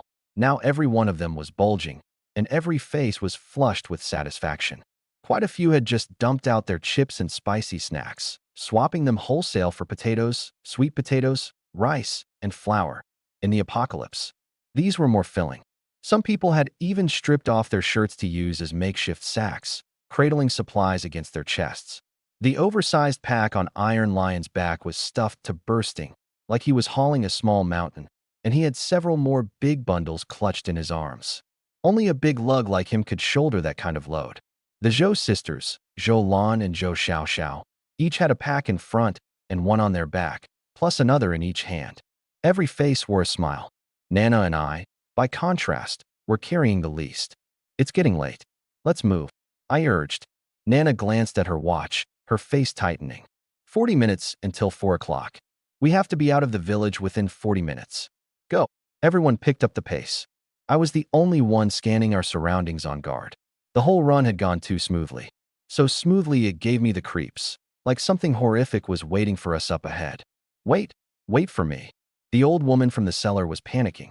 Nobody except little Fu paid her any mind, and a good number of them had a distinctly gloating look on their faces. But bad weeds grow tall. With the college students' help, the old crone managed to climb out anyway. When I got a good look at what she was carrying, I did a double take, a huge pack on her back, a big bundle in each hand, and yet another slung around her neck. She'd scavenged more than anyone. Catching the looks the others were shooting her, she even looked a little smug. Don't ever assume old folks have no stamina. Compared to the young people grinding out 996 work weeks, their energy is bottomless. Just go watch them fight over discount eggs at the supermarket if you don't believe me. But hauling that much loot in a place like this was basically asking to die. I ignored her and kept my eyes moving. That hunchbacked old puppet from before had vanished without a trace. Let's go. Nana took point with her sword drawn, Iron Lion right on her heels. His pack was so enormous he could barely fit through the doorway. In the end, he just smashed the village chief's doorframe apart to get through. The courtyard looked exactly as it had when we'd arrived, that black sedan still parked quietly in place. I'd have loved to take it with us. It would have been perfect for souping up my three-wheeled motorbike. But I didn't have the means. That would have to wait. We retraced our steps back the way we'd come. The sky was still that murky gray, the ashen sun hanging high over the village. No one spoke, but the atmosphere was noticeably lighter than before. Only Nana kept checking her watch as she walked. She was feeling the same thing I was, that nagging unease. Every supply run was a brush with death, but this one had gone unnaturally smooth. Something's wrong. Suddenly, those long legs came to a stop. Iron Lion slammed on the brakes, the massive pack on his back swaying wildly. Only his freakish strength kept him from toppling over. My crossbow snapped up in an instant. What is it? This road, we've walked it before. Nana pointed at a house by the roadside, its door hanging open, the same one someone had gone into earlier and never come out of. The group exchanged bewildered looks. I lit a cigarette. The flare of the flame lit up my eyes as I frowned, studying our surround. Zhou, I may have a lousy sense of direction, but this place looked way too familiar. Up ahead, is that the Great Willow? A trembling voice broke in, thick with terror. The group froze and looked up. Sure enough, that massive willow stood just a short distance away. Right around the bend was the Great Willow Mini-Mart. By rights, the Great Willow should have been behind us. How had it suddenly ended up in front? Every face went pale. All the earlier excitement drained away. We went the wrong way. Nana glanced at her wristwatch, her small face grim. 30 minutes left. If we double back now, we can still make it. Hurry. The group threw one wary glance at the Great Willow, then turned and hustled back toward the village entrance. This time, no one spoke a word. Every mouth stayed clamped shut. The two sisters exchanged a look, both worried, and quickened their pace, edging closer to us sequence transcendence. In the apocalypse, survivors could only find a sense of safety around the transcendence. My own heart felt like lead. This trip to Longevity Village wasn't going to be simple. Sure enough, my hunch was confirmed soon after. When that towering willow reared up before us again, the whole group fell dead silent. Someone's voice had already cracked into sobs. Why are we back here? We were clearly heading the other way. Could this be a ghost wall? I remember we had the Great Willow at our backs. How did we end up here again? Damn it. I didn't die in Lou City. No way in hell some crappy village is gonna trap me. Panic swept through them, and every pair of eyes turned to the three-sequence transcendence. Iron Lion swallowed hard, his gaze slowly turning savage. Damn thing. It's gotta be that Great Willow messing with us. Let's just chop it down. Transcendence of the Titan sequence looked ordinary enough most of the time, but the second a fight broke out, they turned vicious and battle-hungry. Easy, big guy. Don't lose your head before we even know what's going on. Nana turned to me. Chunyi, what do you think? Even the girl was out of ideas now. Time was short. If we couldn't get out, all hell was going to break loose. On the way in, Chu Che had made it clear we had to be out by 4. By the convoy's rules, if I didn't show by 4, he'd very likely pull out with everyone else. Without our Pathfinder to steer us clear of the anomalies, we'd have almost no chance of surviving out there in the apocalypse. I took a hard drag on my cigarette, forcing myself calm. How long left? 20 minutes. Try it one more time. If that doesn't work, we go pay a visit to that great willow. Guess that's all we can do. The group set off in the opposite direction once again, their steps much quicker now. But when that giant willow loomed before us yet again, despair had already settled into many pairs of eyes. How is this possible? It's still the great willow. Why can't we get out? Is this whole thing it's doing? A survivor glared at me, eyes bloodshot. Didn't you say we'd get out if we kept our backs to the great willow? Then why are we still here? Why? Everything I'd said to Nana earlier, he'd heard all of it. And now that we were back where we started, he was dumping the blame squarely on me. You sequence transcendents are supposed to be so damn powerful. Why can't you get us out? Useless. Get me out of here. I don't want to die. He was hysterical, eyes red as blood, closing in on me step by step. If I couldn't get him out in the next second, he was going to lay hands on me. My eyes turned cold. My left hand had already settled on the machete at my waist. I had no problem teaching this half-crazed fool a lesson in blood. Thud. A thick leg slammed into the madman, sending the fairly sturdy survivor flying more than 10 meters through the air. He plowed a deep furrow into the ground and lay there, unmoving, alive or dead, no telling. The one who'd struck was Iron Lion. Even with a pack full of supplies on his back, his combat ability didn't suffer in the slightest. That's what it meant to be a sequence transcendent. Iron Lion, usually so easygoing and easy to push around, spoke in a chillingly cold voice. Wanna die? I'll be happy to help. Those lion-like eyes swept across the other survivors. Everyone fell dead silent, each of them quickly looking away to avoid his gaze. Iron Lion knew I was a support sequence transcendent. Fighting wasn't my strong suit, which was why he'd stepped in for me. Nana, the long-legged girl, was staring at the great willow in the middle of the square, her expression grim. Looks like we won't get out unless we take that willow down. Haha, finally a fight. It's been way too easy, so boring. Iron Lion licked his lips. Titan sequence types came alive at the mention of a brawl. I said nothing, just checked the crossbow in my hand one more time. That was my real trump card. Iron Lion strode toward the willow, eyes gleaming with excitement. A completely different man from the good-natured guy he'd seemed a moment ago. Nana followed close behind. Not a single person spared another glance for the survivor who'd been kicked away. Zhou Lan and Zhou Xiaoxiao, the two sisters, exchanged a look, both of them wide-eyed with fear. They'd probably realized by now that crossing me earlier had been the worst mistake they'd ever made. Haha, don't go near the willow, dangerous. A hunched figure had appeared out of nowhere, blocking everyone's path. It was that hunchbacked old puppet man. Who are you? Why can't we go? I held Nana back as she moved to strike. Haha, you've stolen so much from my home, and you're still asking who I am? You're the village chief? To everyone's shock, the old puppet man turned out to be the chief of Longevity Village. I am, and I'm not. Haha. As I questioned him, faint cries for help kept drifting at the edge of my hearing. There, but not there. Tell me, how do we get out? You can't. Why not stay here and keep me company? Haha. Enough of your mind games. Nana drew her long sword, murmuring an incantation under her breath. She stroked the blade with her fingertip, and at once a layer of flowing light shimmered along its edge. Die! A streak of sword light slashed straight at the old puppet. Nimble as an ape, the old puppet dodged aside, but sword light from the sword immortal sequence wasn't so easily evaded.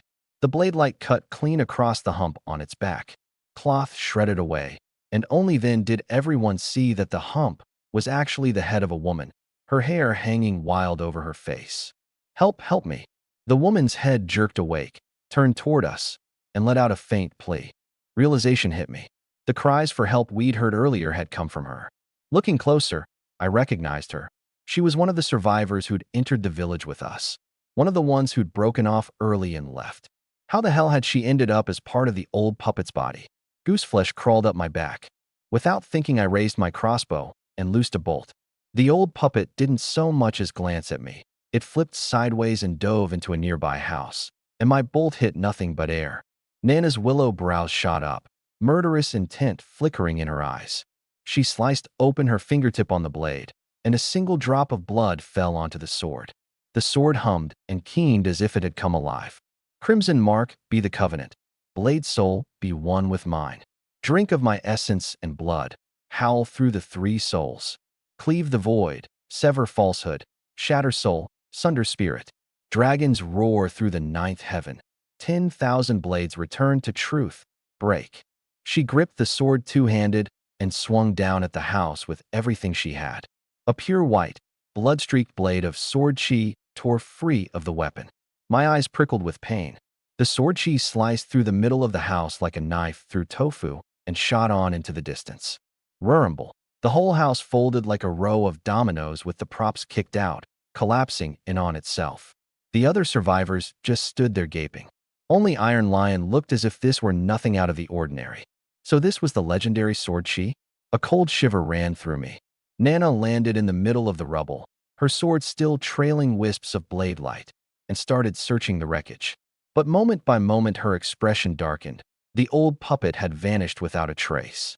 Every survivor was staring at Nana now with something like awe. Before, sequence transcendence had just been words they'd heard. Only now did they truly understand what those words meant. I'd already seen Iron Lion transform into a 3-meter giant, and that had been shocking enough. I hadn't expected Nana to command sword chi on top of it. We rounded another corner, and there it was again, that eerie, oversized willow tree. More than 100 corpses hung from its branches, dangling like fruit ripening on the boughs. Several people drifted closer to Nana. A few gravitated toward Iron Lion. No one stood behind me. A support sequence wasn't worth trusting. There seemed to be more bodies than before, I said, my voice going cold. No, wait. Those corpses looked familiar. When I made out the assorted backpacks slung across the newer bodies, my heart went to ice. Those were people from the convoy.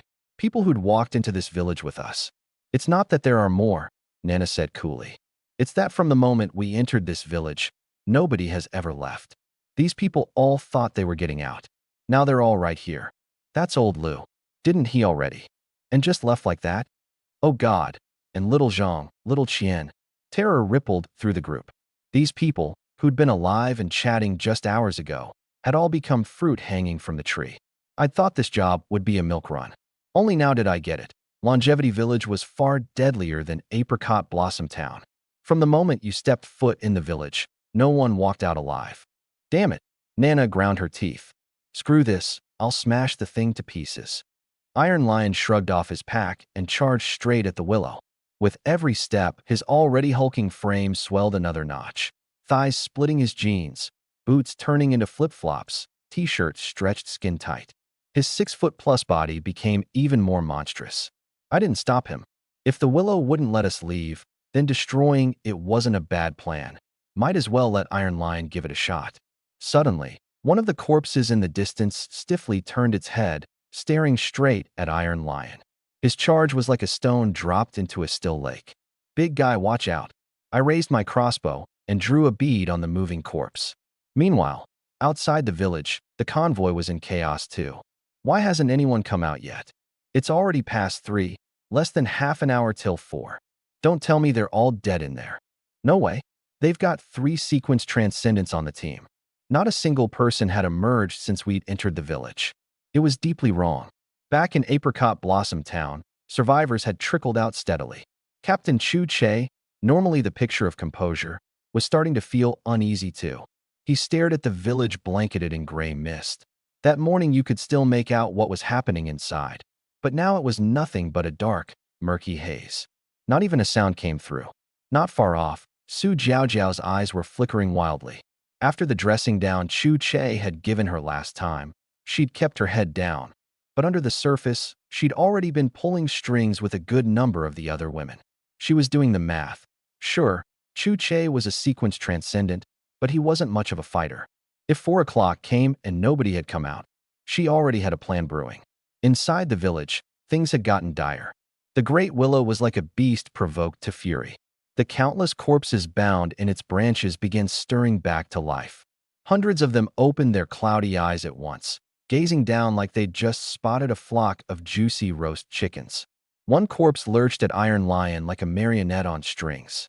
The instant it moved, all the others followed, hurled through the air by the willow's branches like a coordinated strike. "Get off me!" Iron Lion drove his fist into the first corpse, sending it flying back through the air. But in a blink it was on him again. His punch had done 0 damage. This was a man who could turn a grown adult into a red mist with one blow, and now his fists were useless. A chill crept through me. These corpses might not measure up to the likes of old Koei, but they were nasty pieces of work. One corpse latched onto Iron Lion's back, mouth gaping wide to sink its teeth into his neck. Thwip! I loosed an arrow. The bolt, soaked in Black Dog's blood, punched into the corpse's back. SSSSS. White smoke hissed up as the corpse recoiled in pain. "You have dealt damage to a corpse puppet. Kill points plus 100. It worked. So that's what they were called, corpse puppets. Before I could savor the moment, the arrow-pierced corpse puppet lunged at me again. Nana traced her fingers along her blade, murmuring, "Radiant light, temper the edge, illuminate the netherworld. Open." One stroke cleaved it in two. Yet both halves kept squirming, clawing their way toward me. What the hell? I could only curse under my breath. Not far off. A survivor was hoisted skyward by a cluster of corpse puppets, blood raining down. Corpse puppets couldn't fly on their own, but tethered to willow branches, they could. "Xiao Fu, save me." Old Lady Zhao, still lugging a pack stuffed with supplies, wasn't dead yet. Slow as she was dodging for her life. Those corpse puppets had come for her a moment ago, but she'd shoved another survivor into their grasp as a scapegoat. Plenty of people had seen it, and it only deepened their disgust for her. Only that clueless college kid Xiao Fu hadn't noticed, and he was too busy swinging a steel pipe at a corpse puppet himself, seconds from death. The Zhou sisters, Zhou Lan and Zhou Xiaoxiao, were in dire straits too.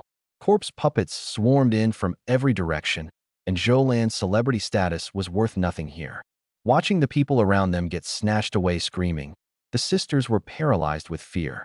They'd hoped to shelter behind Iron Lion and Nana, but Iron Lion had already charged the willow tree dozens of meters away, and Nana, covering him while guarding me, had no attention to spare for them. A corpse puppet came plunging down on a willow branch, diving straight at Zhou Lan. "Sis, look out." Zhou Xiaoxiao swung her backpack with everything she had and smashed it aside, sparing her sister by a hair. But more corpse puppets rushed in. Zhou Xiaoxiao gritted her teeth. "Sis, we're going to Chunyi." I refused to believe he'd just let us die. She'd seen the bolt I fired stick into a corpse puppet. One puff of white smoke, and the thing had backed off. A few months ago, as the little sister of megastar Zhou Lan, Zhou Xiaoxiao had been the center of attention too. She was every bit as pretty as her sister, and before she'd even debuted, agencies were lining up to sign her, top-tier resources waiting on the table. Then the cities fell, the eldritch things came crawling out, and everything changed. That day, she and her sister had been prepping her debut project when their entire production crew was slaughtered inside a few hours by a single eldritch. The two of them barely escaped with their lives, and through sheer chance ended up joining this convoy. To survive the apocalypse, Zhou Xiaoxiao cut her hair short, traded her dresses for pants, smeared ash on her face, and passed herself off as a boy. At every supply stop, while others hung back afraid, the sisters never sat it out. They charged into villages and towns risking their lives to scavenge. They understood. In the end times, you could only rely on yourself. Until the day she found out her sister had given a full jerry can of gasoline to some newly awakened. An awakened auxiliary sequence, all for a verbal promise. That jerrycan of gasoline had nearly cost the two sisters their lives. Zhou Xiaoxiao couldn't stomach it, so she snatched the gasoline back. That person was me. For a while afterward, she'd worried I would retaliate, but the days rolled by uneventfully. As she came to understand more about sequence extraordinaries, she sometimes regretted her recklessness back then, until Longevity Village. The danger here far surpassed anything before. and for the first time she felt death breathing down her neck. Only now did she truly regret it. If she'd secured my promise, my protection back then, she might have survived this. But there's no such thing as a do-over in this world. She tried to attach herself to the other two sequence extraordinaries and beg for protection. But in the eyes of extraordinaries, she and her sister were no different from ordinary people. And yet Chenyi, this auxiliary sequence everyone had written off as useless, had actually driven back a corpse puppet with a hand crossbow. Even if it was only a temporary reprieve, to the sisters it felt like grasping a lifeline.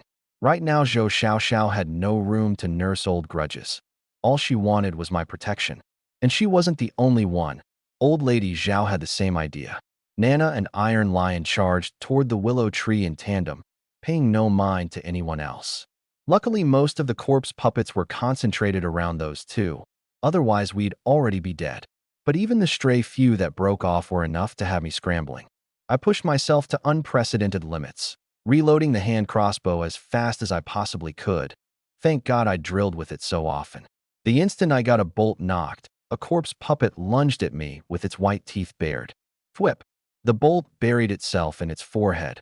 White smoke curled up, and the corpse puppet reeled back with a howl. I had no time to check the system prompt. I yanked another bolt free and knocked it. The corpse puppets around us swarmed in like moths to a flame. The steel pipes and rebar in the ordinary survivor's hands may as well have been feathers to those things. Old Lady Zhao moved as nimbly as a granny fighting for a seat on the bus. Before anyone else could reach my side, she quietly slipped behind me to shelter under my protection.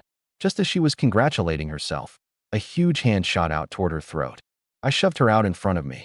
Old Lady Zhao stumbled forward, coming face to face with a spiteful, sneering ghoul's grin. You, she understood at once. I'd used her as a human shield. Before she could get the curse out, two corpse puppets had her surrounded. One scream, and the old woman, who'd been as spry as any young person, was dragged away, leaving only a puddle of blood.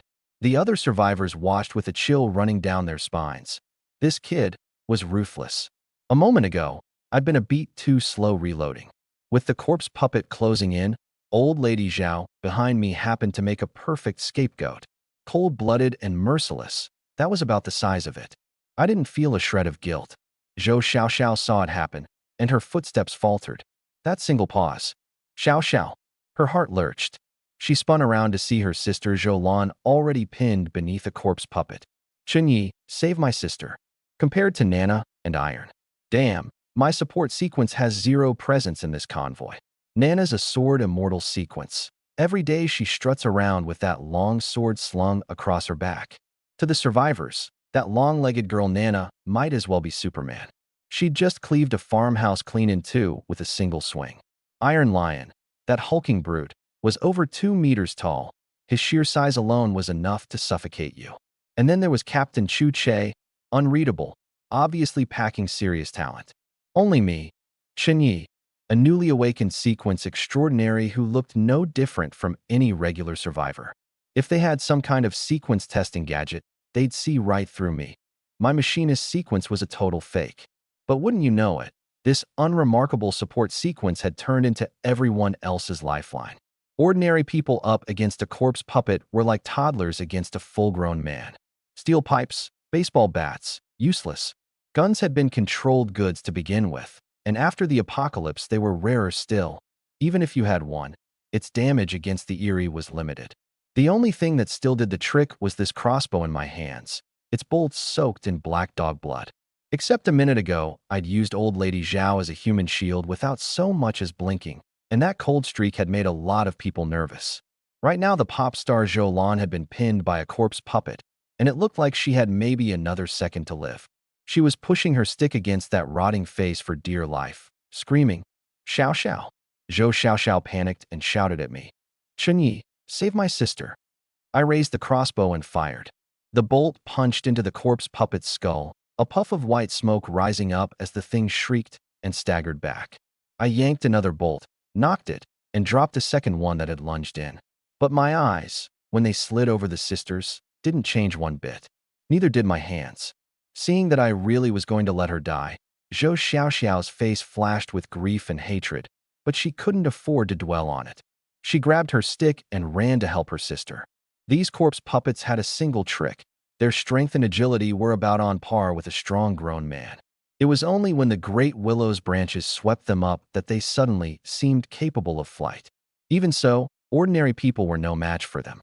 There were several hundred of the things under that tree, and the moment one latched onto a target, the rest swarmed in.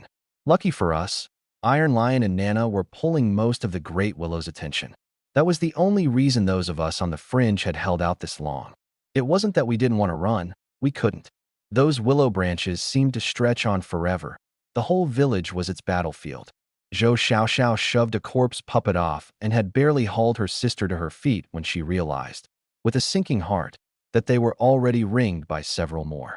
Pairs of clouded eyes fixed on the two of them, plenty of the faces still painfully familiar. The sisters stood back to back, their sharpened steel pipes about as useful as pool noodles against those things. Little sister, when the moment comes, you run first, Zhou gritted through her teeth. Just make it to Chunyi. Even if he won't save you, you'll be safer near him. Warning, Zhou, quit talking nonsense. I'd rather die than beg Chunyi for anything. Zhou Xiaoxiao bit down on her lip until it bled, though her words rang a little hollow. Af! A scream tore through the air as one of the men trying to flee was tackled by a corpse puppet. Its teeth ripped his throat open, and an arc of blood sprayed deep into the treetops. Before the apocalypse, that man had been a senior executive at a listed company. He'd once courted Zhou. Now he lay dead barely 4 or 5 meters away. Tears of terror welled up in Zhou Xiaoxiao's big eyes. She whipped her head toward me. Chunyi, for the first time, her voice carried a pleading edge. That was rare, coming from someone as stubborn as her. From the day the apocalypse began until now, she'd never begged anyone for anything. But she and her sister were cornered. Things weren't easy on my end either. Luckily, I'd stockpiled enough black dog blood crossbow bolts to just barely hold my ground. These bolts couldn't kill the corpse puppets, but they could at least knock them back. System prompts kept scrolling past. I didn't have the patience to read them. All I could do was pray Nana and Iron Lion would hurry up, or I wasn't going to last much longer. As for the other survivors, I had no attention to spare for them. When I suddenly heard my own name, I froze. 4 or 5 corpse puppets had the Zhou sisters surrounded. The steel pipes in their hands might as well have been toys for kids. They'd be torn to shreds in seconds. Their eyes fixed on me were full of desperate pleading, like puppies begging their master for mercy in the freezing wind. Please, Chunyi, save us, Zhou Xiaoxiao cried, her eyes brimming with tears. A second ago she'd sworn she'd die before begging anyone. Now, in a heartbeat, her whole demeanor had flipped. Even she hadn't seen it coming.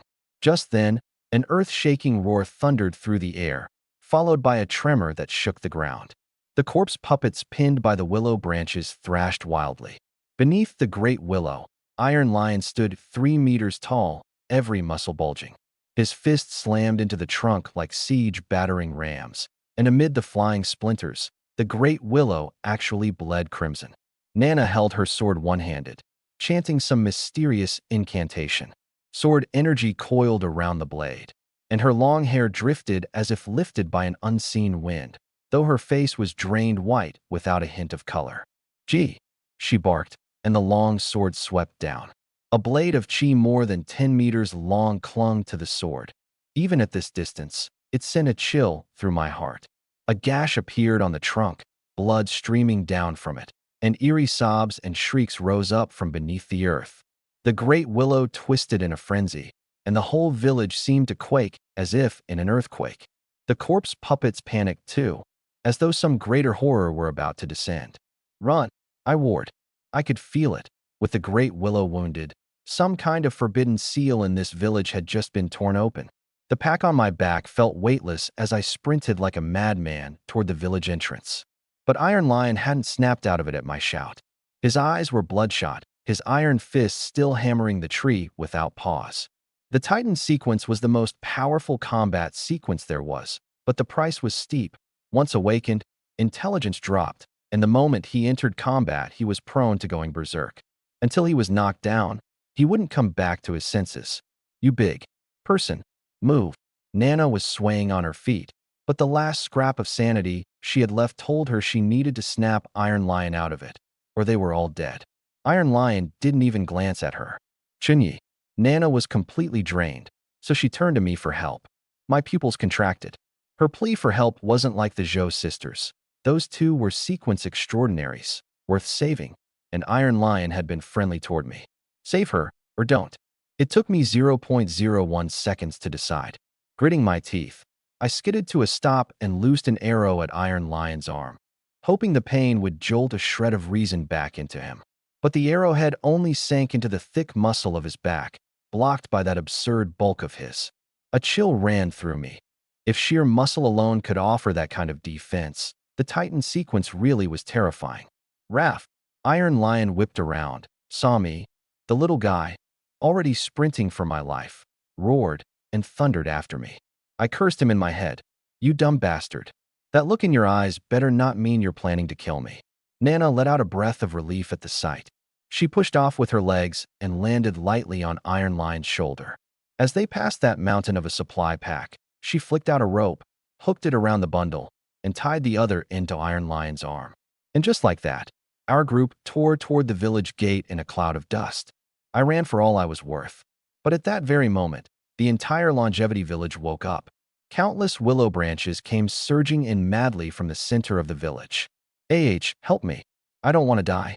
One of the slower survivors was dragged into the darkness by the willow branches. The others were scared out of their wits and ran even more desperately. 2 or 3 more were snatched away.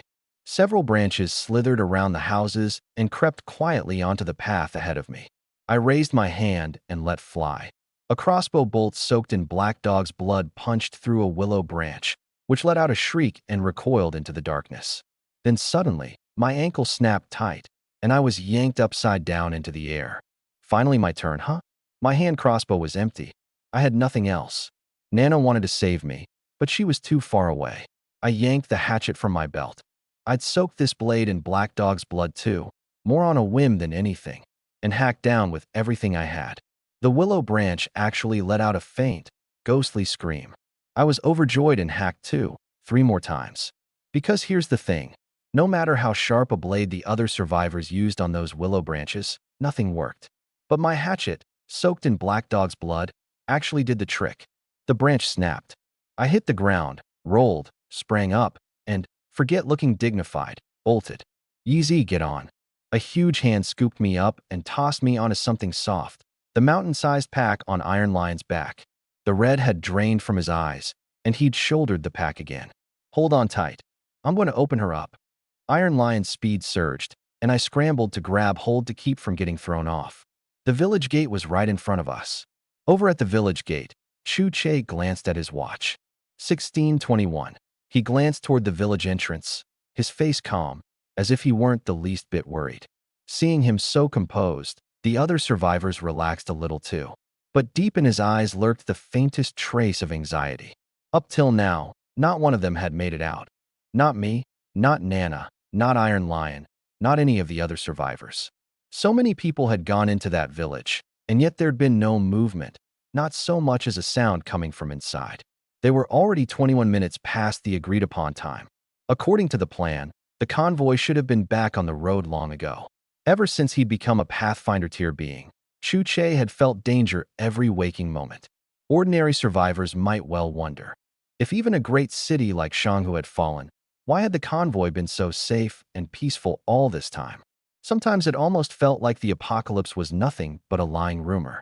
But in Chu Che's eyes, the convoy skirted the edge of disaster every single second. He could sense the presence of the eerie with razor-sharp clarity.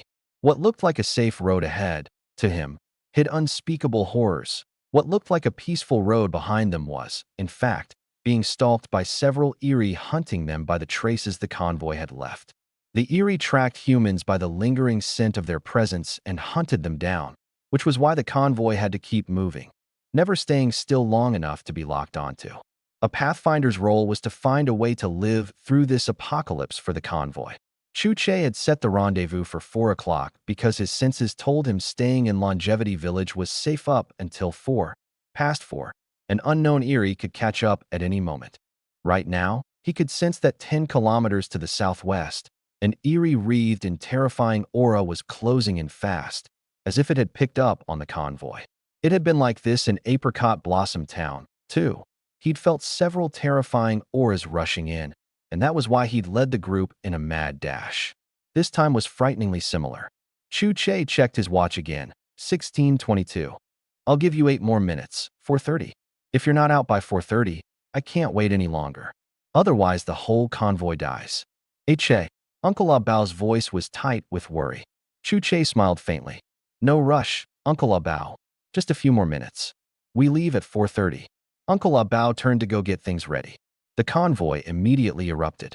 They're not out yet. Where the hell are we supposed to go? No way. My husband isn't back yet. I'm not leaving. Grandma Wah. My big brother's still in there. How can we just go? Meanwhile, over at the village entrance, I was less than 100 meters from the exit. At Iron Lion speed, we'd be out in seconds. I clutched the straps of my backpack in a death grip, my eyes anxious yet clear-headed. Ghostly figures filled the village from every direction. I couldn't tell which were corpse puppets and which were some other kind of eerie. Whispers slithered into my ears like flicking serpent tongues. Don't leave me. Don't. Stay and play with me, won't you? Are you really? You're leaving? I'm so cold. The village is so cold. Stay with us. Countless voices rang in my ears. Old men, women, children, young people. Some sounded as familiar as members of our own convoy. Others were complete strangers. My head swam. A young man who'd been about to bolt out of the village stopped in his tracks, turned with a dazed look in his eyes, walked back into the darkness, and vanished. Thwip! I loosed an arrow into a shadowy figure in the dark. A shrill scream tore out, and for a second the noise in my ears fell silent, letting a sliver of clarity back in. Nana's eyes went cold. Her long sword slashed toward the darkness, sword chi ripping through the air, and another agonized scream followed. But the instant the swing was done, she wobbled and nearly toppled off Iron Lion's back. Her little face was already as white as a 3-day-old corpse, her lips ashen gray. Big guy, don't stop. Go, go, go. I shouted. Fuck. Hold on tight. Iron Lion's 3-meter-plus frame erupted with red mist, his whole aura shifting. In my perception, he was suddenly a primordial mammoth of a beast. I wrapped my arm around the strap of my pack and used my free hand and one foot to draw the crossbow. I'd practiced one-handed cocking plenty of times, and now it finally came in handy. Just as I'd knocked a black dog blood bolt, a figure abruptly appeared beside me in the haze, fast as an old mountain ape. The hunchbacked old puppet? My heart lurched. Why the hell was it showing up now? It looked at me, the corners of its mouth twisting into an exaggerated arc, as if grinning at me. But the human head on its back glared at me with venomous hatred, and a faint voice drifted from it. Why didn't you save me? Why didn't you save me? You're all going to die. I'm the next you. I am you. I whipped up my crossbow and fired. It didn't flinch, didn't dodge, just let the bolt punch straight into its eye socket, showing no reaction whatsoever, its movements as nimble as an ape's. Before, when it took a hit, it had at least shown some caution. This shot might as well have gone somewhere else entirely. A chill shot through me, and a sense of impending doom came surging up. But at that very moment, warmth washed over my body. The gloom in front of me suddenly brightened, a pale yellow light spilling down, warm and clear. I was out. I glanced back at the hunchbacked old puppet. It was still standing in a shadowed spot in the village, an arrow jutting from its eye socket, that eerie smile still fixed on me. 16:28, 2 more minutes until 4:30. The convoy was ready to move out at any moment. Plenty of people still objected, some even threw tantrums and sprawled on the ground refusing to budge, but Chu Che's decision wasn't going to change. Not a flicker crossed his face. The other survivors had all come to feel that nothing could shake this captain. More than a few were cursing him inwardly for being cold-blooded, ruthless, made of stone. The truth was, Chu Che was eaten alive with anxiety inside. As the convoy's pathfinder, his senses should have been razor-sharp, but ever since the survivors had entered Longevity Village, his perception was mostly walled off by some kind of barrier. He could only vaguely sense that the village was crawling with anomalies. He even suspected that the Longevity Village he was looking at was a fake. What was actually happening inside? He had no idea. Maybe everyone was still trapped in there, corpses already piled up beneath the illusion. Or maybe a brutal massacre was tearing through the village at that very moment. He strained to sense more, but nothing came through. Just then, a barrier at the entrance of Longevity Village burst open, and a small mountain came crashing down, as if smashing through from another world. Once the dust settled, I could make out a 3-meter-tall giant with a ridiculously huge pack on his back. He was visibly shrinking, and within seconds he'd shortened to just over 2 meters. Tumbling out after him were a man and a woman, both in terrible shape. The woman's face was paper white, her hair tangled and caked with dust. The man's clothes were in tatters, his face streaked with sweat and dirt. A flicker of joy passed through Chu Che's usually unruffled eyes. The moment the survivors saw the three of them come back, the crowd erupted. "Uncle Bao, Oldly, they made it out. Did you see my husband? Big brother, are you back? Son, where are you?" The scene descended into chaos. More survivors trickled out of the village. One woman threw herself sobbing into her husband's arms, and he wrapped his blood-caked hands around her, smiling as he tried to comfort her. Others silently shouldered their packs full of supplies, walked over to their bikes, and lit a cigarette. Their families, most likely, were already gone. More people rose on their toes, peering into the village, but everything inside was a gray haze, not a single figure in sight. The ones they were waiting for never came out. Zhou Lan and her sister Zhou Xiaoxiao were among the living too, propping each other up. Zhou Lan's ponytail had come undone, wet strands of hair plastered to her face, and only one shoe was left on her feet. Zhou Xiaoxiao was in worse shape. 2 deep gashes ran down her thigh and arm, blood staining half her body red, and her shirt had been torn wide open. It was only then that many of the survivors realized this brash, laid-back young man was actually a girl, and greedy looks immediately crept into their eyes. I could smell danger in the air. We'd lingered at the village entrance too long. I could sense several anomalies closing in from different directions. The convoy moved with practiced urgency. A few men hauled Iron Lion's massive body onto the bus, then shoved his mountain of a pack into the cargo hold underneath. All these supplies would have to be sorted out somewhere safer. I tossed my own pack into the truck bed and was just about to light a cigarette. "Chenyi, this is the gasoline Che gave you." Uncle Bao walked up, holding out a jug of fuel. My tank had long since run dry, and I'd been planning to hit up Chu Che for some anyway. Hadn't expected him to deliver it straight to me. I took it. "Thanks. I'll pay him back later." In the fair trade convoy, no favor came for free. This fuel has to be paid back. About 15 liters. Filling up my 3-wheeler used half of it. The tank's just too small. Range sucks. In the apocalypse, that's a fatal weakness. Next upgrade, I've got to expand the tank and stock up on more fuel drums. I hadn't had time yet to check how many kill points I'd racked up at Longevity Village this trip, but it couldn't be a small haul. As for the Black Dog Blood crossbow bolts I'd brought along, only a few were left. Beep, beep. The lead off-road vehicle sounded its horn, and the convoy started rolling. I twisted the throttle, the engine growled low, and the fuel and supplies in my cargo bed were the best sense of security a man could ask for. Who says men don't need to feel safe? The convoy had lost more people again this time. 40 or 50 had gone into the village. Barely a dozen came out alive. Over 30 were left in Longevity Village for good. A lot of them were refugees from Deer City, the ones with the fewest supplies and the fiercest will to live. Not one of them made it out. Their loved ones waited at the village gate for people who would never come, and lost the will to keep going themselves. The sun sank westward, and the convoy stretched into a long line. Only the Zhou sisters' car was still stalled where it stood. Inside, Zhou Xiaoxiao's voice went weak with panic. "Sis, we're out of gas. The car won't move. Should I go ask Chenyi to lend us some?" Zhou Lan gave her a look. "Do you really think he'd lend it to us?" Zhou Xiaoxiao froze. Back in the village, she had asked once, and I hadn't lifted a finger. And from the moment I'd used that old woman as a human shield without a second thought, she'd known just how cold-blooded I was. She wouldn't dare pin any hopes on me now. Zhou Lan said nothing. She dug through the trunk and, sure enough, pulled out a fuel can, one she'd stashed away last time on the sly. Even her sister hadn't known about it. She'd saved it exactly for a moment like this. The sister's car rumbled to life too. The convoy began picking up speed. The survivors with no vehicle had no choice but to grit their teeth and chase on foot.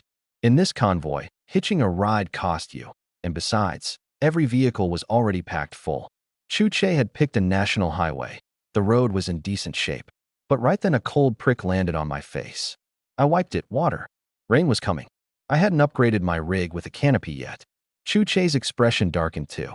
He could sense eerie presences closing in on all sides of the convoy, the nearest one tearing toward us from 7 or 8 kilometers out. He gave the order to speed up. The convoy pushed faster and faster, hell on the people traveling on foot. Chu Che was already prepared to leave them behind. I wasn't having an easy time either. Throttle cranked all the way. I was still falling further behind the four-wheelers. Even the motorcycles blew past me. The rain came harder, drenching me into a soaked rat. I had to keep swiping my face just to see the road, eyes locked on that dot of red taillight up ahead. I knew I couldn't stop. Stopping meant disaster. Only one thought hammered in my head. Once we do stop, I'm upgrading this three-wheeler's cockpit and adding power. Upgrade to 4 wheels, then spend another 3,000 kill points on the method to awaken a transcendent tier sequence. He just wasn't sure if he had enough points this time. Chu Che hadn't dared let his guard down all night. It was like dancing on a knife's edge. He could feel the anomalies trailing behind them dropping off one by one. He closed his eyes, a flicker of pain crossing his face. He knew what it meant. The stragglers had become the anomalies' prey, buying the convoy's escape with their lives. That was exactly why he always kept some foot travelers tagging along. A gecko sheds its tail to survive, and those people were the convoy's severed tail. It was a secret only he knew. By the time the sky started to pale, even the nearest anomaly was more than 20 kilometers behind them. They were safe. But no sooner had Chu Che let out a breath than he spotted 2 big characters on the road sign ahead. Yinzhou. His heart jumped. He'd made it here already? Stranger still, a rainbow hung across the horizon, and a wave of midsummer heat came rolling in. It was late November. Something was very wrong. Yinzhou? I've actually made it to Yinzhou. I stared at the road sign and the endless desert, dumbstruck. Without even realizing it, I'd driven all the way here from Jiangxing. But I wasn't in any mood to admire the scenery. After hours of brutal fighting in Longevity Village and a whole night's drenching in the rain, my head was spinning, I was soaked to the bone, my shoes sloshing with water, my whole body shivering. I had a bad feeling. I was about to come down with something serious. The campground up ahead finally came into view. A scattering of tents had already gone up, campfires crackling, the smell of food drifting into my nose. A wave of dry heat rolled over me and chased away the chill in my bones. The survivors glanced my way, then went back to their own business, their eyes full of confusion and despair. I parked, then plopped down straight onto the scalding sand. I fished out a cigarette. The whole pack was soaked through. Fuck. I set it aside to dry. I couldn't bring myself to toss it. Once it dried out, it'd still smoke. I dug out a fresh pack, tore off the plastic, lit one up, and took a deep drag. As the nicotine hit, the exhaustion finally started to ease. Once I caught my breath, something struck me as off. Why was it so damn hot? Late November in Yinzhou. Since when did it get weather like this? This wasn't the South. Looking around at the survivors, every one of them was in shorts and t-shirts like it was the middle of summer. I hurried to peel off my jacket and jeans, hung them over the hood, tipped my shoes upside down. Water came pouring out. This freak weather had to be tied to the apocalypse somehow. After wolfing down a couple slices of bread, I couldn't wait to check my haul from Longevity Village. The number made me jump. Over 7,000 kill points. Back in the village, I'd been so caught up knocking arrows, shooting, knocking, shooting again, that I hadn't even had time to read the system prompts. Those black dog blood crossbow bolts were stock I'd been saving up for ages. Every time I came across a suitable branch, I'd chop off a couple and soak them. In that fight, I'd even gone out of my way to loose a few extra shots to rack up points. But I never expected. I'd saved up over 7,000 points. I'd asked the system before. Awakening a transcendent sequence cost 3,000 points. I'd never managed to scrape it together until now. With 4,000 plus left over, I could still give the truck a solid upgrade. System, I want to exchange for the method to awaken a transcendent sequence. Confirm exchange. Confirm. A circle spun on the interface for a good half minute before 2 lines popped up.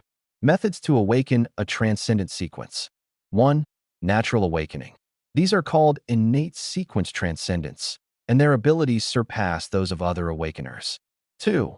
Injection of a sequence serum, which carries a certain probability of awakening a transcendent sequence. I froze. Are you kidding me? 3,000 points for this? I already knew all this. Iron Lion had given me the rundown ages ago. If natural awakening were on the table, I'd have awakened already. And sequence serums were even rarer. According to Nana, a single dose before the apocalypse went for hundreds of millions, and even then you couldn't buy one. I was about to start cursing when my hand suddenly felt heavier, a cool, chilled sensation pressing against my palm. Instinctively, I clenched my fist tight and scanned my surroundings, on alert. Under the sunlight, everyone was going about their business. No one was paying me any attention. I turned to the side and glanced down out of the corner of my eye. In my hand was a glass syringe, filled with a mysterious blue fluid flowing inside. A single word exploded in my head. Sequence serum. It was actually this thing. After confirming with the system, I was absolutely certain. This really was a sequence serum. I forced down my excitement and swept my eyes over the crowd. The survivors were doing their own things, cooking, resting, whispering to each other. Nobody noticed me. Pretending I needed to take a leak, I walked off a ways, turned my back to everyone, and pulled out the syringe. The deep blue liquid gave off an eerie glow in the blazing sun. Without a second thought, I jabbed it into my arm. A prick of pain, and then a cool sensation spread through my blood. Once the plunger was empty, I pulled the needle out, tucked the syringe away, walked back to the trike, and sat down. I lit a cigarette and kept watch. There was none of the excruciating pain I'd braced for. If anything, it felt good. After a night of hard riding in the rain, then getting slammed with this brutal heat, I'd figured I was in for a nasty bout of illness. But the moment the serum hit my system, that bit of discomfort was swept clean away. I hadn't expected a sequence serum to have that effect too. Trouble was, no matter how hard I tried to feel it out, I couldn't sense any new ability at all. Iron Lion had said that once you awakened as a sequence transcendent, your body would go through obvious changes and you'd feel it. How come I wasn't picking up on a thing? System, why can't I feel anything? Did the awakening fail? Awakening in progress. Please be patient, host. I rephrased the question a few different ways, but the system just kept spitting out the same line. Nothing to do but wait. By now I had the system's temperament figured out. Asking questions and redeeming resources had no cooldown. It delivered instantly. Only upgrades came with a waiting period. A thought struck me. I asked whether I could just redeem an apocalypse-grade base vehicle outright. The system said yes. Redemption? The kill points it wanted were an astronomical figure, a string of zeros long enough to make my eyes swim. Never mind. The desert sun scorched my scalp, and the chill from earlier had long since vanished. In weather like this, keeping skin exposed for too long was a bad idea, and aside from a single road sign, there wasn't so much as a tree in sight. Some people had pitched tents for shade, others crammed themselves into the shadow of the bus, and those who couldn't find room hunched behind the sand dunes. This trip to Longevity Village had cost the convoy more than half its people. I dug through the cargo bed and turned up a hooded sun jacket, loot from that fitness instructor I'd offed back in Apricot Blossom Town. For pants, all I could find was a pair of loose shorts. Everything else was either too thick or women's clothing. Besides the supplies from Longevity Village, my cargo bed was piled high with clothes, most of them scavenged by that idiot woman Jejia. While everyone else was fighting over food, she'd gone off shopping and hauled back an armful of outfits from some clothing mall. Now that she was dead, all of it was mine. In the apocalypse, everything had value. I was keeping the women's clothes too. Looking at the heap of women's clothing, my eyes lit up. Why not use it to rig up a sunshade for the truck? I had a system, after all. This would be easy. The system interface flickered up and quickly generated a blueprint. A sleek black canopy that stretched from the cargo bed clear over the cab, doubling as rainproofing. Even last night's downpour wouldn't get through. The cargo bed became a semi-enclosed space, with zippers you could open for ventilation. Great design, until I saw the kill point cost. My stomach dropped. Over 700. After buying that injection, I only had a little over 4,000 left. That hurt. Same old solution, cut corners. I started tweaking the design. I remembered some foreign designer online who'd made a couch out of scrapped denim jeans, slick-looking piece, and it sold for a fortune. Borrowing his idea, I redesigned the canopy as a patchwork of pants and shirts, complete with the pockets still attached. I cut the rainproofing, too expensive, and rain in the desert was rare anyway. For the cab, I kept only an overhead sun visor and scrapped the rest. I'd upgrade later once I scavenged an abandoned sedan. When I was done, the system ran the numbers, just over 200 points. Perfect. Confirm upgrade of sunshade for 252 kill points. I glanced around one more time. Nobody was watching. I mentally confirmed. In an instant, more than half the women's clothes on the cargo bed vanished, and an hourglass countdown popped up above the truck. 4 hours, 59 minutes, and 59 seconds. The moment I stepped out, several astonished looks swung my way. From the time everyone stopped until now, I was the only one who'd caught up. I can't believe Chen Yi actually made it here. Is she even human? Zhou Xiaoxiao's eyes went wide. That big-name celebrity Zhou Lan, her face weathered by the wind, watched me with open envy. Her little sister murmured, "Sis, if only I could awaken a sequence too. At least then I'd have a shot at surviving." The Yinzhou desert was brutally hot, had to be at least 96 degrees. The sun beat down like some kind of torture. Who'd believe it was late November?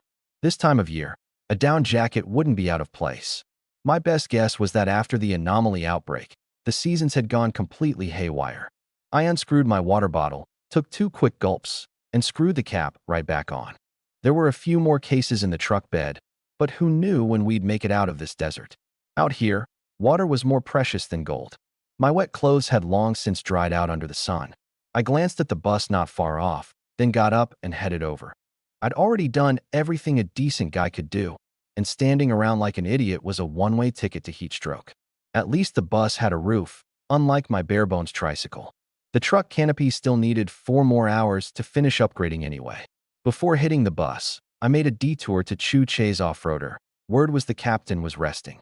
Then I stopped by Nana's off-roader. The long-legged girl wasn't asleep. Her face was ghostly pale, lips gone gray. Clearly that battle back at Longevity Village had drained her, and she still hadn't recovered.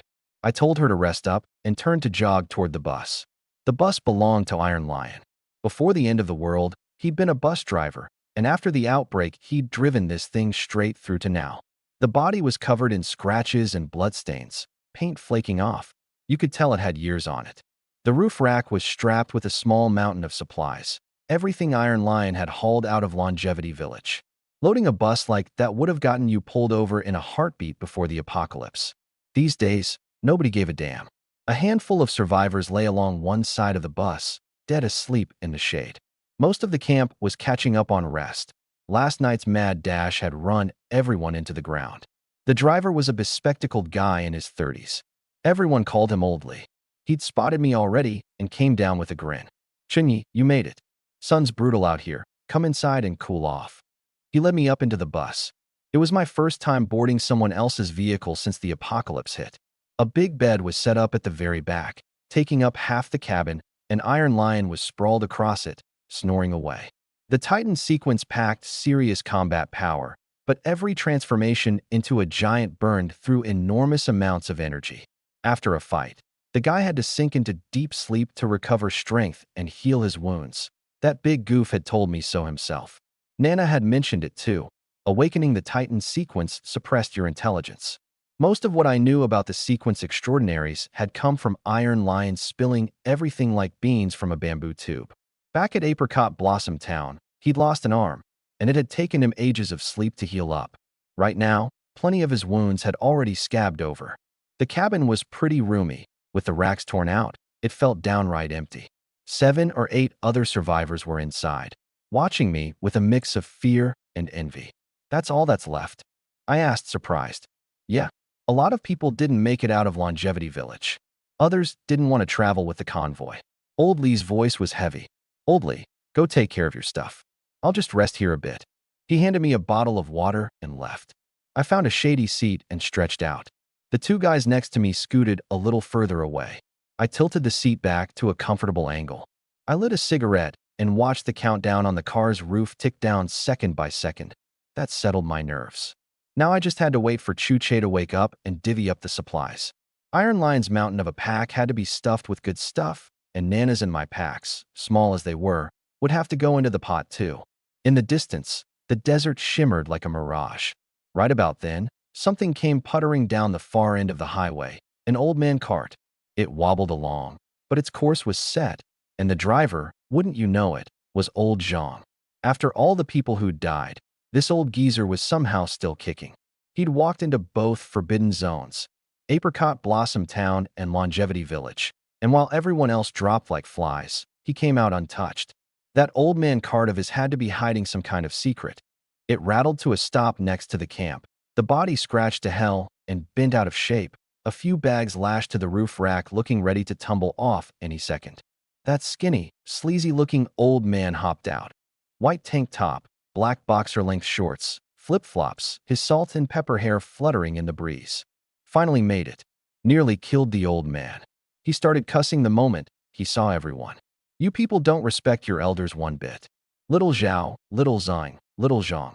You see your grandpa Zhang, and you don't come help. The young men he'd called out didn't even bother to glance his way. He ranted for a good while, then had to drag out an awning tent by himself and set it up. That surprised me. He was pretty well stocked. Then he hauled out several solar charging panels and spread them across a big patch of sand.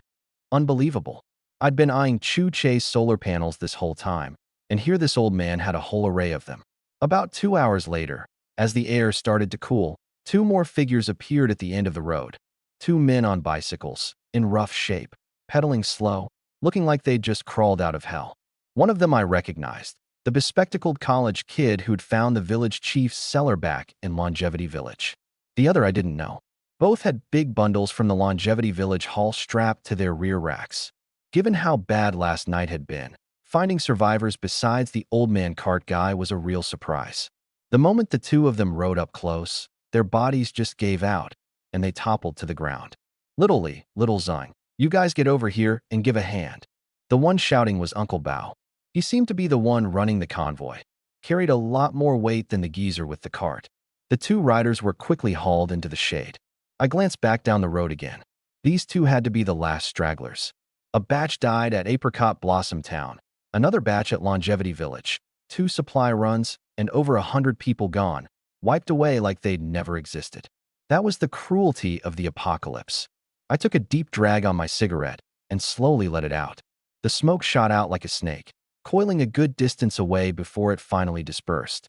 I froze, took another drag and tried to do it again, but no matter what I did, it wouldn't happen. Chunyi, Captain Chu's awake. He wants you over there. Oldly, Iron Lion's still out. You come in his place. Uncle Bao called from beside the car. Oldly had 2 guys climb up onto the roof too.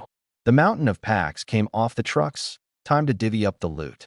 By the deal we'd struck before going into Longevity Village, Chu Che and Nana got 30% each, Iron Lion and I got 20 apiece.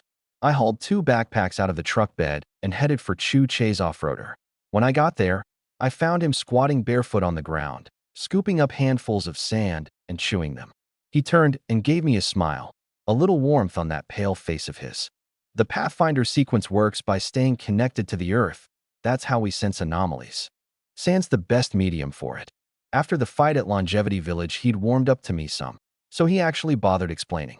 Makes sense. So what's sand taste like? He was chewing like it was some kind of delicacy. What'd you think sand tastes like? It tastes like sand.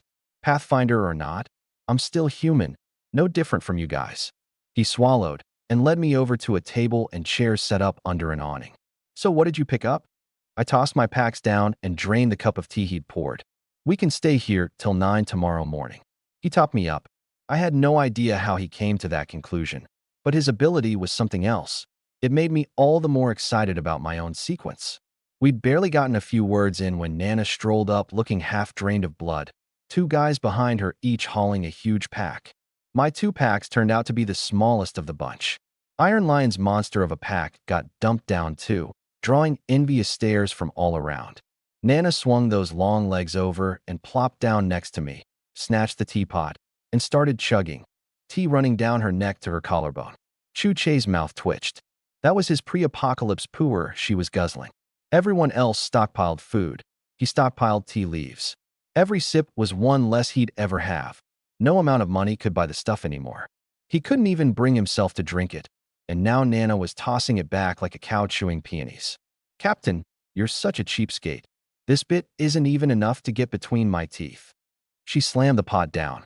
Chu Che stared at the empty pot, veins throbbing at his temple. The girl had chewed up the tea leaves too. I sat there stunned. Wouldn't have guessed a girl with such a delicate face could be that crude. But it clicked for me too. Looked like what I'd done at Longevity Village had earned me a place as one of her own. Ahem. Uncle Ah Bao, how many didn't make it back this time? Uncle Ah Bao, standing off to the side, answered flatly. Started with 124. Only 44 left. Between Longevity Village and last night, we lost 80. 16 men, 28 women now. Dead silence all around.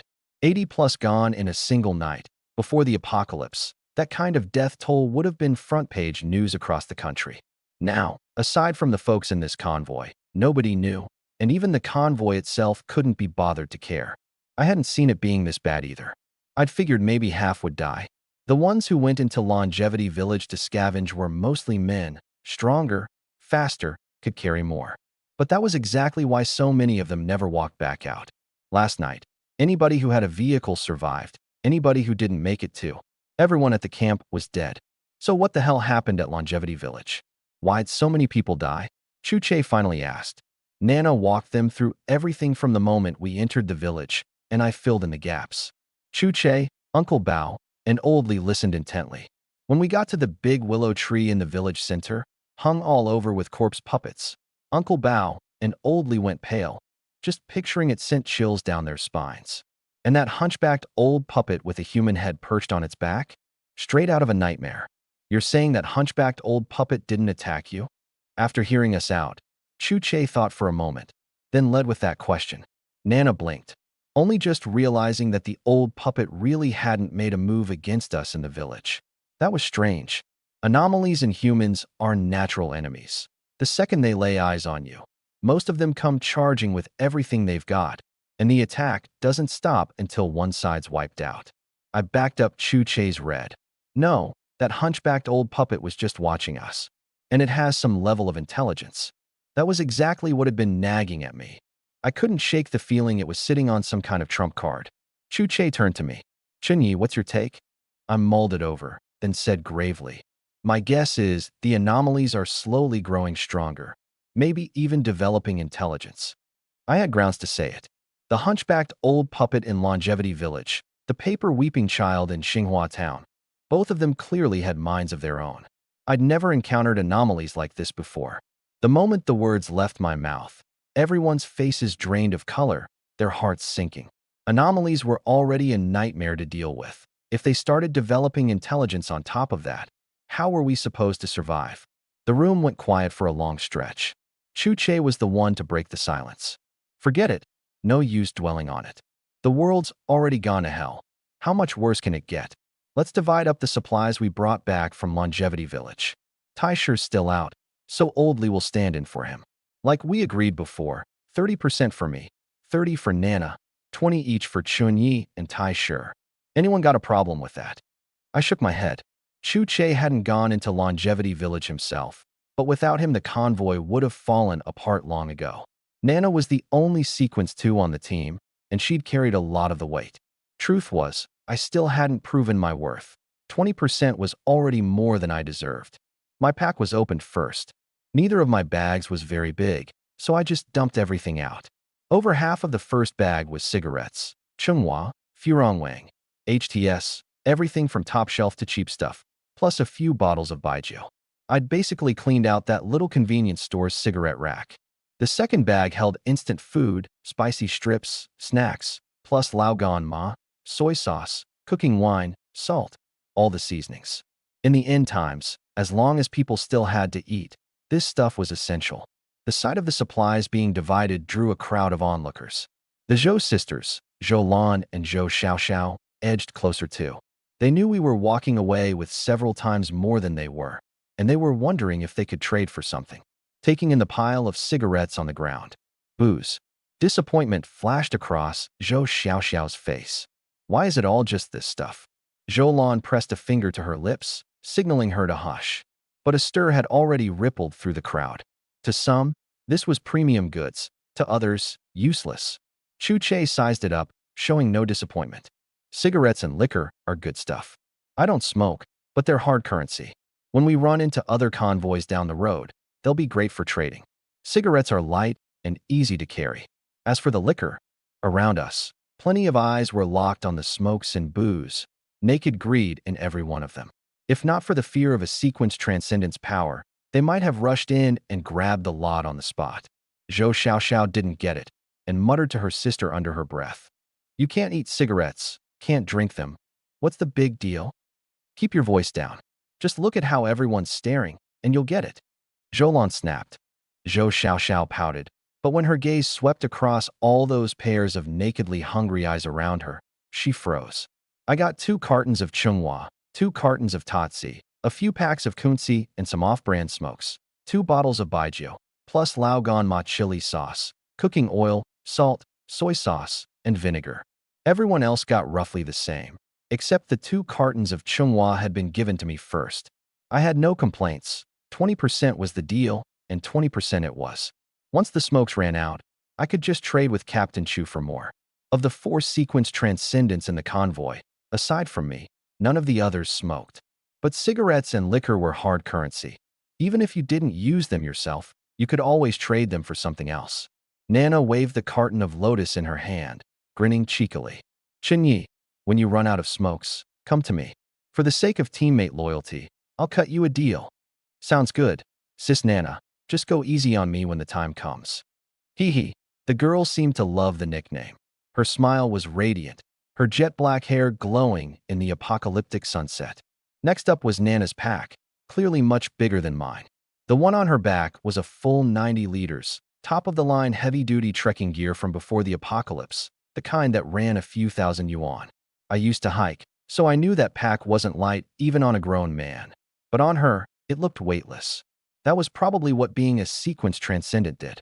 Iron Lion had said that after he awakened, his physical stats had shot up in no time. Looked like it wasn't just the Titan sequence that got that perk. She grabbed the straps and dumped everything out onto the ground in a small mountain, drawing a chorus of whoa from all around. Her haul had a bit of everything: spicy strips, chicken drumsticks, cookies, chocolate, even potato chips. Chips were the worst for space, bulky and light. The item survivors were least willing to pack, but she'd grabbed a pile of them. There was also toothpaste, shampoo, and feminine hygiene products. That I understood, girls like to look their best. The female survivors around us lit up at the sight, eyes shining just like the men had over the smokes and booze. The rest was in-demand staples: potatoes, flour, rice. Obviously dug out of the village chief's cellar. She wasn't done yet. She cracked open the smaller pack in front. The moment its contents spilled out, everyone's face went strange. It was packed to the brim with beer. Can after can, stacked wall to wall. This crazy woman scavenged for supplies and brought back beer? It hit me then. Our convoys for sequence extraordinaries each had their own vice. Chuche loved tea, Nana loved booze, I loved cigarettes.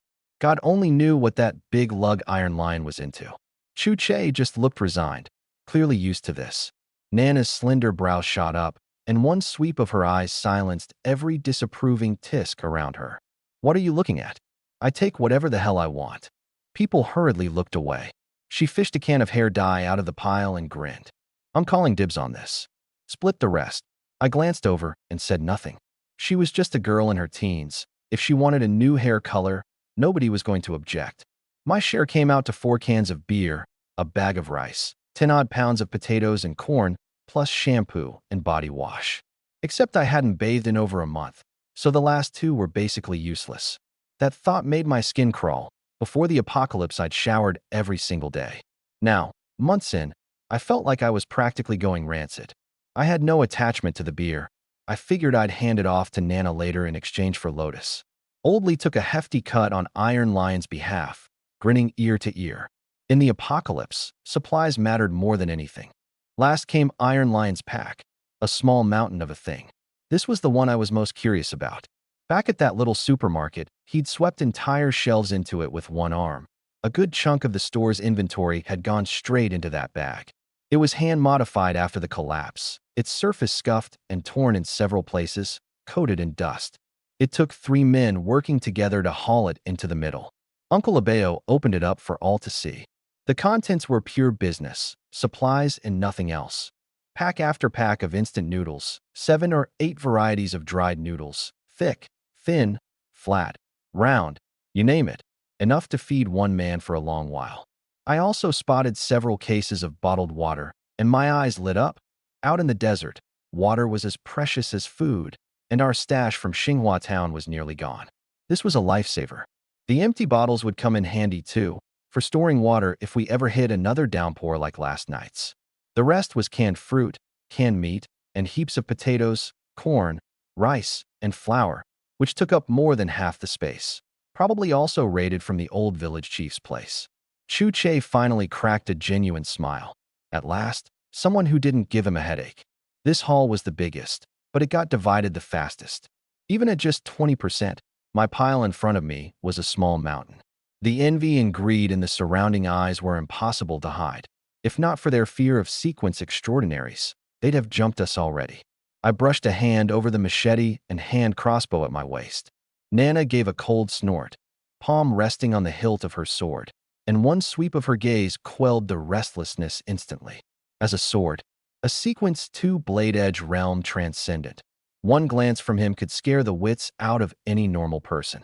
Chinyi, park your ride next to mine in a bit, Nana said in a low voice. I nodded.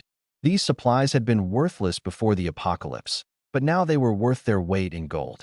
I rolled my motorcycle trike over and loaded everything into the cargo bed. What had been a wide-open bed was packed full in no time. The vehicle shed still had a little under half an hour left to upgrade. Old Lee and his people were strapping the Iron Lion Group's supplies onto the roof of the bus, while Chu Che and Nana piled more gear on top of their off-roader.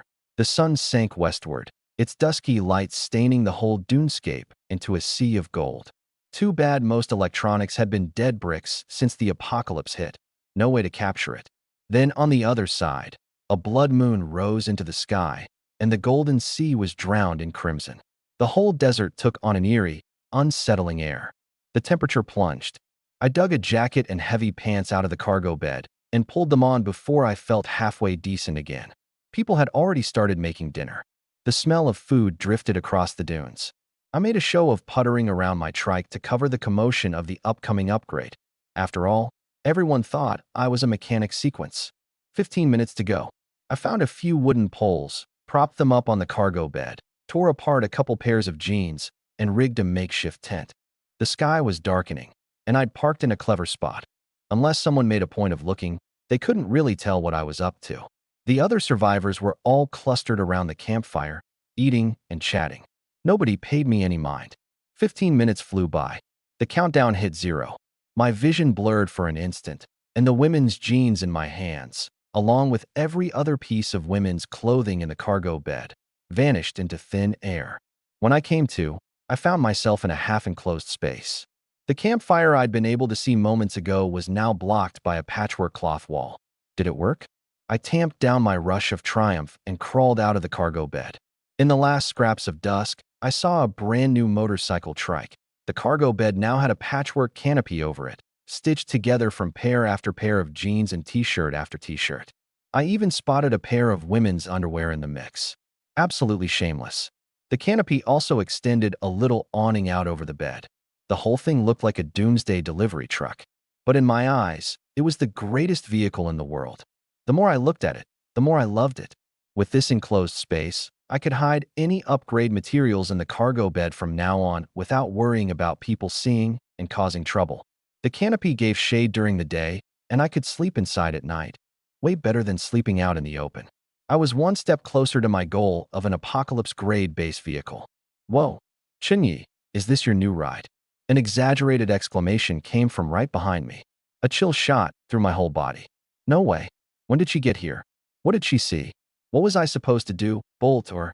Stiffly, I turned around, and first, a pair of long, pale legs came into view. The girl had a beer in one hand and a long sword strapped to her waist. It was Nana. Nana, you looking for me? My voice came out dry. Hick, hick. One look at how tense I was, and she got it instantly. She doubled over laughing. Chinyi, what's with that face? Don't tell me you thought I found out your secret and came to shut you up for good? Yezi, you're too funny. Look at the state of the world. Humanity's practically done for. What sequence transcendent doesn't have a few secrets? I'm dying here. Me. Relax. Captain Chu has his secrets, Iron Lion has his, and I've got mine. Your little stash is nothing. I just didn't expect the mechanic sequence to be this incredible. She strolled over, beer in hand, sizing things up with clicks of her tongue. Used to be a bicycle, and look at it now. Didn't take long at all. Guess the mechanics a lot more impressive than I gave them credit for. I didn't know what to say. If anyone's going to make it through the apocalypse, Chunyi, you're one of them. Her voice dropped low as she said it, but only for a second. The next moment she was bright and bubbly again, as if that line had never come out of her mouth. She turned, those big eyes fixed on me. "All right, where's your booze? I'll trade cigarettes for it." She held up a whole carton of Lotus. "Yezi, for beers for a carton of Lotus. How about it? Consider this me letting you rob me blind." She'd already walked off with 30% of my supplies earlier, more than my own share. "Nana, you're really working that abacus of yours, aren't you? 1 carton of Lotus for all my beer." I lit a cigarette and gave her a sidelong look. That's when I noticed her hair had turned pink. She'd used that jar of hair dye, just like a young girl, fussing over her looks even in the apocalypse. A thick whiff of dye drifted through the air into my nose, and it made me a little queasy.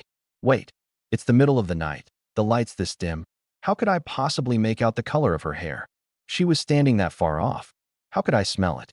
Could it be I was about to awaken as a sequence transcendent? "Chenyi, you black-hearted bastard, this carton of Lotus would have gone for 500 easy back in the day. What are your 4 cans of beer even worth?" Seeing I wouldn't budge, Nana started hollering. I forced down the wild elation and got to bargaining. "Sis Nana, that's not how it works. It's the apocalypse now. Smokes and booze are luxury items."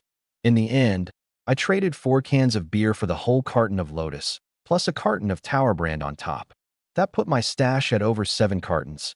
No worries about running dry anytime soon. Nana cursed me out and stomped off. Grinning, I tucked the cigarettes into my pack. The faint glow of my cigarette tip lit up the smile on my face. Have to hand it to Captain Chu. His way of splitting things up was fair. Whether you needed it or not, everyone got their share by ratio. Want more? Go trade for it on your own time. That way, no one would take their anger out on the captain. Nana, for instance, loved booze but had no use for cigarettes, so she'd trade her smokes to me. Even if I got the short end of the stick, it just came across as a little back and forth between the two of us. Once she was out of sight, I started taking stock of my body. My eyesight had improved so much it was almost unreal. I could see clearly for a long way even in the dark. Not far off, a plump young woman was climbing into one of those little old folks' buggies with a sleazy-looking old man, and I could see every detail, right down to the greasy smirk on his face. I recognized her. Her husband had gone into Apricot Blossom Town and never come out. The new boyfriend she'd hooked up with afterward had ended up staying behind in Longevity Village for good. And now here she was, shacking up with the old creep from the buggy. Nobody in the convoy batted an eye at this kind of thing. If you didn't have the guts to go scavenging, the only thing you had left to trade for survival was yourself. In the convoy, everything was fair. The blood-red glow of the blood moon barely affected me. It wasn't quite bright as day, but it was leagues better than before. My hearing had sharpened too. I could just about make out the old man's lecherous chuckles from inside the buggy. 1 bucket of instant noodles was all it had taken to seal the deal. That old bastard, goddamn. My eyes and ears had gotten insanely sharp. I quickly asked the system about it. The answer was still awakening in progress. But the system did note that this was a side effect of a transcendent sequence. The 5 senses got enhanced, and plenty of sequences had similar effects. It took me a few minutes to tamp down my excitement and get around to cooking. For this round of supply distribution, I'd gotten over 100 blocks of solid alcohol fuel. Iron Lion had cleaned out some little convenience store to score them. The gas canister for my portable stove had run dry a while back. Thank God for the fuel blocks. Otherwise, it would have been a cold dinner again tonight. I couldn't be bothered to cook anything fancy. I grabbed a handful of dried noodles, tossed them in the pot, poured in half a bottle of mineral water, and boiled up a lazy bowl of noodles just to get by. Even so, in the apocalypse, this counted as a rare treat. Mr. Chun. I looked up and saw a sickly-looking face. It was little Fu, the college kid with the glasses. Back in Longevity Village, he'd been the only one willing to give that old woman the time of day, and he was one of the last 2 to make it back to the convoy. Surviving a night of pouring rain, blazing sun, and freezing cold was no small feat. "What's up, Mr. Chun? Could I trade you for some alcohol fuel?" He kept sneaking glances at my face as he spoke. Trade with what? I wasn't about to hand things out for free just because someone looked pitiful. He grit his teeth. My bike, would that work? And my buddies too. You can have both. We worked it out with Brotherly to move into the bus, so we don't need the bikes anymore. I know you're a mechanic, Mr. Chun. Those bikes have got to be useful to you. I thought it over and traded 20 blocks of fuel for the 2 bikes. Before the apocalypse, a price like that would have been highway robbery. But the 2 of them weren't losing out either. There was plenty of room on the bus and the bikes. Keeping it around is a waste. Trading it for 20 units of alcohol is at least putting the scrap to use. Besides, in my hands, junk is never really junk. Strip the parts and I can reinforce the car canopy. The flimsy soft ones we've got now bend sideways at the first strong gust.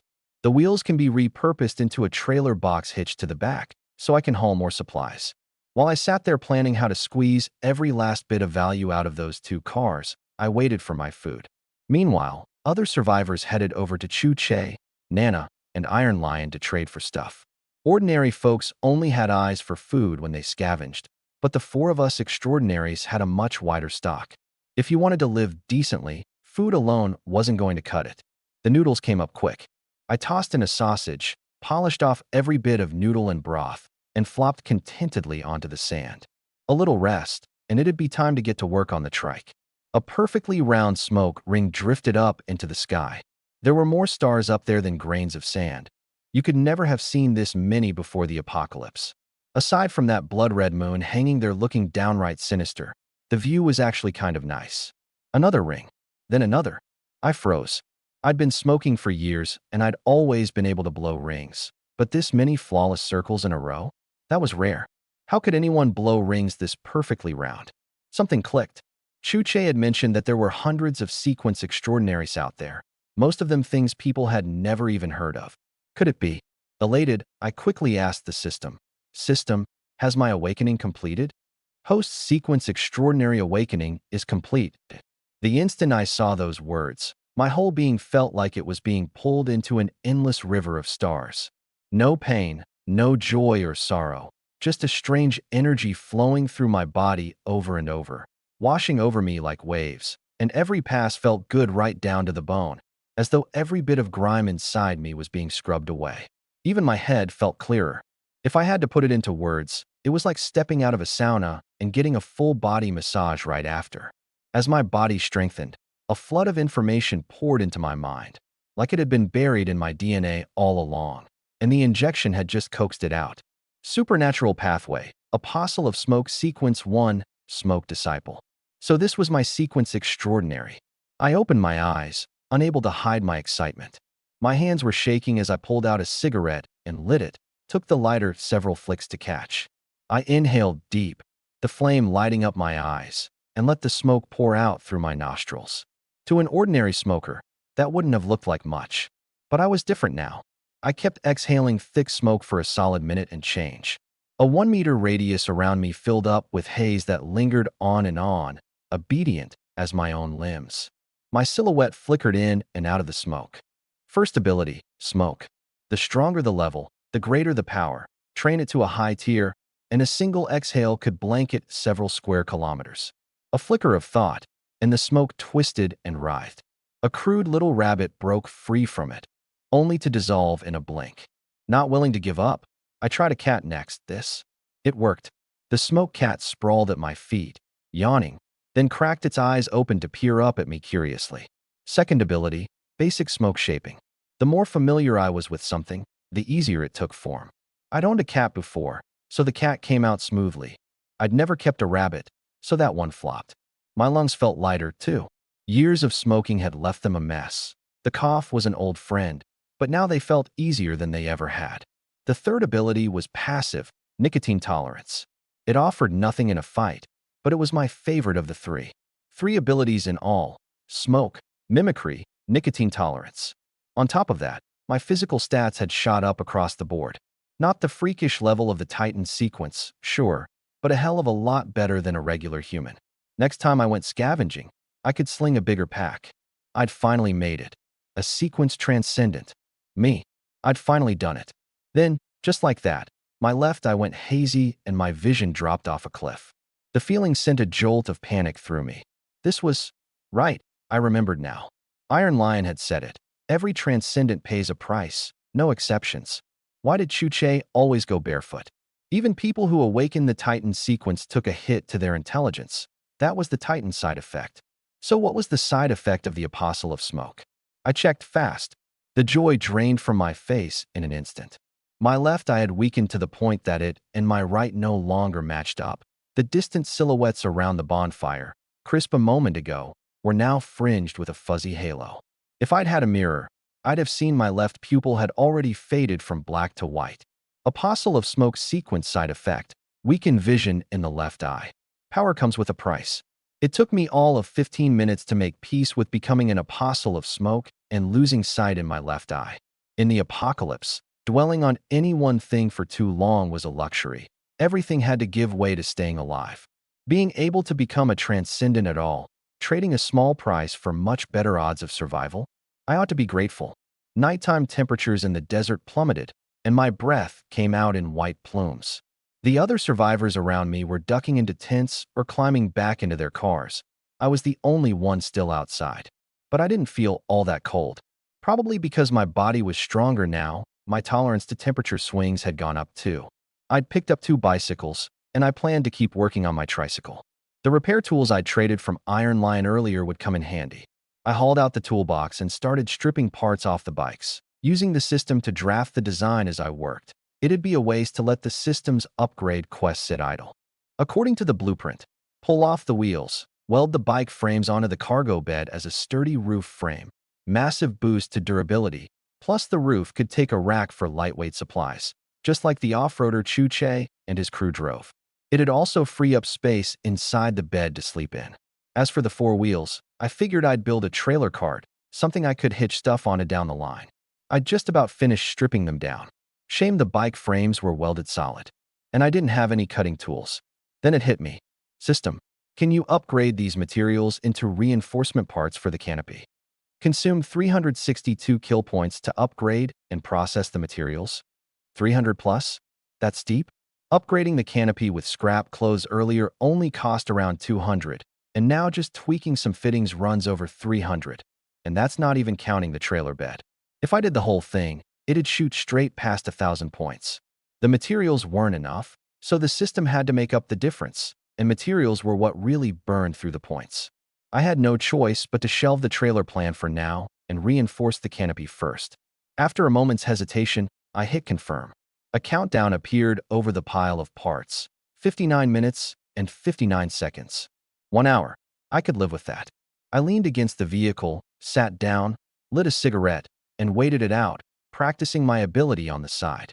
One moment I'd turn the smoke into a tiger, the next a giant python. Smoke mimicry was probably my strongest attack option right now. Use the smoke to hide myself first, then launch a sneak attack with a mimicked form. But I still hadn't gotten the hang of the mimicry. Tigers and pythons I'd only ever seen on my phone or TV. What I knew best were cats and dogs. Then it occurred to me, if living things wouldn't work, why not try inanimate ones? Sure enough, mimicking a hand crossbow went off without a hitch. It had no actual killing power, though pure show. Still, I had a blast with it, right up until a needle-sharp pain shot through my head and forced me to stop. It took me a long while to recover. The desert was dead quiet at night, nothing but the occasional snatch of conversation and the wind. Every so often there were other noises, best left undescribed. The temperature kept dropping, but luckily I could take it. A day ago, forget modifying the canopy, just sitting inside it would have had me shivering. The hour flew by. Parts upgrade complete. I hurried over to check.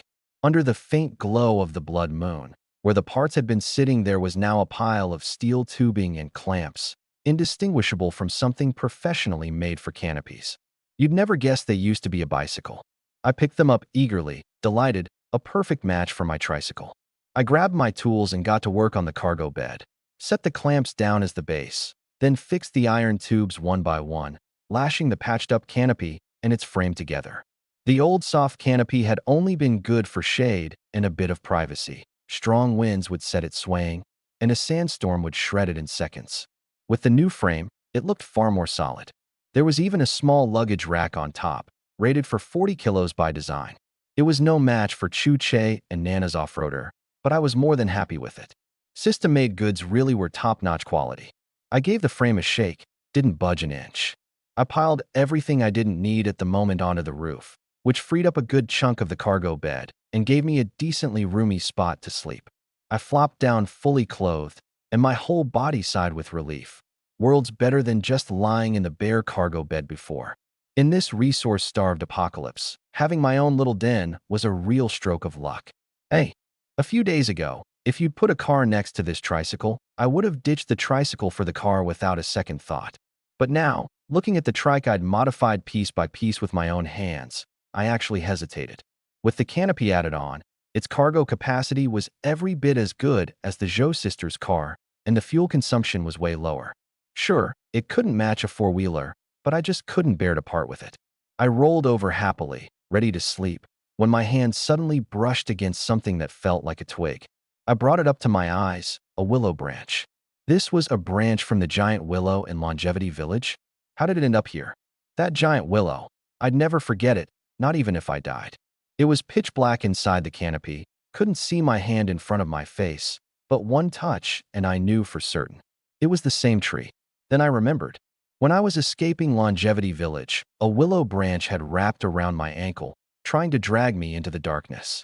Thank God the hatchet soaked in black dog blood had been within reach. I'd hacked it off. This piece must have stayed tangled around my leg as I got away. I was about to toss it out when I froze. This was a branch from the giant willow. From yesterday until now, it was still as fresh as if it had just been cut, and I could feel the crisp, tender leaves under my fingertips. An idea I couldn't push down bubbled up. I felt for the hand crossbow at my waist and pinched the bowstring. Those brutal fights back in Longevity Village had really worn the string down. Probably wouldn't last more than a few more shots before snapping. Without the crossbow, my combat power would take a nosedive. Could this willow branch work as a string and be crafted into a wonder? Chu-Che's eavesdropping radio had left a huge impression on me. If I could get a wonder-grade crossbow, my combat power would skyrocket. No time like the present. I set the willow branch next to the crossbow, and in the darkness the system interface appeared before my eyes. System, can the willow branch and the crossbow be fused and upgraded? The system gave an affirmative response. Can it be upgraded into a wonder? Also affirmative. My right eye lit up, and even my mutated left eye flickered with excitement. Without a second thought, I hit confirm. It was a wonder. According to Nana and Chu-Che, every wonder had a unique ability. A willow branch was the most insignificant part of the giant willow, so even if it ranked at the bottom, I wouldn't mind, as long as it was a wonder. But the reply chilled me to the bone in an instant. Upgrading the hand crossbow requires 5,000 kill points. Insufficient kill points. Over 7,000 points, and after all the upgrades and modifications along the way, I was down to just over 4,000. Not even close. The desert night was colder than I'd expected. The temperature dropped absurdly low.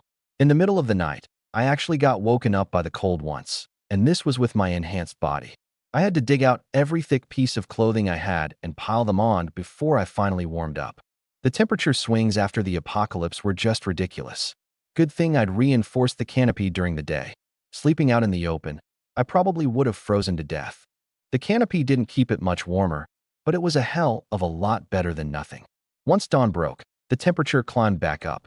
Getting up was the most comfortable moment, with just one. The long sleeves were just right. The blood moon sank away. The blazing sun leapt up over the horizon, and golden light dyed the desert yellow all over again. Last night's white frost was visibly retreating. Voices started stirring around the camp. Survivors crawled out of the bus, faces smudged with dirt, and a few tents began to rustle too. The folks in those tents were the survivors with motorcycles who hadn't joined the bus, choosing to go solo instead. Joining the bus meant security, but you had to hand all your supplies over to Oldley for redistribution. Going solo, everything you scrounged was yours to keep. As long as you had goods, life in the convoy was freer than it had been before the apocalypse. Things you wouldn't have dared do before, now one loaf of bread could buy. A curvy woman climbed out of one of those little old man carts, followed by a scrawny old geezer.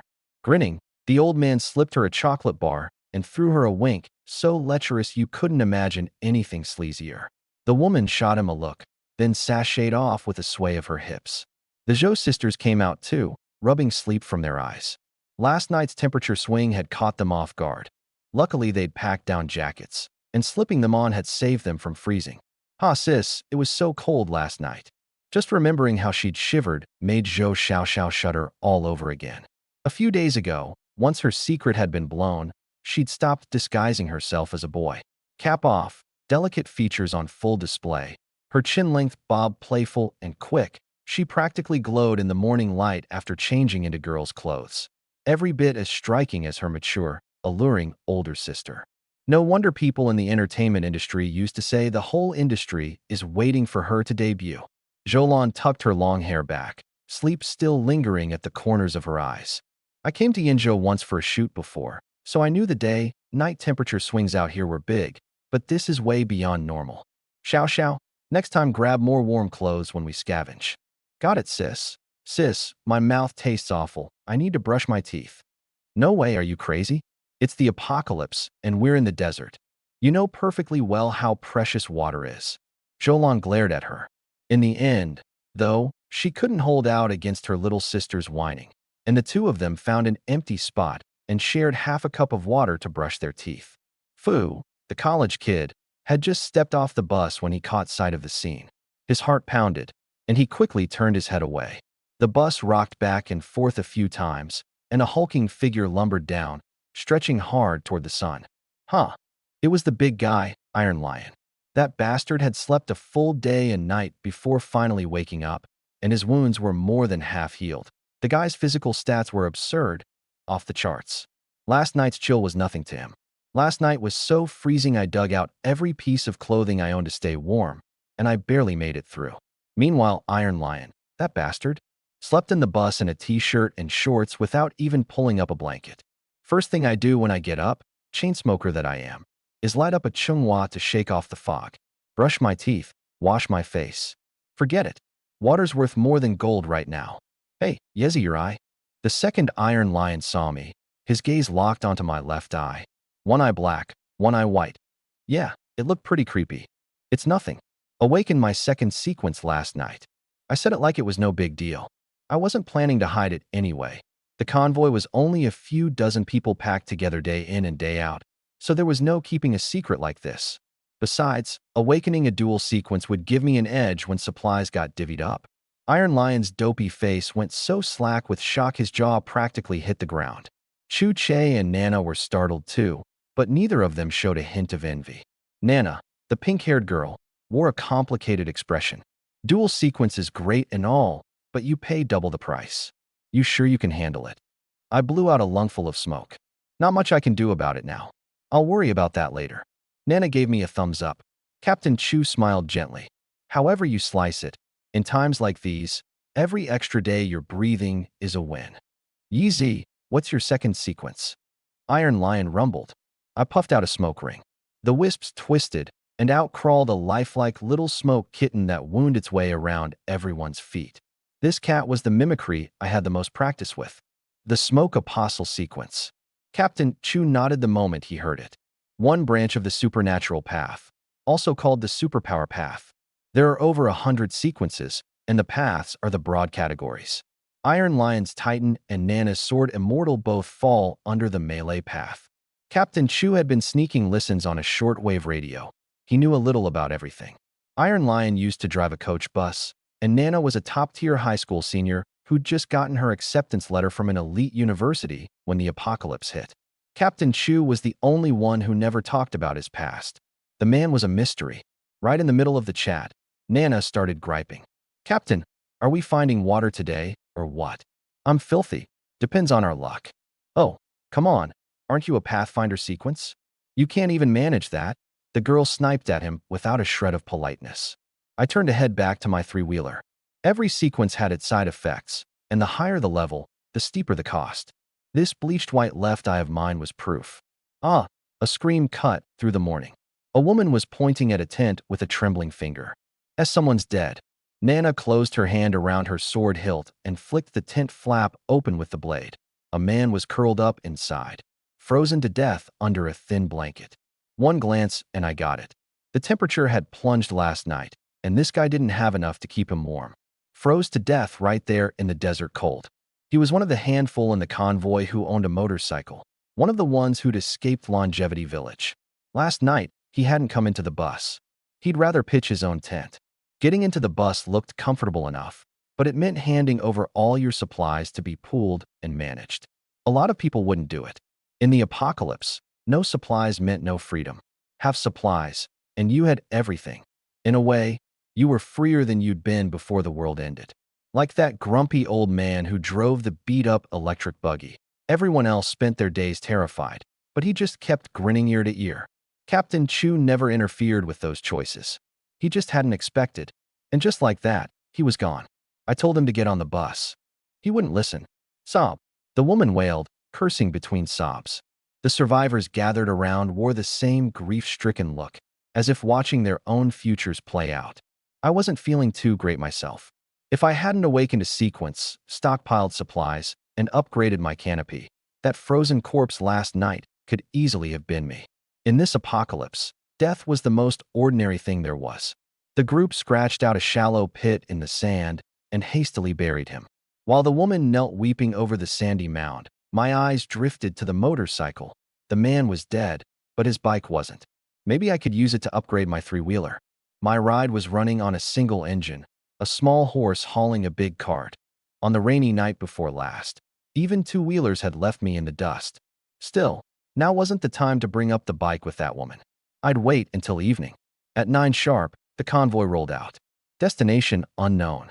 2 big red characters had been freshly painted on Captain Chu's modified vehicle. Fairness, crooked, and uneven.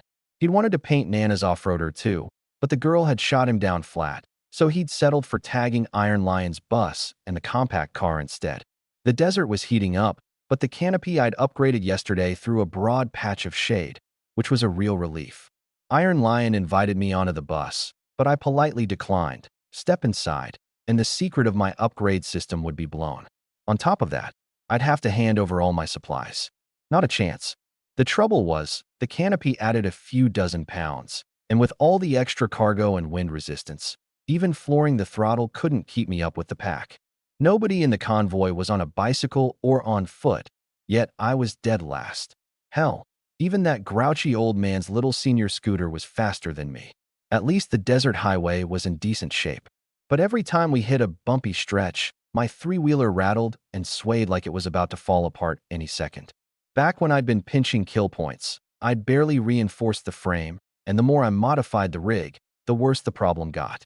This thing needed another upgrade. I was still turning over ways to get my hands on that motorcycle when Captain Chu's loudspeaker crackled up ahead. Heads up. Situation ahead. Everyone on guard. I squinted. A dozen or so vehicles were blocking the road up ahead. Another convoy?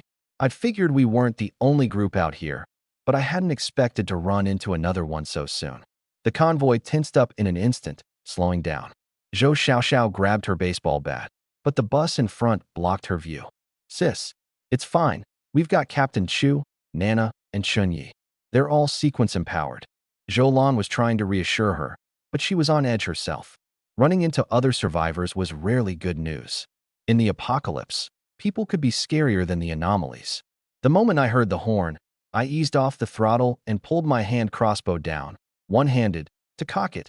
Twang. The long, strange string snapped. No time to mourn it. I tossed the crossbow aside and grabbed my machete. My enhanced right eye caught something off almost immediately. Captain Chu had been shouting into that loudspeaker for a while now, but the other. The convoy showed no reaction at all. Anomaly? No. If it were an anomaly, how would Chu Che dare keep driving forward? Now I could see it clearly. Dozens of vehicles clogging the highway, the lead SUV nose down and half buried in the sand. The rest piled up in a chain of rear endings, a few burned black. A textbook pileup. Except there wasn't a soul in sight. Chu Che stopped. One by one, everyone else pulled over too. The barefoot young man got out, scooped up a handful of sand, and started chewing, activating his Pathfinder ability. In my board shorts and sun jacket, I walked over. Nana and Iron Lion got out of their cars too. Captain, what's the situation? Nana's voice was edgy. Nobody's happy stepping out of AC, but her hand never left her sword hilt. I envied her sunglasses and sun hat. Under this vicious sun, They looked like pure bliss. Chu-Che narrowed his eyes. Pile up ahead. We can't get through. Anomaly. Nana went on alert. Chu-Che shook his head. No anomaly. Then it's simple. Little Fu, go take a look. Iron Lion shouted back toward the bus.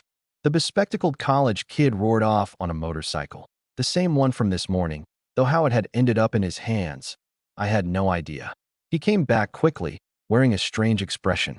Brother Iron, Captain, Sister Nana, Brother Yi, there's nobody in the cars up there. Not even bodies? Not one. Not a single person. Everyone traded glances. Want to go check it out? I said around my cigarette. Guess that's all we can do. The convoy crept forward. 3 parts caution, 3 parts curiosity, 3 parts greed. I felt a little flutter of excitement myself. If there really was no one up there, maybe I could swap out my ride? My 3-wheeler was decent, sure, but it couldn't hold a candle to a 4-wheel drive SUV. If I could grab one and get it modded up, just thinking about it got me fired up. In the apocalypse, a good vehicle was irreplaceable. A Pathfinder led the migration, and a modified off-roader that could haul supplies and provide shelter was the most coveted asset any survivor could dream of. To get your hands on an ownerless one, you had to push into the densely populated big cities, but those were exactly the places that had turned into nightmares. Captain Chu picked our routes precisely to steer clear of populated areas, all to dodge anomalies. So scoring a vehicle was tough. Scoring a good one was tougher. And now, dozens of them were sitting right here in front of us. Plenty of folks besides me were getting ideas. Yeehaw, see you at the front. A young guy on a motorcycle roared past me, cocking an eyebrow at me in challenge. Out of the 4 extraordinary ranked units in the convoy, my 3-wheeler was easily the sorriest. Give it your all. Kid, might just score yourself a nice ride today. Old man's heading up first. Old man LeBlue passed too. The corner of my mouth curled up. A sly glint flickered in my eyes. These people really didn't take extraordinary rank seriously. The words had barely left my head when the motorcycles will skidded out.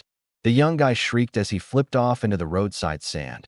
His bike left sprawled across the road, blocking the old-timer's scooter. But the old man swerved left, dodged right, and slipped past with ease. He even turned back to run his mouth. Show off. Huh? Serves you right, haha. The delivery rider was so furious he started cursing up a storm. My 3-wheeler nimbly wove around them too, puttering along. Only when I got up close did the full weight of the pileup hit me. The worst hit vehicles were mangled beyond recognition, several burned down to nothing but their frames. And yet there were no people. No survivors. Not a single corpse either. Downright eerie. I parked the trike, lit up a smoke, and smoke kitten curled around my ankles. A few of the survivors stole glances at me, their eyes a mix of envy and wariness. Sis, didn't they say Chun Yi was a support sequence? She doesn't really look the part, does she? Zhou Xiaoxiao muttered under her breath. Zhoulan shot me a friendly smile. Mind your own business. Hurry up and see if there's anything worth scavenging. The survivors scattered like a pack of scavengers, hopeful looks on their faces. I had a system. So long as the damage wasn't too severe, I could restore a vehicle to like new condition. That meant I could afford to be picky and hunt for the ones in the best shape. The first one I zeroed in on was a 2-door compact. Netizens used to call it the chopped chili fish head. Before the apocalypse, it had been all the rage across the country. Its range was barely 100 kilometers, but stay-at-home moms and 9-to-5ers had loved the thing. I had my eye on it for 2 reasons. 1, it was right there and in good shape. 2, it was electric. Slap a couple of solar panels on it, and the power problem was solved. No more risking my neck hunting for gasoline. The only catch was that it had almost no trunk space. Storage-wise, it couldn't hold a candle to my 3-wheeler. Still, no harm in taking a closer look. Other survivors had had their eyes on it too, but seeing me walk over, they reluctantly turned to look elsewhere. Peering through the window, I found the cabin empty, except for a pair of sunglasses tucked beside the driver's seat. Jackpot. Out here in the desert, the sun was so blinding you could barely keep your eyes open. The door was locked, but with my enhanced body, a single yank, crack, tore it open. A wave of heat rolled out, thick with the smell of baked plastic. I sent Smoke Kitten in to fetch the shades. After a few days of practice, the little guy handled tasks like this without breaking a sweat. I slipped them on, and the world snapped into focus. My eyes felt human again. Before the apocalypse, a pair of sunglasses was nothing. Now, Every scrap of supply was worth its weight in gold. I slid into the driver's seat and turned the key to test it. No response. Battery had been dead too long. I searched the whole car, but came up empty on anything else useful. Just as I was about to leave, something clicked in my head. I laid my hand on the car, and the system dialog box popped up. Scan vehicle condition. Vehicle integrity, 89%. Largely intact. Currently out of charged. I closed the door, satisfied. This chopped chili fish head would do just fine. A solid backup option. Not far off, there was a Wrangler flipped on its side, with a few survivors circling it. I headed over to take a look too. Among the dozens of vehicles at the scene, there was no shortage of luxury rides. I even spotted a Nancy worth tens of millions. Shame the front end was smashed to hell, even if I wanted to fix it.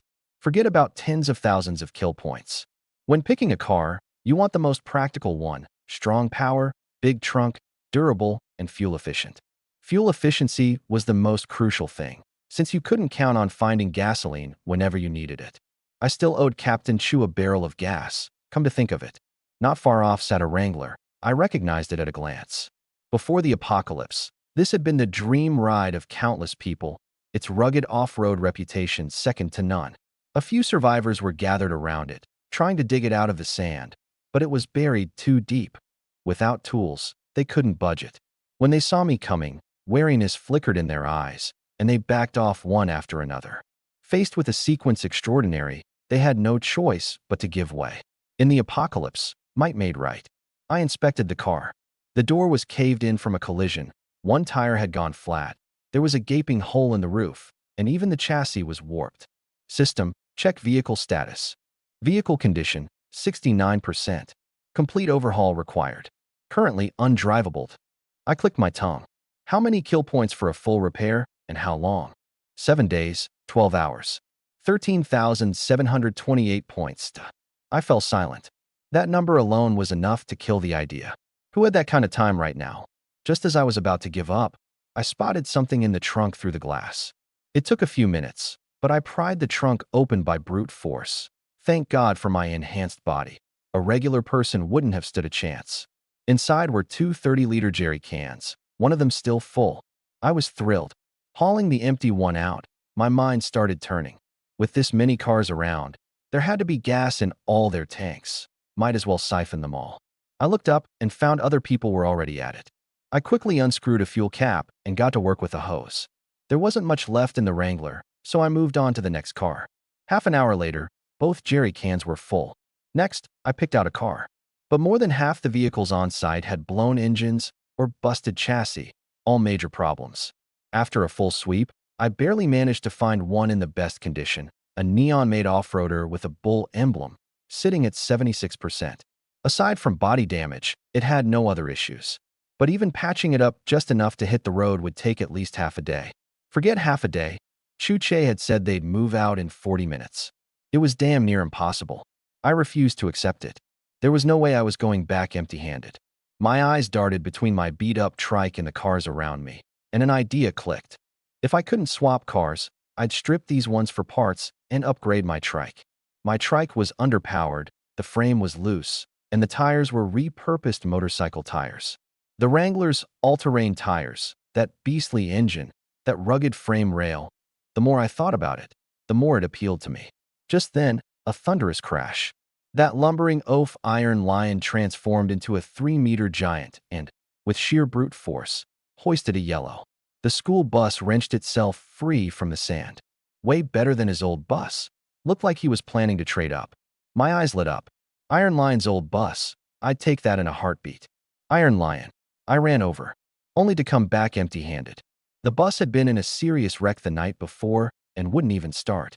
A quick system scan showed it'd take at least 3 hours to repair and burn nearly 30 fuel to boot. Forget it. I changed my mind. Instead of stripping parts to upgrade my beat-up 3-wheeler, I'd use a tow rope to haul that bull badge off-roader away, then fix it up slowly tonight.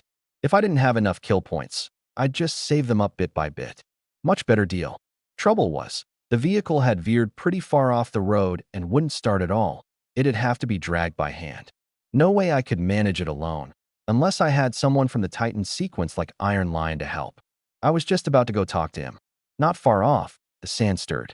A rotting desert lizard poked its head out, green eyes fixing on the convoy for a moment before it whipped around and darted away. And it wasn't the only one. On the other side, Chu Che's expression darkened. Today's accident had caught him completely off guard. The Pathfinder sequence could sense anomalies, but its readings on vehicles and people were vague at best. Abandoning these supplies? Not only would we refuse, he wouldn't accept it either. He focused, sensing the retreating lizard, the aura of an anomaly. Every one of those rotting lizards was an anomaly. Their auras so faint that without deliberate focus you'd never pick them up. His face went pale as he widened his range. The anomaly that had been parked 20 kilometers out had moved. Now it was only 18 kilometers away. Cold sweat slid down his forehead. The radio suddenly crackled to life with an eerie voice. Dead. All dead. Not a one of you's getting out of here. A thick Sichuan Chongqing hot pot drawl that made your scalp crawl. Hey, Uncle Bao had just finished loading the fuel drums and saw the look on his face. Uncle Bao, tell everyone, we leave right now. Isn't there still half an hour? No time. Move now. The loudspeaker blared to life. All convoy members, move out immediately. Move out immediately. The survivors who'd been gleefully scavenging all froze and looked up. Iron Lion was still thumping his chest, swearing up and down. Don't you worry, Wildling. You helped me out, so your problem's my problem. I'll definitely help you. Before he could finish, the loudspeaker cut in and both our faces changed. The others scrambled for their vehicles. Chu Che's modified off-roader, Fairness, painted across its side, was already roaring to life, shoving cars off the road as it went. Everything happened too fast. I knew he must have spotted danger, but the car I'd finally found. Was I just going to let this duck fly off my plate? Hell no. Wildling, what do we do? Iron Lion. Lowly waved from the school bus, yelling at him to hurry. I looked at Iron Lion, then at that Toyota SUV in the distance, and gritted my teeth. Iron Lion, help me out this one time. I don't want to give up on it. Iron Lion's eyes slowly hardened with resolve. All right, but we're running out of time. Change of plans. My eyes locked onto the nearest Wrangler. It was the closest to the road. Taking the whole thing was out of the question, but stripping it for parts would be easy. I grabbed my tools and rushed over, hands moving so fast they blurred. All four wheels, hubs and all, came off in no time. Next was the engine. Ye, let me. Iron Lion swelled into a 3-meter giant and grabbed the engine, ripping it straight out like he was tearing out a heart. I just stood there gaping. This big lug. Iron Lion, Chenyi, move it. Chu Che's voice was like a death knell. Iron Lion, go. Iron Lion tucked the engine under one arm and flung the four wheels toward the road with the other. They slammed down next to my three-wheeler, rocking it hard. He charged toward the school bus with the engine while I tossed all the wheels into the cargo bed, making the whole thing sway left and right. Ignition. With that much weight, the exhaust pipe belched out a cloud of black smoke before it finally got moving. I let out a breath, took one last look at that Toyota SUV, and reluctantly tore my eyes away. But right then, my gaze landed on that chopped chili fish head. The convoy plowed a path open and sped away from the pileup. Halfway out, Chu Che's vehicle got jammed up in the dense wreckage, and Nana's modified off-roader suddenly shot out and rammed straight into his rear bumper. Together the two of them muscled a way through, and everyone behind followed. The blazing sun pushed it past 100 degrees. It wasn't until I was in the driver's seat that I realized the soles of my shoes had melted off on the pavement. In the apocalypse, finding another pair of shoes wasn't easy, and it damn near broke my heart. Sweat evaporated before it could even drip off my chin, leaving nothing but a crust of white salt at my temples. Every inch of exposed skin was scalded red.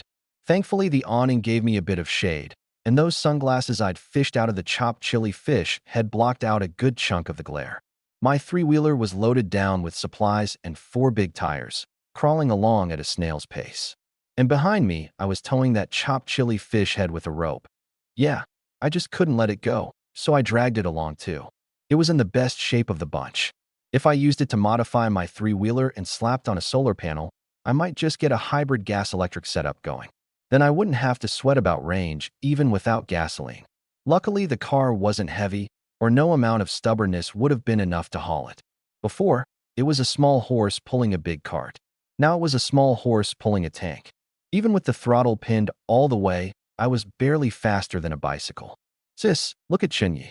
Talk about a snake trying to swallow an elephant.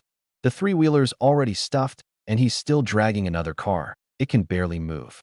Doesn't even think to ditch some stuff. What's he gonna do when the Eries catch up?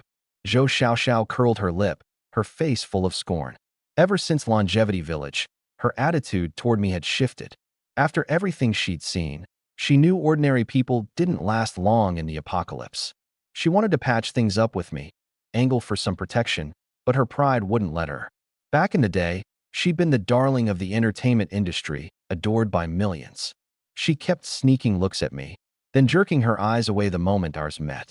She knew perfectly well that a man like me, if things got hairy, wouldn't hesitate to use her as a human shield. That old woman back at Longevity Village was living proof, and I hadn't felt a shred of guilt over it. And yet she'd set her sights on me, because every other sequence transcendent had their own clique. I was the only one flying solo. Xiao Xiao, you've been paying an awful lot of attention to Chunyi lately. Don't tell me you. Sis, what are you even talking about? I just want to use him. It's nothing sleazy like that. Use him? Play with fire, and you'll get burned. I won't. Sis, why don't we give him a lift? His truck can barely move anymore. Zhoulong glanced in the rearview mirror. Sure enough, my vehicle was falling further and further behind, about to be left in the dust. But I wasn't the least bit worried. In fact, I calmly pulled out a cigarette. Zhoulong couldn't help thinking, this man's got time for a smoke at a moment like this? Then, the very next second, the smoke around me thickened, denser and denser. The two sisters' eyes went wide. A horse made of pure smoke came galloping right out of the haze. That's a sequence transcendent ability. The horse looked a bit stiff and cartoonish, but I was already plenty pleased. I'd only ever seen a horse on TV or at tourist spots. Managing to mimic one this well was no small feat. Two smoke-woven ropes lashed themselves to the trike's frame, and the smoke horse reared up and thundered forward. The gap between my three-wheeler and the convoy shrank visibly. Up ahead in the off-road vehicle, Nana watched with amused eyes. Interesting. So that's another way the Apostle of Smoke can play his hand. On the school bus, Iron Lion, who'd used his transformation and was now drained, mumbled in a hoarse voice, "Yee, that's badass." Then he keeled right over and passed out. Every time he transformed, he had to sleep it off. In Chuche's eyes, what I was doing was a flat-out waste. Sequence abilities were precious. They shouldn't be squandered on anything but combat. Luckily, I cut off the mimicry after a dozen minutes or so. It burned through me too fast. Just those few minutes left my head spinning and throbbing. The temperature dropped, the setting sun bathed the desert in gold, and the convoy decided to make camp. The blood moon rose once more. Only then did I come rattling in, dead last. I'd tapped the smoke ability twice along the way and still got left behind. Even that little geezer buggy had beaten me in, though of course it wasn't hauling half of what I was. But looking at the day's haul, I was more than satisfied. Next, I'd use the kill points I'd racked up to upgrade the vehicle. Then transportation would be a non-issue for a good while, and I could focus on beefing up my strength and my weapons. Which reminded me, I still had my eye on that 5,000 kill point curio upgrade. By the time I rolled into camp, I was wiped out and limp as a rag. 4 all-terrain tires, hubs and all, had squashed the cargo bed so hard it was warped out of shape. That chopped chili fish head car rear-ended mine from its own momentum. Plenty of survivors shot me envious looks, whispering among themselves. One woman with a nice figure was even biting her lower lip, eyes practically itching to make a move. She was the so-called socialite of the convoy, the one who'd been trying to work her way into Chuche's good graces without success. Now that she saw I was on the rise, she'd swung her attention my way. There was a flicker in her gaze, something dangerous behind it. Once I'd parked, the first thing I did was pull out a cigarette and take a deep drag. The rich hit of nicotine took the edge off my exhaustion. When a seasoned smoker's beat, he doesn't reach for rest. He reaches for a smoke. Back in the day, I still had to think about my health, but ever since Sequence Awakening, a little side effect like smoking didn't touch me anymore. I took a glance at my stash while I was at it. At this rate, I wouldn't last a month. Yeezy, you're back. Iron Lion had come looking for me. I held out a cigarette. Want one? I don't smoke. He waved it off, then tossed me a whole carton in return. I stared at him, surprised. He grinned sheepishly, a little awkward. Listen, Yeezy, when you get a minute, could you take a look at my ride? Something seems off with it. I glanced over toward his tent. A few survivors were sprawled under a vehicle, sweeping flashlights around beneath the chassis. You just swapped into that thing, and it's already acting up? Iron Lion looked genuinely put out. Yeah, the old bus was giving us trouble, and it took forever to track down that school bus. I figured it'd be a step up. Turns out it's got problems too. My guys have been at it for hours and can't figure out what's wrong. Iron Lion stood beside my three-wheeler, wearing that dopey grin of his. We all figured, hey, you're on the mechanic sequence. You definitely have a way. His convoy had its own mechanics, and they could handle minor stuff on their own. But whenever even they got stumped, that's when I got called in. This time Iron Lion had brought a whole carton of smokes to grease the wheels. How bad is it? I asked. Won't start. And even when it does, it can't get up to speed. You'll see once you take a look. I pointed at my three-wheeler. You saw for yourself today. I've got to modify this thing first. Once that's done, I'll come help you. Friendship aside, I wasn't about to drop my own work. We were moving out tomorrow. If I didn't get this vehicle overhauled, I wasn't going anywhere. Iron Lion nodded. No worries, you take care of your stuff first. I can hold out on my end. All right then, bring that engine over for me. I might have use for it. You got it. Iron Lion left the cigarettes and took off. I let out a long breath and forced myself up to fix some food. Using my powers didn't just drain the mind, it burned through the body too. I needed to eat my fill before I could tear into anything else. While I was still eating, Iron Lion hauled the engine over. That massive steel heart made my eyelid twitch just looking at it. Even with my modified body, stronger than a regular person's, there was no way I could lift the thing. But Iron Lion was carrying it around like a toy. After dinner, I got started on upgrading the trike. Last time I'd had over 7,000 kill points. After one round of modifications, I was down to just over 4,000. Staring at that number, I hesitated. It probably wasn't going to be enough. Whatever. Upgrade first, worry later. The system interface popped up. My plan was to throw everything I'd hauled back onto the trike. The chopped chili fish head, EV, the 2.0T engine I'd yanked out of the Wrangler, and those 4 all-terrain tires. An electric drive paired with a gas engine, a full hybrid rig. Daylight in the apocalypse was plenty strong. Slap on a solar panel, and I'd have free electricity for life. This build was going to be worth every point. The blueprint came up and my mouth started watering. The chopped chili fish head became the front end, and the original trike bed hitched on behind as the cargo box. The nose was stretched out to cram in that steel heart of an engine, and the frame was jacked up to fit those beefy wheels. The original small wheels got shifted to the rear bed, 8 wheels total. The system's design was pure swagger, a straight-up pickup truck built for the end of the world. You couldn't tell at a glance this thing had started life as a soccer mom scooter. Trike to apocalypse pickup. On looks alone, it'd leave Captain Chew's and Longlegs' tricked-out off-roaders eating dust 8 blocks back. Then I saw the price, and my whole soul deflated. Holy SHT, over 20,000 kill points. I didn't even have the heart to read the digits after the 2. My chest was itching like a cat was clawing at it. Then, light bulb, a grin spread across my face. System, how many kill points can I borrow right now? I'd borrowed 300 before and paid it back on time. Good credit. Maybe my limit had gone up. The system interface started spinning in circles, running my credit assessment. In another tent, someone eavesdropped on the radio, dropping snide little commentary. The entire convoy was under his surveillance. Iron Lion's new school bus is on the fritz. That hack of a mechanic can't fix it. So he went to Chunyi for help, and Chunyi turned him down. Wants to fix his own ride first. What a selfish little brat. No, I don't quite see it that way. Captain Chew lifted his tea and took a slow, indulgent sip. In the end times, fairness is the most precious thing. Chunyi putting himself first? Sounds perfectly fair to me. These days he didn't dare put on his tea connoisseur airs in public anymore. He only enjoyed it alone, tucked away in his car or his tent. As far as he was concerned, serving good tea to that lot was like feeding pearls to swine. Comprehensive assessment complete. Host's current borrowing limit, 10,000 points. 10,000. I was floored and delighted. Plus the 4,000 I had left, that made 14,000 total. Not enough for the full pickup build, but enough to get plenty done, including that curio I'd been eyeing for ages. Even if I set aside 5,000 for the curio, I'd still have 9,000 left. All thanks to my usual penny pinching.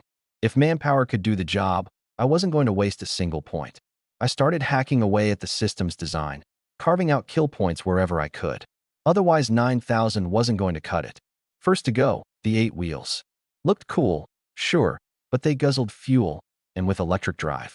I was worried the setup couldn't handle it, so I dropped it to 4 wheels. Kept those 4 all-terrain tires, though. You never know when you might need to leave the road. The price tag immediately dropped from the 2 range into the 1 range, saving a hefty chunk. I didn't cut the shocks, just swapped in a cheaper set. Looking at the quotes for the frame and chassis made my heart bleed, but those 2 were unavoidable. A 3-wheeler could get away with cutting corners, but a Doomsday pickup couldn't. I trimmed where I could, squeezing out a few more points. The truck bed was originally going to be swapped out for full sheet metal, complete with a rainproof canopy. Without hesitation, I reverted to the original patchwork setup. With that change, the pickup no longer looked like some Tycoon Airs toy. It looked like a real, weather-beaten pickup. From there, I saved wherever I could. AC, 500 points. Delete. CB radio, delete. Stereo, delete. Power seats, swap to manual. Even the auto gas to electric switchover got changed to manual. When I run out of gas from now on, the truck stops, and I flip it into electric mode myself. I'd install the 4 wheels myself, and the Iron Heart would only get its mounting bay prepped. I'd handle the rest. As long as it didn't affect survival, I'd cut it in a heartbeat, however small the savings. Half an hour later, this Doomsday pickup looked about as slick as a tractor. The system quoted me, still 6,000. Sigh, can't optimize any further. I locked in the plan. An hourglass popped up above the 3-wheeler. 9 hours, 59 minutes, and 59 seconds. 10 hours, done by 7 tomorrow morning. Acceptable. 14,000, spend 6, 8,000 left. Upgrade the Curio, another 5,000 gone. Only 3,000 remaining. Right back on the edge of anxiety. With the truck sorted, I brushed the sand off my backside and headed toward Iron Lion's yellow school bus. The flashlight beams were still darting around. They hadn't given up. I'd taken their cigarettes, so naturally I owed them a fix on the vehicle. Seeing me approach, everyone set their tools down, their eyes full of expectation. Yezi, you're here. Got it running yet? Nope. Hell, can't figure out what's wrong. Shoulda never swapped for this thing. Iron Lion looked utterly frustrated. This school bus really was a step up from their old coach. 30% more space, tall and wide inside. Perfect for a big guy like Iron Lion. No worries, let me take a look. I walked over, and the crowd made way. The engine bay had already been dismantled into pieces, the greasy Iron Heart exposed. To find a functioning school bus in the apocalypse, Iron Lion had gotten lucky. I pressed a hand against the vehicle's side, and the system dialog box popped up. Diagnostic scan. Scan complete. Condition, 87%. Yeah, this bus basically had no major issues. Iron Lion had probably just gotten nervous with a new ride and wanted me to check it over. In the apocalypse, vehicles were everything. Give me the problem list. 7 or 8 issues came up, half of them cosmetic stuff like chipped paint and body dents. I quickly zeroed in on the noises and sluggish throttle Iron Lion had mentioned. Nothing serious in the short term, but if left alone, minor issues would fester into major ones. The moment Iron Lion and I got to work, the whole convoy came crowding around. Word travels fast in a group of 40-plus people. Everyone knew I'd awakened to a superpower along the mechanic sequence, and now they all wanted to see how I fixed a car. When they saw me standing motionless with my hand pressed against the vehicle, whispers broke out around me. Sis, what's Chinyi doing? Why isn't he moving? No idea. Probably charging up his power or something. The Zhou sisters were in the crowd too. Zhou Xiaoxiao dreamed of awakening a sequence herself. She wasn't about to pass up a close-up look like this. Plenty of others were thinking the same thing. Even Nana, the long-legged girl, had come over. She'd never seen me use my ability up close either. I scanned the problem list and locked onto the main fault. System, how many points to fix this? 150 points to 150? That stung.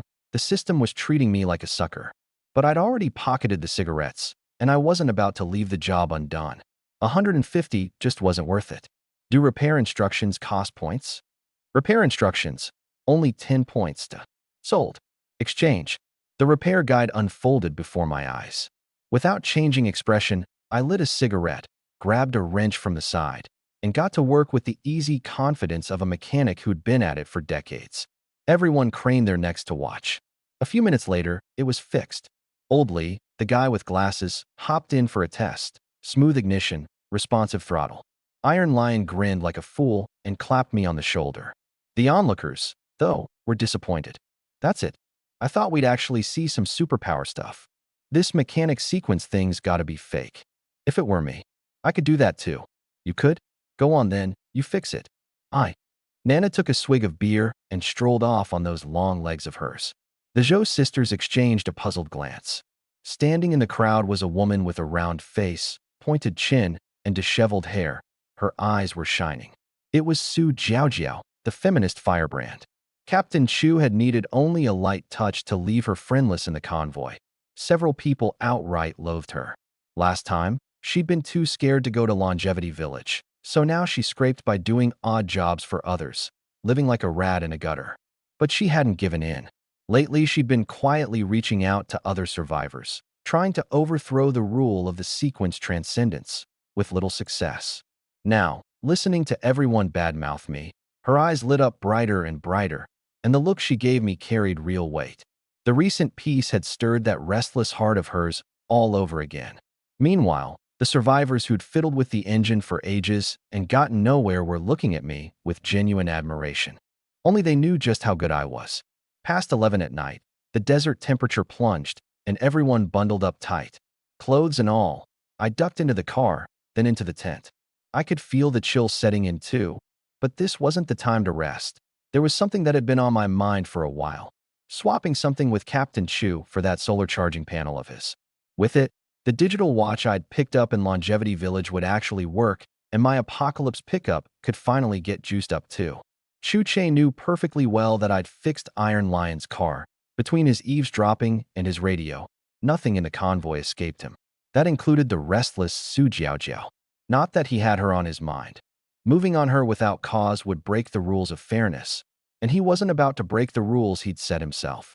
Besides, that woman actually thought I was the weakest guy in the convoy? Interesting. Captain Chu took a small sip of pu'er, a warm ease spreading through him, and found himself missing the days when tea had been something you could drink freely. The apocalypse wasn't all bad, but every leaf you brewed was one less leaf in the world. Pretty women didn't interest him. He wouldn't spare a second glance for any of the knockouts in the convoy. The one thing he was greedy for was the wisp of amber in his cup. SSSS. Another sip, and the fatigue melted right off him. Captain Chu. A familiar voice suddenly called from outside the tent. Captain Chu jolted and scrambled to hide his tea set. He'd just grabbed the pot when the flap was yanked open from outside. A scruffy, stubble-covered but handsome face poked in. It was me. I hadn't expected to walk in on this either. Captain Chu shiftily stuffing something into a box. My eyes swept over what he was trying to hide and lit right up. Captain, that's cold. Drinking tea all by yourself and not inviting me. I rubbed my hands together as I edged in. Now that I think about it, I haven't had tea in ages. I'd only come to trade for the solar panel, and I happened to catch him mid-brew. Out here in the desert, water was precious.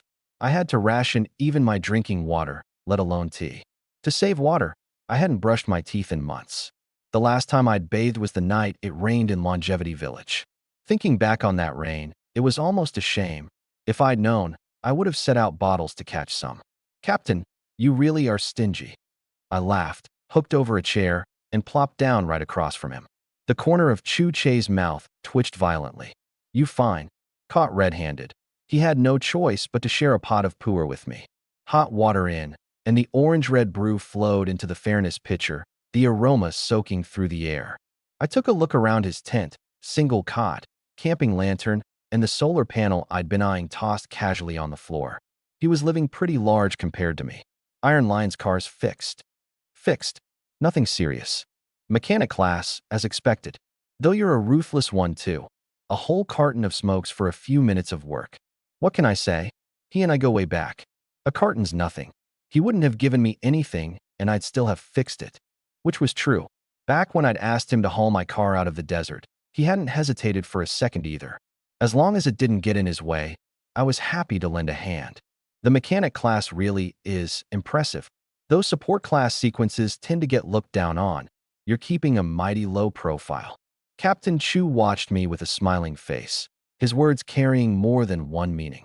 I raised my cup and drained it in one swallow. Captain Chu fixed his eyes on me. Chinyi, you don't come knocking without a reason. What are you here for in the middle of the night? Out with it. I pointed at the solar charging panel behind him. I want that. What's your price? He'd already guessed I'd come. That thing isn't cheap. Name it. 10 kilos of flour, plus 10 kilos of rice. Are you out of your mind? This old bastard was even more ruthless than me. Chu Che took a leisurely sip of his tea. Too steep? You can go find old Zhang. He's got plenty of panels. But he'll charge you twice what I do. I believed it. That miserable old man was tighter than a drum. Every time he finished a deal with that curvy woman, he'd hand over just one little bread roll. One roll for a whole night. Trading with him, the price would only be worse. Besides, something about that old man had always felt off to me. Until I figured out what his deal was. Best to keep my distance. Captain, this is too much. Not too much. You've got plenty of supplies, and only one mouth to feed. I've got a whole convoy to keep alive. Oh, right. You still owe me a 15-liter jug of gasoline. When are you paying that back? I only had 60 liters total right now. Pay him back, and I'd be down to 45. Ahem. Captain, it's not like you're short on fuel. Let's talk about that later. Focus on the panel first. 10 kilos of rice, 10 kilos of flour. Not a gram less. You black-hearted Scrooge. Call me whatever you want. He sipped his tea with obvious satisfaction. But I do have a busted solar panel set, too. If you want that one, half the price I just quoted. That got my attention. All right then, let me take a look. Chu Che stood up and walked over to a 30-inch travel suitcase, digging through it. My eyes followed him. Anything he kept locked up in that suitcase wasn't ordinary goods. Then, out of the case, he pulled a piece of red hide and tossed it carelessly to the side. My eyes narrowed. I'd seen this hide before at one of the convoy trade meets, and even then something about it had struck me as odd. Now it seemed clear. It was almost certainly some kind of exotic material. System, what is this hide? Spend 100 kill points to appraise. I froze. It actually cost kill points? That had never happened before. Was this thing something serious? Out in the desert, the temperature plunged at night, dozens of degrees below zero, cold enough to freeze a man to death. The school bus windows had all been sealed off with quilts. In the dead of night, Su Jiaojiao called Su Lina out of the bus. No matter how many layers this woman bundled up in, she couldn't hide those curves. The eyes of several male survivors clung to her back and wouldn't let go. The convoy had only one iron rule: fairness. Nothing without consent. No one could force anyone. Old Zhang had once tried to buy Su Lina's favor with a big sack of food, and she'd turned him down flat. In the apocalypse, a whole sack of food could get most people to do anything, but she wouldn't even glance at it. This woman was more seductive than the Zhou sisters. Every gesture she made was a natural temptation. Nobody could dig up what she'd done before the apocalypse. Su Lina stomped over to Su Jiaojiao. The chubby girl hadn't washed her hair in ages and reeked from head to toe. Jiaojiao, it's the middle of the night. What do you want with me? Su Jiaojiao glanced around and lowered her voice. Sis Lina, don't you think our convoy is way too unfair? Su Lina took a wary half-step back. What do you mean? 43 people and only 4 sequence extraordinaries. 3 men and just you as the only woman. Every day we sweep out the train cars, cook meals, and get pawed at by those men on top of it. Why do they get to eat well without lifting a finger while we work ourselves half to death and barely get enough? It's not fair. She ground her teeth. Su Lina's eyes were clear-headed, and she was already regretting getting off the train. This woman was insane. What are you trying to do? I want to make the convoy fair. I've looked into it. Being a sequence extraordinary isn't such a big deal. Take Chunyi. He's a sequence extraordinary too, but when he was fixing that car today, how was he any different from a regular person? He's the weakest of them. We start with him. He's the mechanic, so if we get him under our control, we change the whole convoy. Then you can be vice captain, I'll be captain, and we'll build a new end times utopia. Stop right there. Su Lina raised a hand to cut her off. If you think it's unfair, next time go scavenge for supplies yourself. The Zhou sisters go out on their own, and they're doing just fine, aren't they? Su Jiaojiao's face stiffened. Go face those eerie things out there. Not in a million years. Save it, let me finish.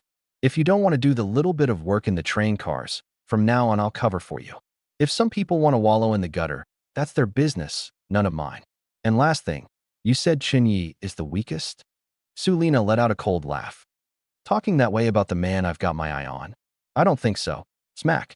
A vicious slap landed on Su Jiaojiao's face and left her reeling, a red handprint blooming instantly across her round cheek. Sulina turned on her heel and strode off, hips swaying. This woman had clawed her way out of the deep mountains of Sichuan Chongqing, fought her own way into college, been the campus goddess, and then ended up as the caged canary of some big shot. When the apocalypse hit, she actually found life bearable, sweeping train cars and cooking meals in exchange for supplies, and as long as she wasn't willing, no one could force her. The only thing that got to her was never being full. She wanted to climb higher. She'd first set her sights on Captain Chu Che, but after a few interactions, she'd noticed his eyes stayed dead calm whenever he looked at her, which led her to the depressing conclusion that Captain Chu probably didn't have it in him. That hulking iron lion was out of the question, and she hadn't gotten desperate enough to stoop to old Zhang, who kept fawning over her. Then Chunyi showed up. Young, handsome, and a dual sequence extraordinary. She'd locked in her target. She'd even, right in front of, Su Jiaojiao had told people that Chunyi was the man she'd set her sights on, and had slapped her over it. She was praying the news would find its way to Chunyi's ears, so that when he came sniffing around on his own, she could play innocent, like nothing had ever happened. Classic canary bird tactics, right? Su Jiaojiao's out to get Chunyi, and he doesn't even know it yet. Should I tell him? It'd be a good excuse to get close. Smoothing down her tangled hair, she pulled out a wet wipe she'd been hoarding and scrubbed at her face and neck, neither of which had seen water in days. Confirm appraisal. 100 slaughter points deducted. Appraisal complete. Item name, Scalp of the Flayed Ghost. Type, Wondrous Item Material. Can be crafted into a wondrous item with capabilities beyond ordinary imagination. Origin, peeled from the head of the flayed ghost by a disciplinarian of the Buddhist Sequence 3. After the extraordinary being fell in battle, a survivor picked it up, and through various hands it eventually came into the possession of Chu Che, captain of the Fair Trade Convoy. Recommendation, a rare wondrous item material. The item crafted from it will likely rank within the top 2,000, though there is some chance of side effects. Top 2,000. Captain Chu's eavesdropping radio was only ranked 1257. Sure, mine might not measure up to that, but I was more than content. Wondrous items were extraordinarily rare. Rumor had it Nana owned one, ranked somewhere past 3,000, and I was guessing it was that sword she never let out of her sight. That alone showed just how precious these things were. You want this? Captain Chu wore an expression that screamed, I knew this day was coming. So smug, I honestly wanted to hock a loogie right in his face. But for the sake of haggling, I swallowed it down. How do you want to trade? He didn't answer. Instead, he pulled on a pair of rubber gloves before reaching for the red hide. A moment ago, you tossed it around like garbage, and now that I've spoken up, you're suiting up with gloves? What a filthy trick, Captain.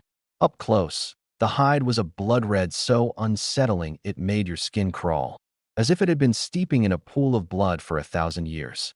I knew almost at once. This was human skin. The grain matched my own skin exactly. Since you figured it out, I won't hide it from you, Chu Che said. Back before I joined the convoy, some survivor had brought it in with a haul of supplies. A few days later, the man was found dead in his own tent, his entire body flayed clean of skin. The hide ended up in Chu's hands. He'd been about to throw it out, then figured it might come in handy someday, and kept it. This isn't any ordinary piece. I'd originally planned to trade it to another convoy for something good, but since you want it, I'll let you have it. I knew full well the price wasn't going to be cheap. So what are you asking? I want that chopped chili fish head of yours. I stood up and walked out. Hey, don't be in such a rush. Let's talk it over. Why are you young folks always so hot-headed? In the end, I coughed up 2 20-kilo sacks of rice, 10 kilos of flour, a case of instant noodles, a case of mineral water, 2 jars of lao gan ma, 10 sausages, 10 packs of marinated eggs, 5 pounds of cured pork. That's what it took to get that red hide and that busted charging board. The charging board was thrown in as a gift. I was basically hemorrhaging supplies. Yeezy, don't take it personal. I've got a whole convoy to feed. This much stuff barely covers it. A whole convoy, huh? Fine. Back when survivors were fleeing from Lu City, he did put us up for a couple of free meals. Not worth arguing over. I walked straight out of the tent, goods in hand. I couldn't be bothered to hide the thrill running through me. Right outside, I ran into Uncle Ah Bao walking those two big black dogs. Those were the mutts Chu Che had traded for after I told him black dog blood could ward off the uncanny. Now they were nothing but skin and bones. The greedy bastard had been draining them dry. Then that long-legged girl came weaving back, a beer in one hand and the other resting on her sword hilt. She waved the can at me. Yi Zi, want a sip? Nah, you go ahead. I got back to the three-wheeler. The countdown had a little over 9 hours left. Just as I was about to duck into the cargo bed to rest, I spotted a shivering figure crouched next to the truck. Who's there? My hand went to my machete. It's me. The figure stepped out. Under the blood moon, a pale, frozen face, that infamously seductive woman. You? She tilted her face up slightly, letting me get a good look, her voice trembling. My name's Sulina. I came to warn you. Somebody's out to get you. Be careful. She stomped her feet as she spoke, breath puffing white in the air, her little face flushed pink from the cold, the picture of a damsel in distress. You came all this way just to tell me that. I looked her over. Had to admit, frozen half to death, she was still easy on the eyes. Every bit as good-looking as the Zhou sisters, with an added touch of fragility. You're a good person. I don't want to see good people get hurt. Who's coming after me? I can't say. If I did, they'd come after me too. And once you knew the name, you'd definitely go get even. I don't want to see anyone else get hurt. Not with the world already like this. Reeks of manipulation, I snarked internally. Seeing me just stand there without reacting, Sulina looked a little awkward and turned to leave. Only then did I fish a Snickers bar out of my coat and hold it out to her. She stared at that chocolate bar and swallowed hard. Before the apocalypse, she wouldn't have touched something like that. But now, she forced her eyes away. I told you because I don't want good people getting hurt, not because I wanted anything from you. Get some rest. Good night. With that, she gave a twist of her hips and hurried off. As if terrified, she'd let her hungry look show if she lingered 1 second longer.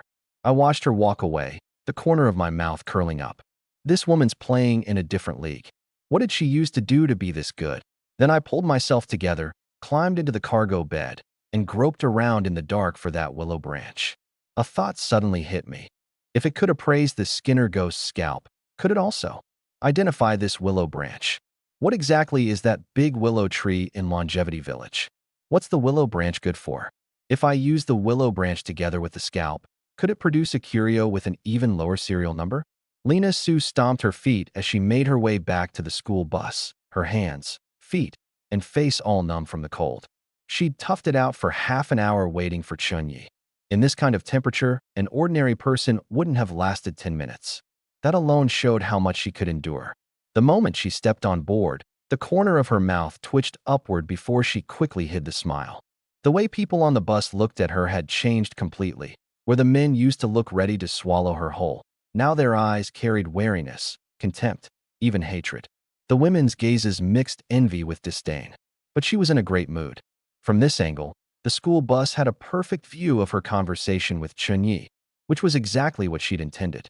She knew perfectly well that nothing had actually happened between them, but in everyone else's eyes, the two of them were already tangled up together.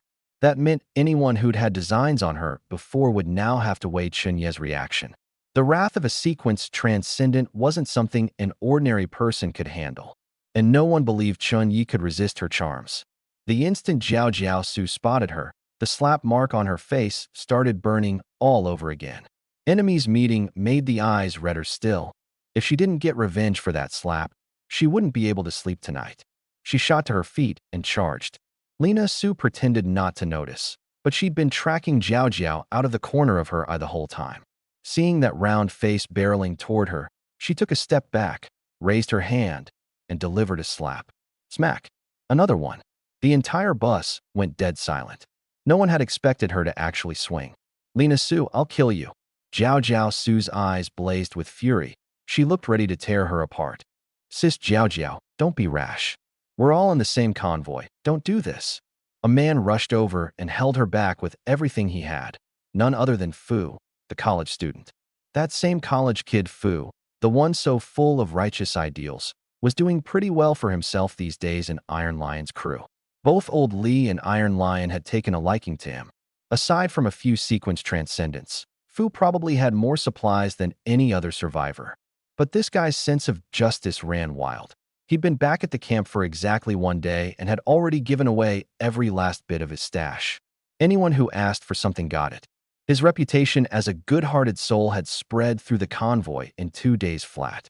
Old Zhang, who drove the little cart, made you pay something for a loan of supplies, but at Fu's, all you had to do was put on a passable act, and you could walk away with things for free. That was exactly why Fu had joined up with Iron Lion's crew on his 2nd day back. I was over on the tricycle side, so all I could hear was that a shouting match was going on over at the school bus. Couldn't make out what it was about. Only later did I find out that Jiao Jiao Su was trying to rip Lina Su to shreds. Fu, get out of my way. I'm gonna tear this slut apart. Jiao Jiao Su jumped up and lunged, trying to claw at her. Lina Su let a look of alarm cross her face at just the right moment, and every man in the surrounding circle felt his heart ache for her. Jiao Jiao, calm down. We can talk this out. Lina, don't. Don't be scared. We've got your back. The men chimed in one after another, each trying to comfort her. Su Jiao Jiao was ready to explode. She hadn't said a single word before getting slapped, and this pack of idiots was blind to it? You bunch of morons. You're only fawning because Su Lina's a slut, aren't you? Well, guess what? She's got herself a man now. She let out a cold laugh. If you want to sleep with her, at least keep whatever's in your pants under wraps. Careful her man doesn't find out and take your worthless little lives. The moment the words were out, the men's faces darkened, their eyes darting shiftily between the two women. Su Lina's eyes instantly welled up, the picture of a wronged little wife who'd suffered every indignity. She'd been the one to throw the first hit, yet somehow now she looked like the victim. That kind of acting could win her an Oscar in Hollywood. Jiao Jiao, how could you say that about everyone? Is that really what you think of me? I hit you, don't you know why? Su Lina didn't take the bait, just flipped the whole thing right back around. You slapped me for my own good, is that it? Su Jiao Jiao spat through gritted teeth, venom in every syllable. Su Lina, you think I'm as dumb as these fools? Inwardly, Su Lina sneered. This woman's got no fight in her. The moment I get serious, she folds. Only a man like Chun Yi can actually get me interested. 3 days, and I'll have him in the bag. She pulled herself together and raised her voice, laying every one of Su Jiao Jiao's cards on the table right in front of everyone. Jiao Jiao, I know you're unhappy with the convoy. Unhappy that some people get more while others barely have enough to fill their bellies. You want to push back. You want to pull me over to your side. You want to be the captain and make me your second in command. But those supplies were earned with people's lives. So many of our companions never came back.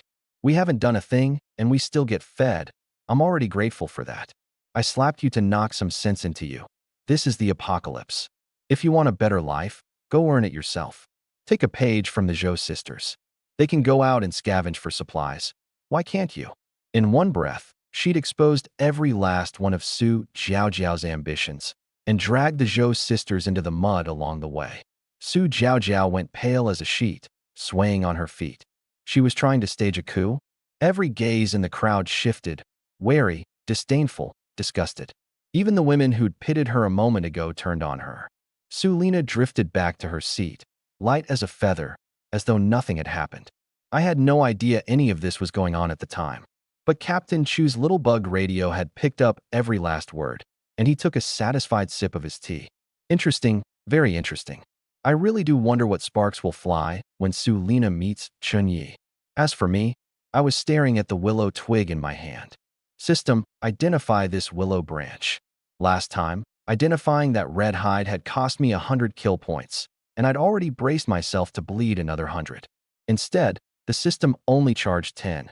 I was a little disappointed. Whatever 10 points could identify was probably nothing special. But I was also a little relieved. It was only 10 o'clock, after all. Item, willow branch of the grudge-binding willow. Type, wondrous material. Can be used to craft wondrous items. Origin, a branch severed from the grudge-binding willow by some nobody. The grudge-binding willow still has plenty more where this came from. Appraisal, rare wondrous material, common quality. So the big willow tree in Longevity Village was called the grudge-binding willow. Fitting name, Those corpse puppets beneath it were nothing if not grudge-bound souls. Wait a minute, some nobody. Since when does the system sass people? Back when I appraised the Flayer Ghost scalp, the system had said it could be made into a wondrous item ranked within the top 2,000. This time, no such note. Looks like this willow branch is a good deal weaker than the scalp. Still, I stashed it away with care. The system only lets me run one upgrade task at a time. Appraisals and QA don't count against the slot. If I wanted to upgrade a wondrous item, I'd have to wait until 7 the next morning. I lit a cigarette. In the faint glow, the mutated white pupil of my left eye flickered in and out of sight.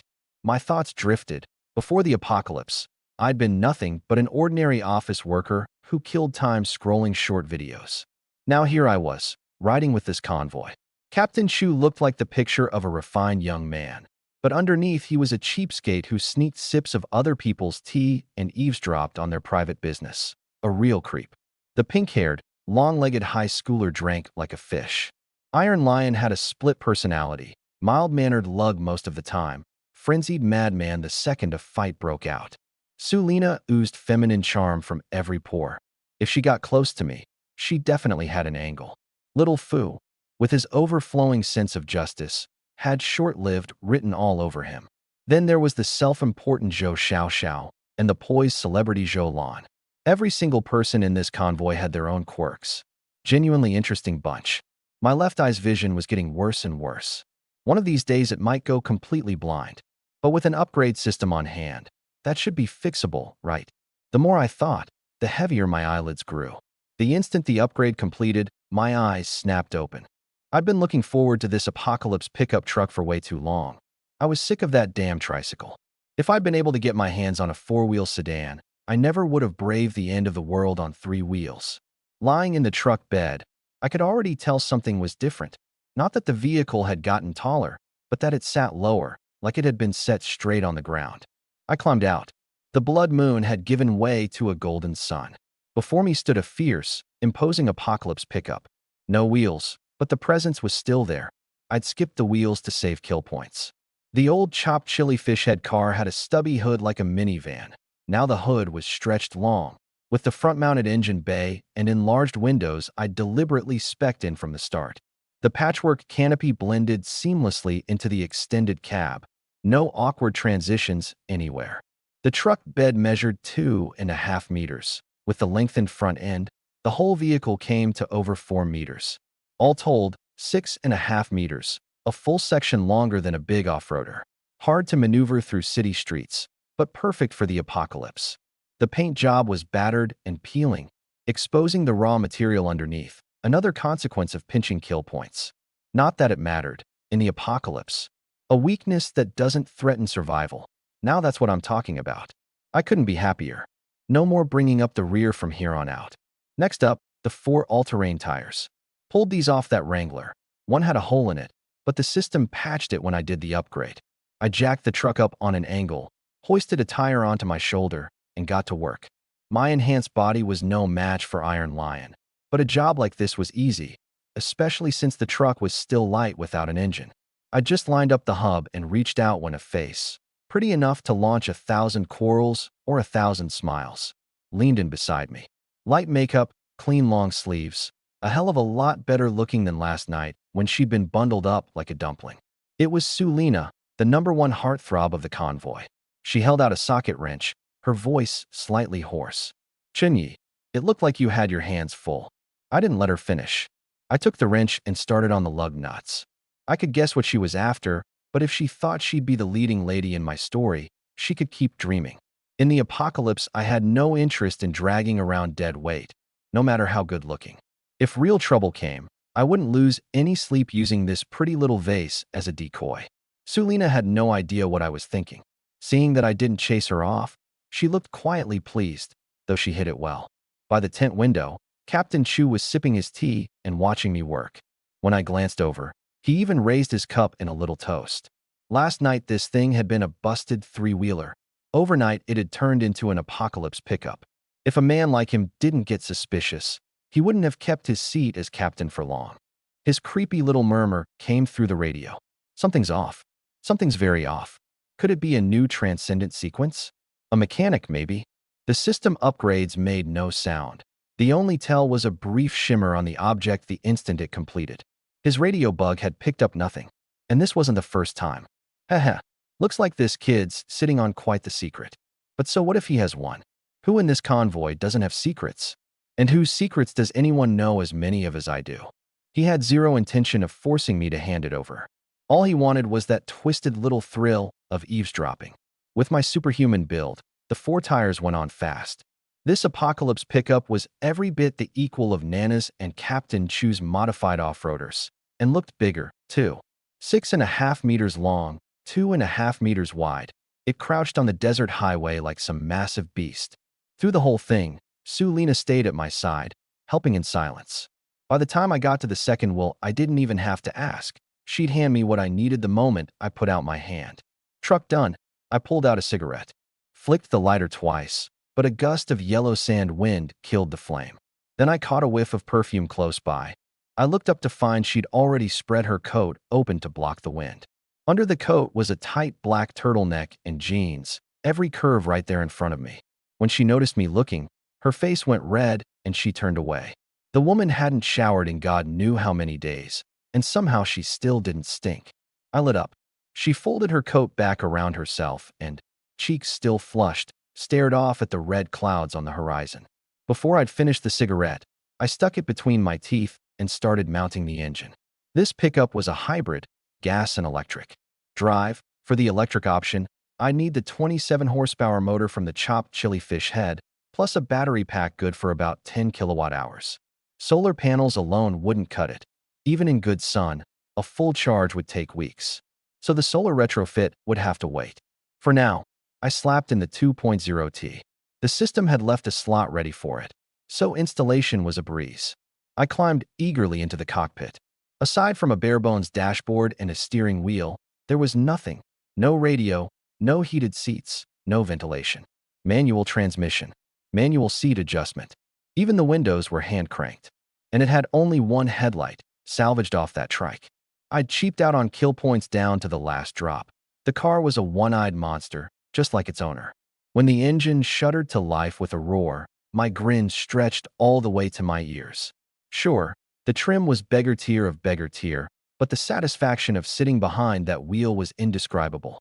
Before this, every time we relocated, I'd been the one stumbling along at the tail end of the convoy.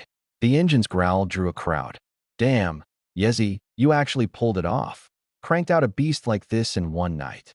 The pink-haired, long-legged girl, rarely sober, sauntered over and ran her hand along the car, unable to stop marveling. The survivors gathering around had stars in their eyes. Who wouldn't want to ride in the apocalypse? Just look at the Zhou sisters. That one little sedan had bumped their quality of life a whole tier above everyone else's.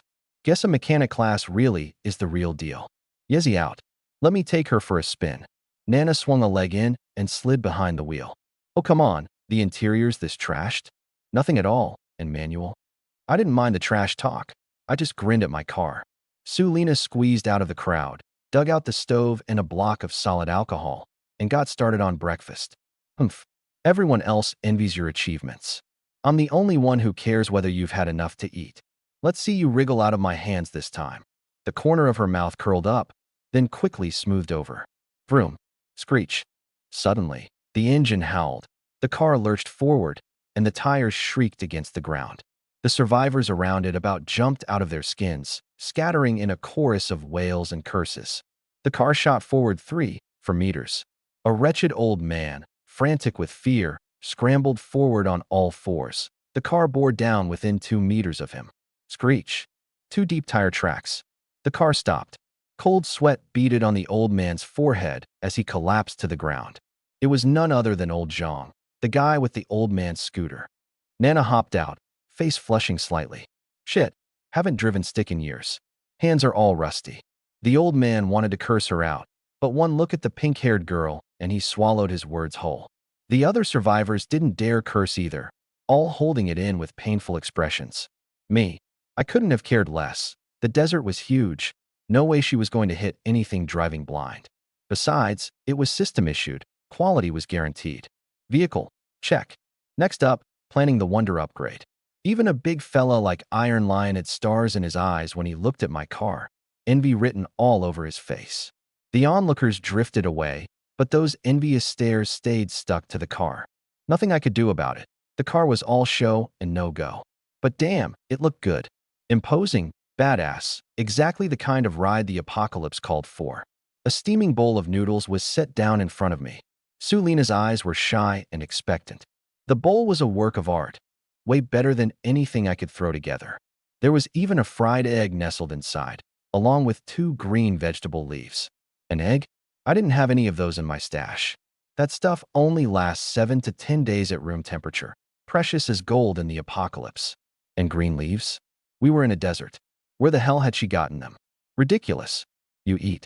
I'm heading back, she said, then turned and hurried off, like a girl fleeing her crush's gaze.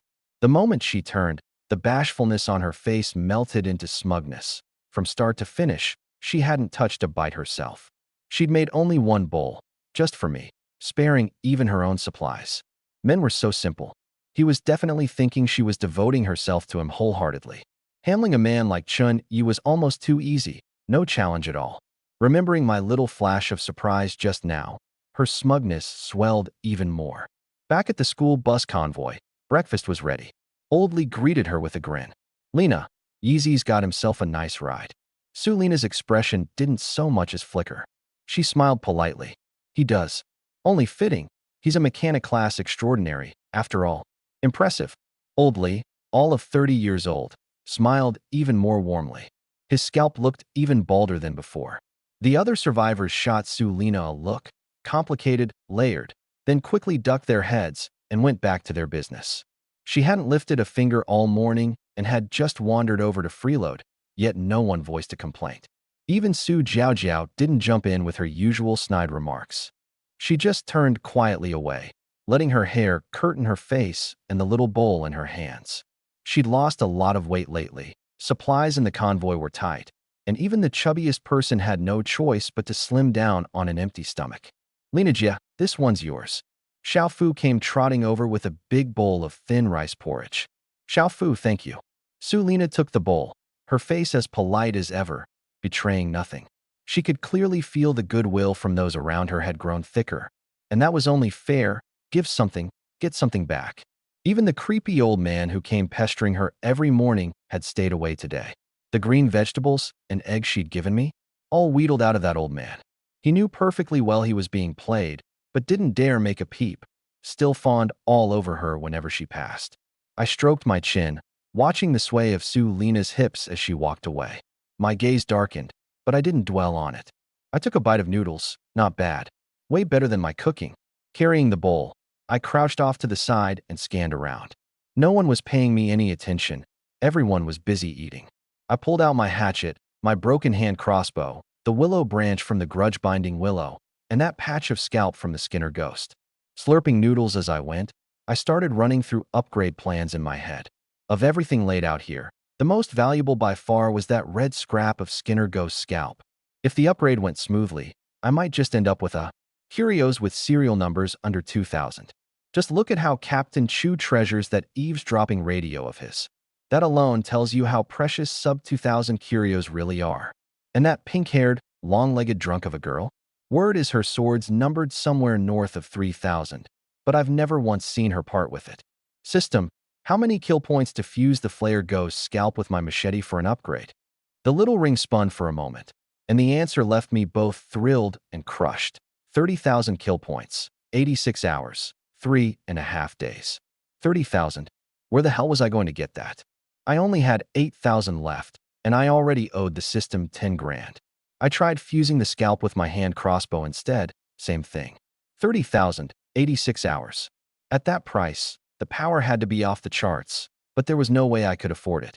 I'd have to shelve the scalp for now and settle for upgrading the machete with a branch from the grudge-binding willow, just to get myself some close-quarters defense. The system quoted 5,000 kill points that I could swing. I tapped confirm without a second thought. An hourglass popped up above the machete. 11 hours, 59 minutes, and 59 seconds. Then I suddenly remembered the black dog blood. That stuff worked on anomalies, so it had to count as curio material too. Worth a shot. I climbed into the truck bed and quickly fished out a small pouch of viscous black dog blood. A few kill points got it appraised. Item: nearly dried, ordinary black dog blood. Type: ordinary curio material. Notes: has some effect on your run-of-the-mill anomaly, but if you're hoping to actually kill one with this, you're dreaming. Ordinary this, run-of-the-mill that. I didn't know what to say. Still, since it qualified as curio material, I could use it in the upgrade. Something beat nothing. And if I could keep the blood's effect against anomalies baked into the weapon, all the better. Up till now, I'd had to smear it on the blade every damn day and reapply the second it wore off. Total pain. I added the black dog blood to the mix. The system came back, 5,500 kill points. 500 more. That took me from 8,000 down to 2,500, enough for emergencies. The timer bumped from 12 hours to 12 and a half, done by around 9:30 tonight. 12 hours, 29 minutes, and 59 seconds. Heads up, we roll out in 10. Uncle Bao's loudspeaker crackled. I was pretty much done with my noodles. As for washing the bowl, splash in a bit of bottled water, swirl it around, and chug it, flavor and all. This was the desert. Every drop of water was worth its weight in gold. I stowed my gear and slipped into the driver's cab. Tonight I'd get my hands on my very first curio. A new day, full of promise. The convoy rolled out. Leading the way was Captain Chu's modified off-roader, the word fairness spray-painted in red across the body. Right behind him was the pink-haired girl's car. Through the window, I could see she'd hit the bottle again, passed out cold in the passenger seat. I honestly had no idea how she pulled off being drunk 20 out of every 24 hours. She caught me looking and gave the beer in her hand a little wave. I lifted my cigarette in salute, the mutual recognition between a chain smoker and a drunk. I threw the pickup into gear and pulled out, a hulking beast trailing behind the girl's car. The truck had its share of problems, but as far as I was concerned, it was the best ride you could ask for in the apocalypse. Plenty of survivors shot envious glances my way, looking like they'd love to yank me out and climb in themselves. Outside the window, endless desert stretched in every direction, not a soul in sight besides our convoy. A few months ago, even the most remote corners of this land had borne some trace of human life. Now, everything had changed. I couldn't shake the feeling that this apocalypse wasn't as simple as it looked. Scorching hot enough to kill you by day, freezing cold enough to kill you by night, and those bizarre creatures that had no business existing on Earth.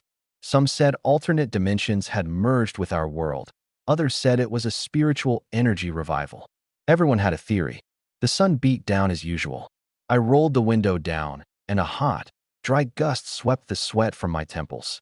The dark shades helped block the glare and gave my eyes a break. Sunglasses used to be nothing special, but now people had actually offered to trade for these. I'd turned them down. On my feet were a pair of flip-flops. My old shoes had melted through the soles back when I was scavenging cars at that pileup. The worst part was the smell coming off me. I hadn't showered in months, and it was genuinely bad. I drained the last swallow of water and carefully tucked the empty bottle under my seat.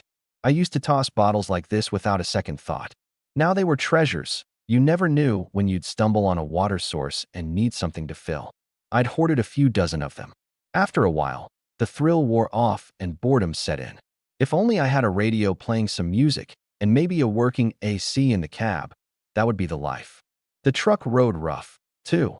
Every little rock in the road jarred my back, like it had no shocks at all. Funny how people work. Get one thing and immediately start wanting better. The convoy slowly began to slow. I leaned out to look. Up ahead, two burned-out car frames sat on the shoulder, charred to blackened skeletons. Captain Chu's vehicle came to a stop, and a young man hopped out.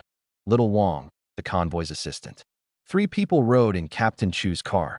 Uncle Bao, who handled odd jobs, and Little Wong, his helper. The pink-haired girl's car carried 2. Her, and a girl called Little Fish, barely 5 feet tall, black-framed glasses, and apparently even younger than the pink-haired one.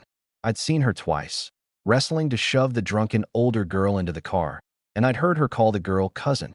I'd even seen her drive that modified off-roader. If you weren't paying attention, you'd swear it was driving itself. Little Wong jogged toward the 2 burned husks. I parked and hopped down too. These days the sight of a car made my eyes light up. Scavenging supplies was the first rule of the apocalypse. Others climbed out behind me, figuring it was worth a shot, Jujubes or not? Ye, my man, little Wong called out. I nodded back and looked the two burned-out wrecks over. Each held two carbonized corpses inside, and nothing else. Disappointed, I turned back to my truck. The convoy rolled out again, sinking back into its usual deathly silence. Nobody knew where we'd bed down tonight, or when this kind of life would ever end. Then the loudspeaker crackled to life. Heads up, route change. We're leaving the paved road, meaning we were going off highway. The announcement threw a lot of people into a panic. The Zhou sisters and the folks in the other sedan went pale. Driving on sand is a whole different beast from driving on pavement. Off-roaders could handle it, but sedans were clearly at a disadvantage. The convoy pulled over, and quite a few people went to ask Uncle Abeo why. Cigarette clamped between my teeth. I went looking for Captain Chu instead. Nana and Iron Lion drifted over too. Captain Chu's face was grim. No choice. There's danger up ahead. If we push through now, I doubt a single one of us would make it out alive. That bad, huh? I flicked some ash off my cigarette. Very bad. Our convoy has 4 sequence transcendence, sure, but if we run into a serious Eerie, none of you are a match for it, Captain Chu said evenly. Fine, fine. Off-road it is. Our ride can handle it. The pink-haired girl swayed her head, too drunk to stand straight, and grabbed my shoulder for balance, giggling stupidly. I gave a helpless twitch of my lips and completely missed the pair of sultry eyes in the yellow school bus behind us, glinting with a hint of jealousy. Everyone, don't worry too much. As long as we don't push forward, there's no danger. Go back and let some air out of your tires first. Driving on sand meant adjusting tire pressure. I went back to my vehicle and let a bit of air out of all 4 tires. Once we left the highway, people were tense at first but quickly adjusted. The Zhou sisters' sedan got stuck once and had to be pulled out by Nana's vehicle. Night fell, but Captain Chu still gave no order to stop. Tension thickened throughout the convoy. The cigarette in my mouth never went out, and the cabin was filled with smoke. That smoke was my eyes. Anything within its reach, I could sense. The hatchet still had a few hours before its upgrade finished. Not until the blood moon hung high did Captain Chu finally say we could rest. Only when I asked did I learn it was already 9 at night. Another half hour, and my first mystical item would be complete. After trudging all day, the survivors were beyond exhausted. Before, at least the highway had pointed the way, a symbol of civilization. Now there was nothing but desert as far as the eye could see, and no one had a clue where we were. Muffled crying drifted through the camp from time to time. Not far off, that geezer mobile was rocking harder than usual today, accompanied by some rather unspeakable sounds. Thankfully, supplies were still adequate. Only drinking water was running low. Even when cooking, I hadn't dared to be generous with it. Compared to the survivors' gloom, the few sequence transcendents remained composed. Nana had drunk herself into a puddle of mush. Iron Lion's massive frame sat silent by the fire. Captain Chu was nowhere to be seen, probably holed up in his tent sipping tea. I watched the orange flames rise from the block of solid alcohol. Meow's lips curled up at the corners. 2 seconds, 1 second upgrade complete. The hatchet beside my hand shimmered, and the black dog's blood and willow branch vanished at the same instant. My hand sank under a familiar weight. The moment I felt it, something in me settled. I raised it up to eye level. Under the blood moon, a current of crimson energy seemed to drift through the blade. Yet when I looked closer, there was nothing there. The 40-centimeter thick-spined blade gave off a cold, blood-tinted sheen. The 20-centimeter curved handle was the perfect length for chopping, wrapped in a coil of hemp rope for grip. No, that wasn't hemp rope. I leaned in closer. What was coiled around the handle were actually branches from the grudge-binding willow. The moment I recognized them, a tender green bud sprouted from the butt of the handle. Before I could react, the willow branch shot out and wound itself once around my wrist, lashing my hand to the blade before it finally went still. All the information about this strange object came flooding into my mind. Curio name, Bloodgrudge Hatchet, serial No. 04879. A serial number under 5,000, I wasn't disappointed. For a curio forged from the most ordinary materials, earning any serial number at all was already impressive. Uses: the blade has a suppressing effect against anomalies. When the hatchet is thrown, the willow branch can steer the blade in flight, enhanced under a blood moon. Capable of absorbing resentment. Once enough accumulates, It may even undergo a qualitative transformation. Seeing these three abilities, I felt a surge of excitement. The first was clearly inherited from the Black Dog's blood. The second came from the grudge-binding willow. Back in Longevity Village, even the corpses hanging beneath that willow could fly. The third had to trace back to the grudge-binding willow as well, or where else would the name have come from? Which meant that the more corpses hung beneath the grudge-binding willow, and the more corpse puppets it controlled, the closer it would come to its own transformation. Thinking back to Longevity Village, a chill crawled through me. I shook off the stray thoughts and kept reading. Cost: requires daily feeding of the host's fresh blood. Feeding it blood every day? Just a drop or two. With my sequence-grade transcendent body, I could handle that easily. For a curio ranked past 4,000, the side effects couldn't be too outrageous. Taboo: never unsheath it before bloodkin, or the blade will turn on family members. Bloodkin? It was the end of the world. Where was I supposed to find bloodkin? This taboo didn't concern me. Then again, Captain Chu's radio, ranked inside the top 2,000. Just how brutal must its taboo be? Comment: if the handle had been crafted from the trunk of the grudge-binding willow, this blade might have ranked considerably higher. The grudge-binding willow, again. Use the trunk for the handle. I'd shelve that for now. Once I was strong enough, I'd pay Longevity Village another visit. That village still had plenty of secrets left to dig up. I turned the hatchet over in my hands, then flicked my wrist. The blade shot out under the blood moon, the willow branch stretching out endlessly into the night.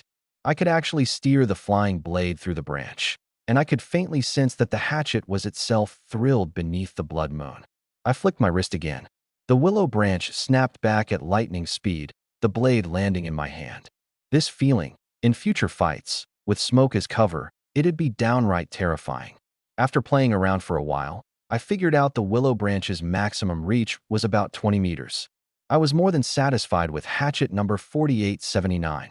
I ran a finger along the edge. Blood beaded up and dripped down. The hatchet drank it like a living thing gone mad, and even the willow branch woven into the handle unfurled a bit more. I just pressed the cut straight against the blade, curious to see how much it could drink. Only when I felt the faintest twinge of discomfort did it stop, the willow branch quivering slightly, as if cheering in delight. That much I could handle. Guess a low ranking meant a reasonable price. But who exactly did the ranking? And how insanely powerful were the top 100 oddities? A burnt smell drifted over. Damn it, my food. The pot was a blackened lump. Dinner that night was scorched rice. But burn or not, I wasn't about to throw it out. My mood was still good. After all, I'd landed my first oddity. After eating, a light breeze somehow carried a trace of dry heat. I looked up. A blood-red moon hung low on the horizon, but not a single star was in the sky tonight, where before there had been thousands. I turned my eyes to the solar panel. Gasoline was running low. 60 liters wasn't going to last long to begin with, and I'd burned through plenty today. Charging the battery was non-negotiable, and step 1 was fixing the panel. 5 hours, 100 kill points. Done by midnight. It stung, but I'd swallow it. The night passed uneventfully. When I woke the next morning, the panel was repaired. Kicking myself for wasting a free upgrade quest, I hurried to upgrade it. I'd gotten this panel from Chuche in a trade. As is, it could barely juice up a phone or a power bank. The idea of powering a pickup with it was pure fantasy. Thankfully, I had the upgrade system. But my hopes crashed fast. To get what I wanted, I'd have to enlarge the surface area and boost the efficiency, well beyond what this era's tech could deliver. The system quoted me 50,000 kill points. Not even close. I had to strip the request down. Bigger light-catching area, higher conversion rate, and only enough juice to fully charge after 50 hours of sunlight. Even that came out to 5,000 kill points. I was stumped again. My kill points weren't anywhere near enough. Was I really going to have to borrow from the system again? The last loan wasn't paid off yet. No way it'd lend me more. Just as I was about to try my luck anyway, a scream of absolute terror ripped through the camp. The kind of scream you let out when you've seen something out of a nightmare. That's a sandstorm. Sandstorm. Sandstorm's coming. Those 3 words made my scalp prickle. I'd never been in a desert, but I knew what a sandstorm meant. I looked up. Behind my shades, my right eye shrank to a pinprick. A yellow-brown line was churning across the horizon. No end in sight, sky and earth. A wall of muddy yellow swallowed even the blazing sun. The wind slammed into our faces, stinging like slaps, and the car windows rattled and popped as though the world were ending.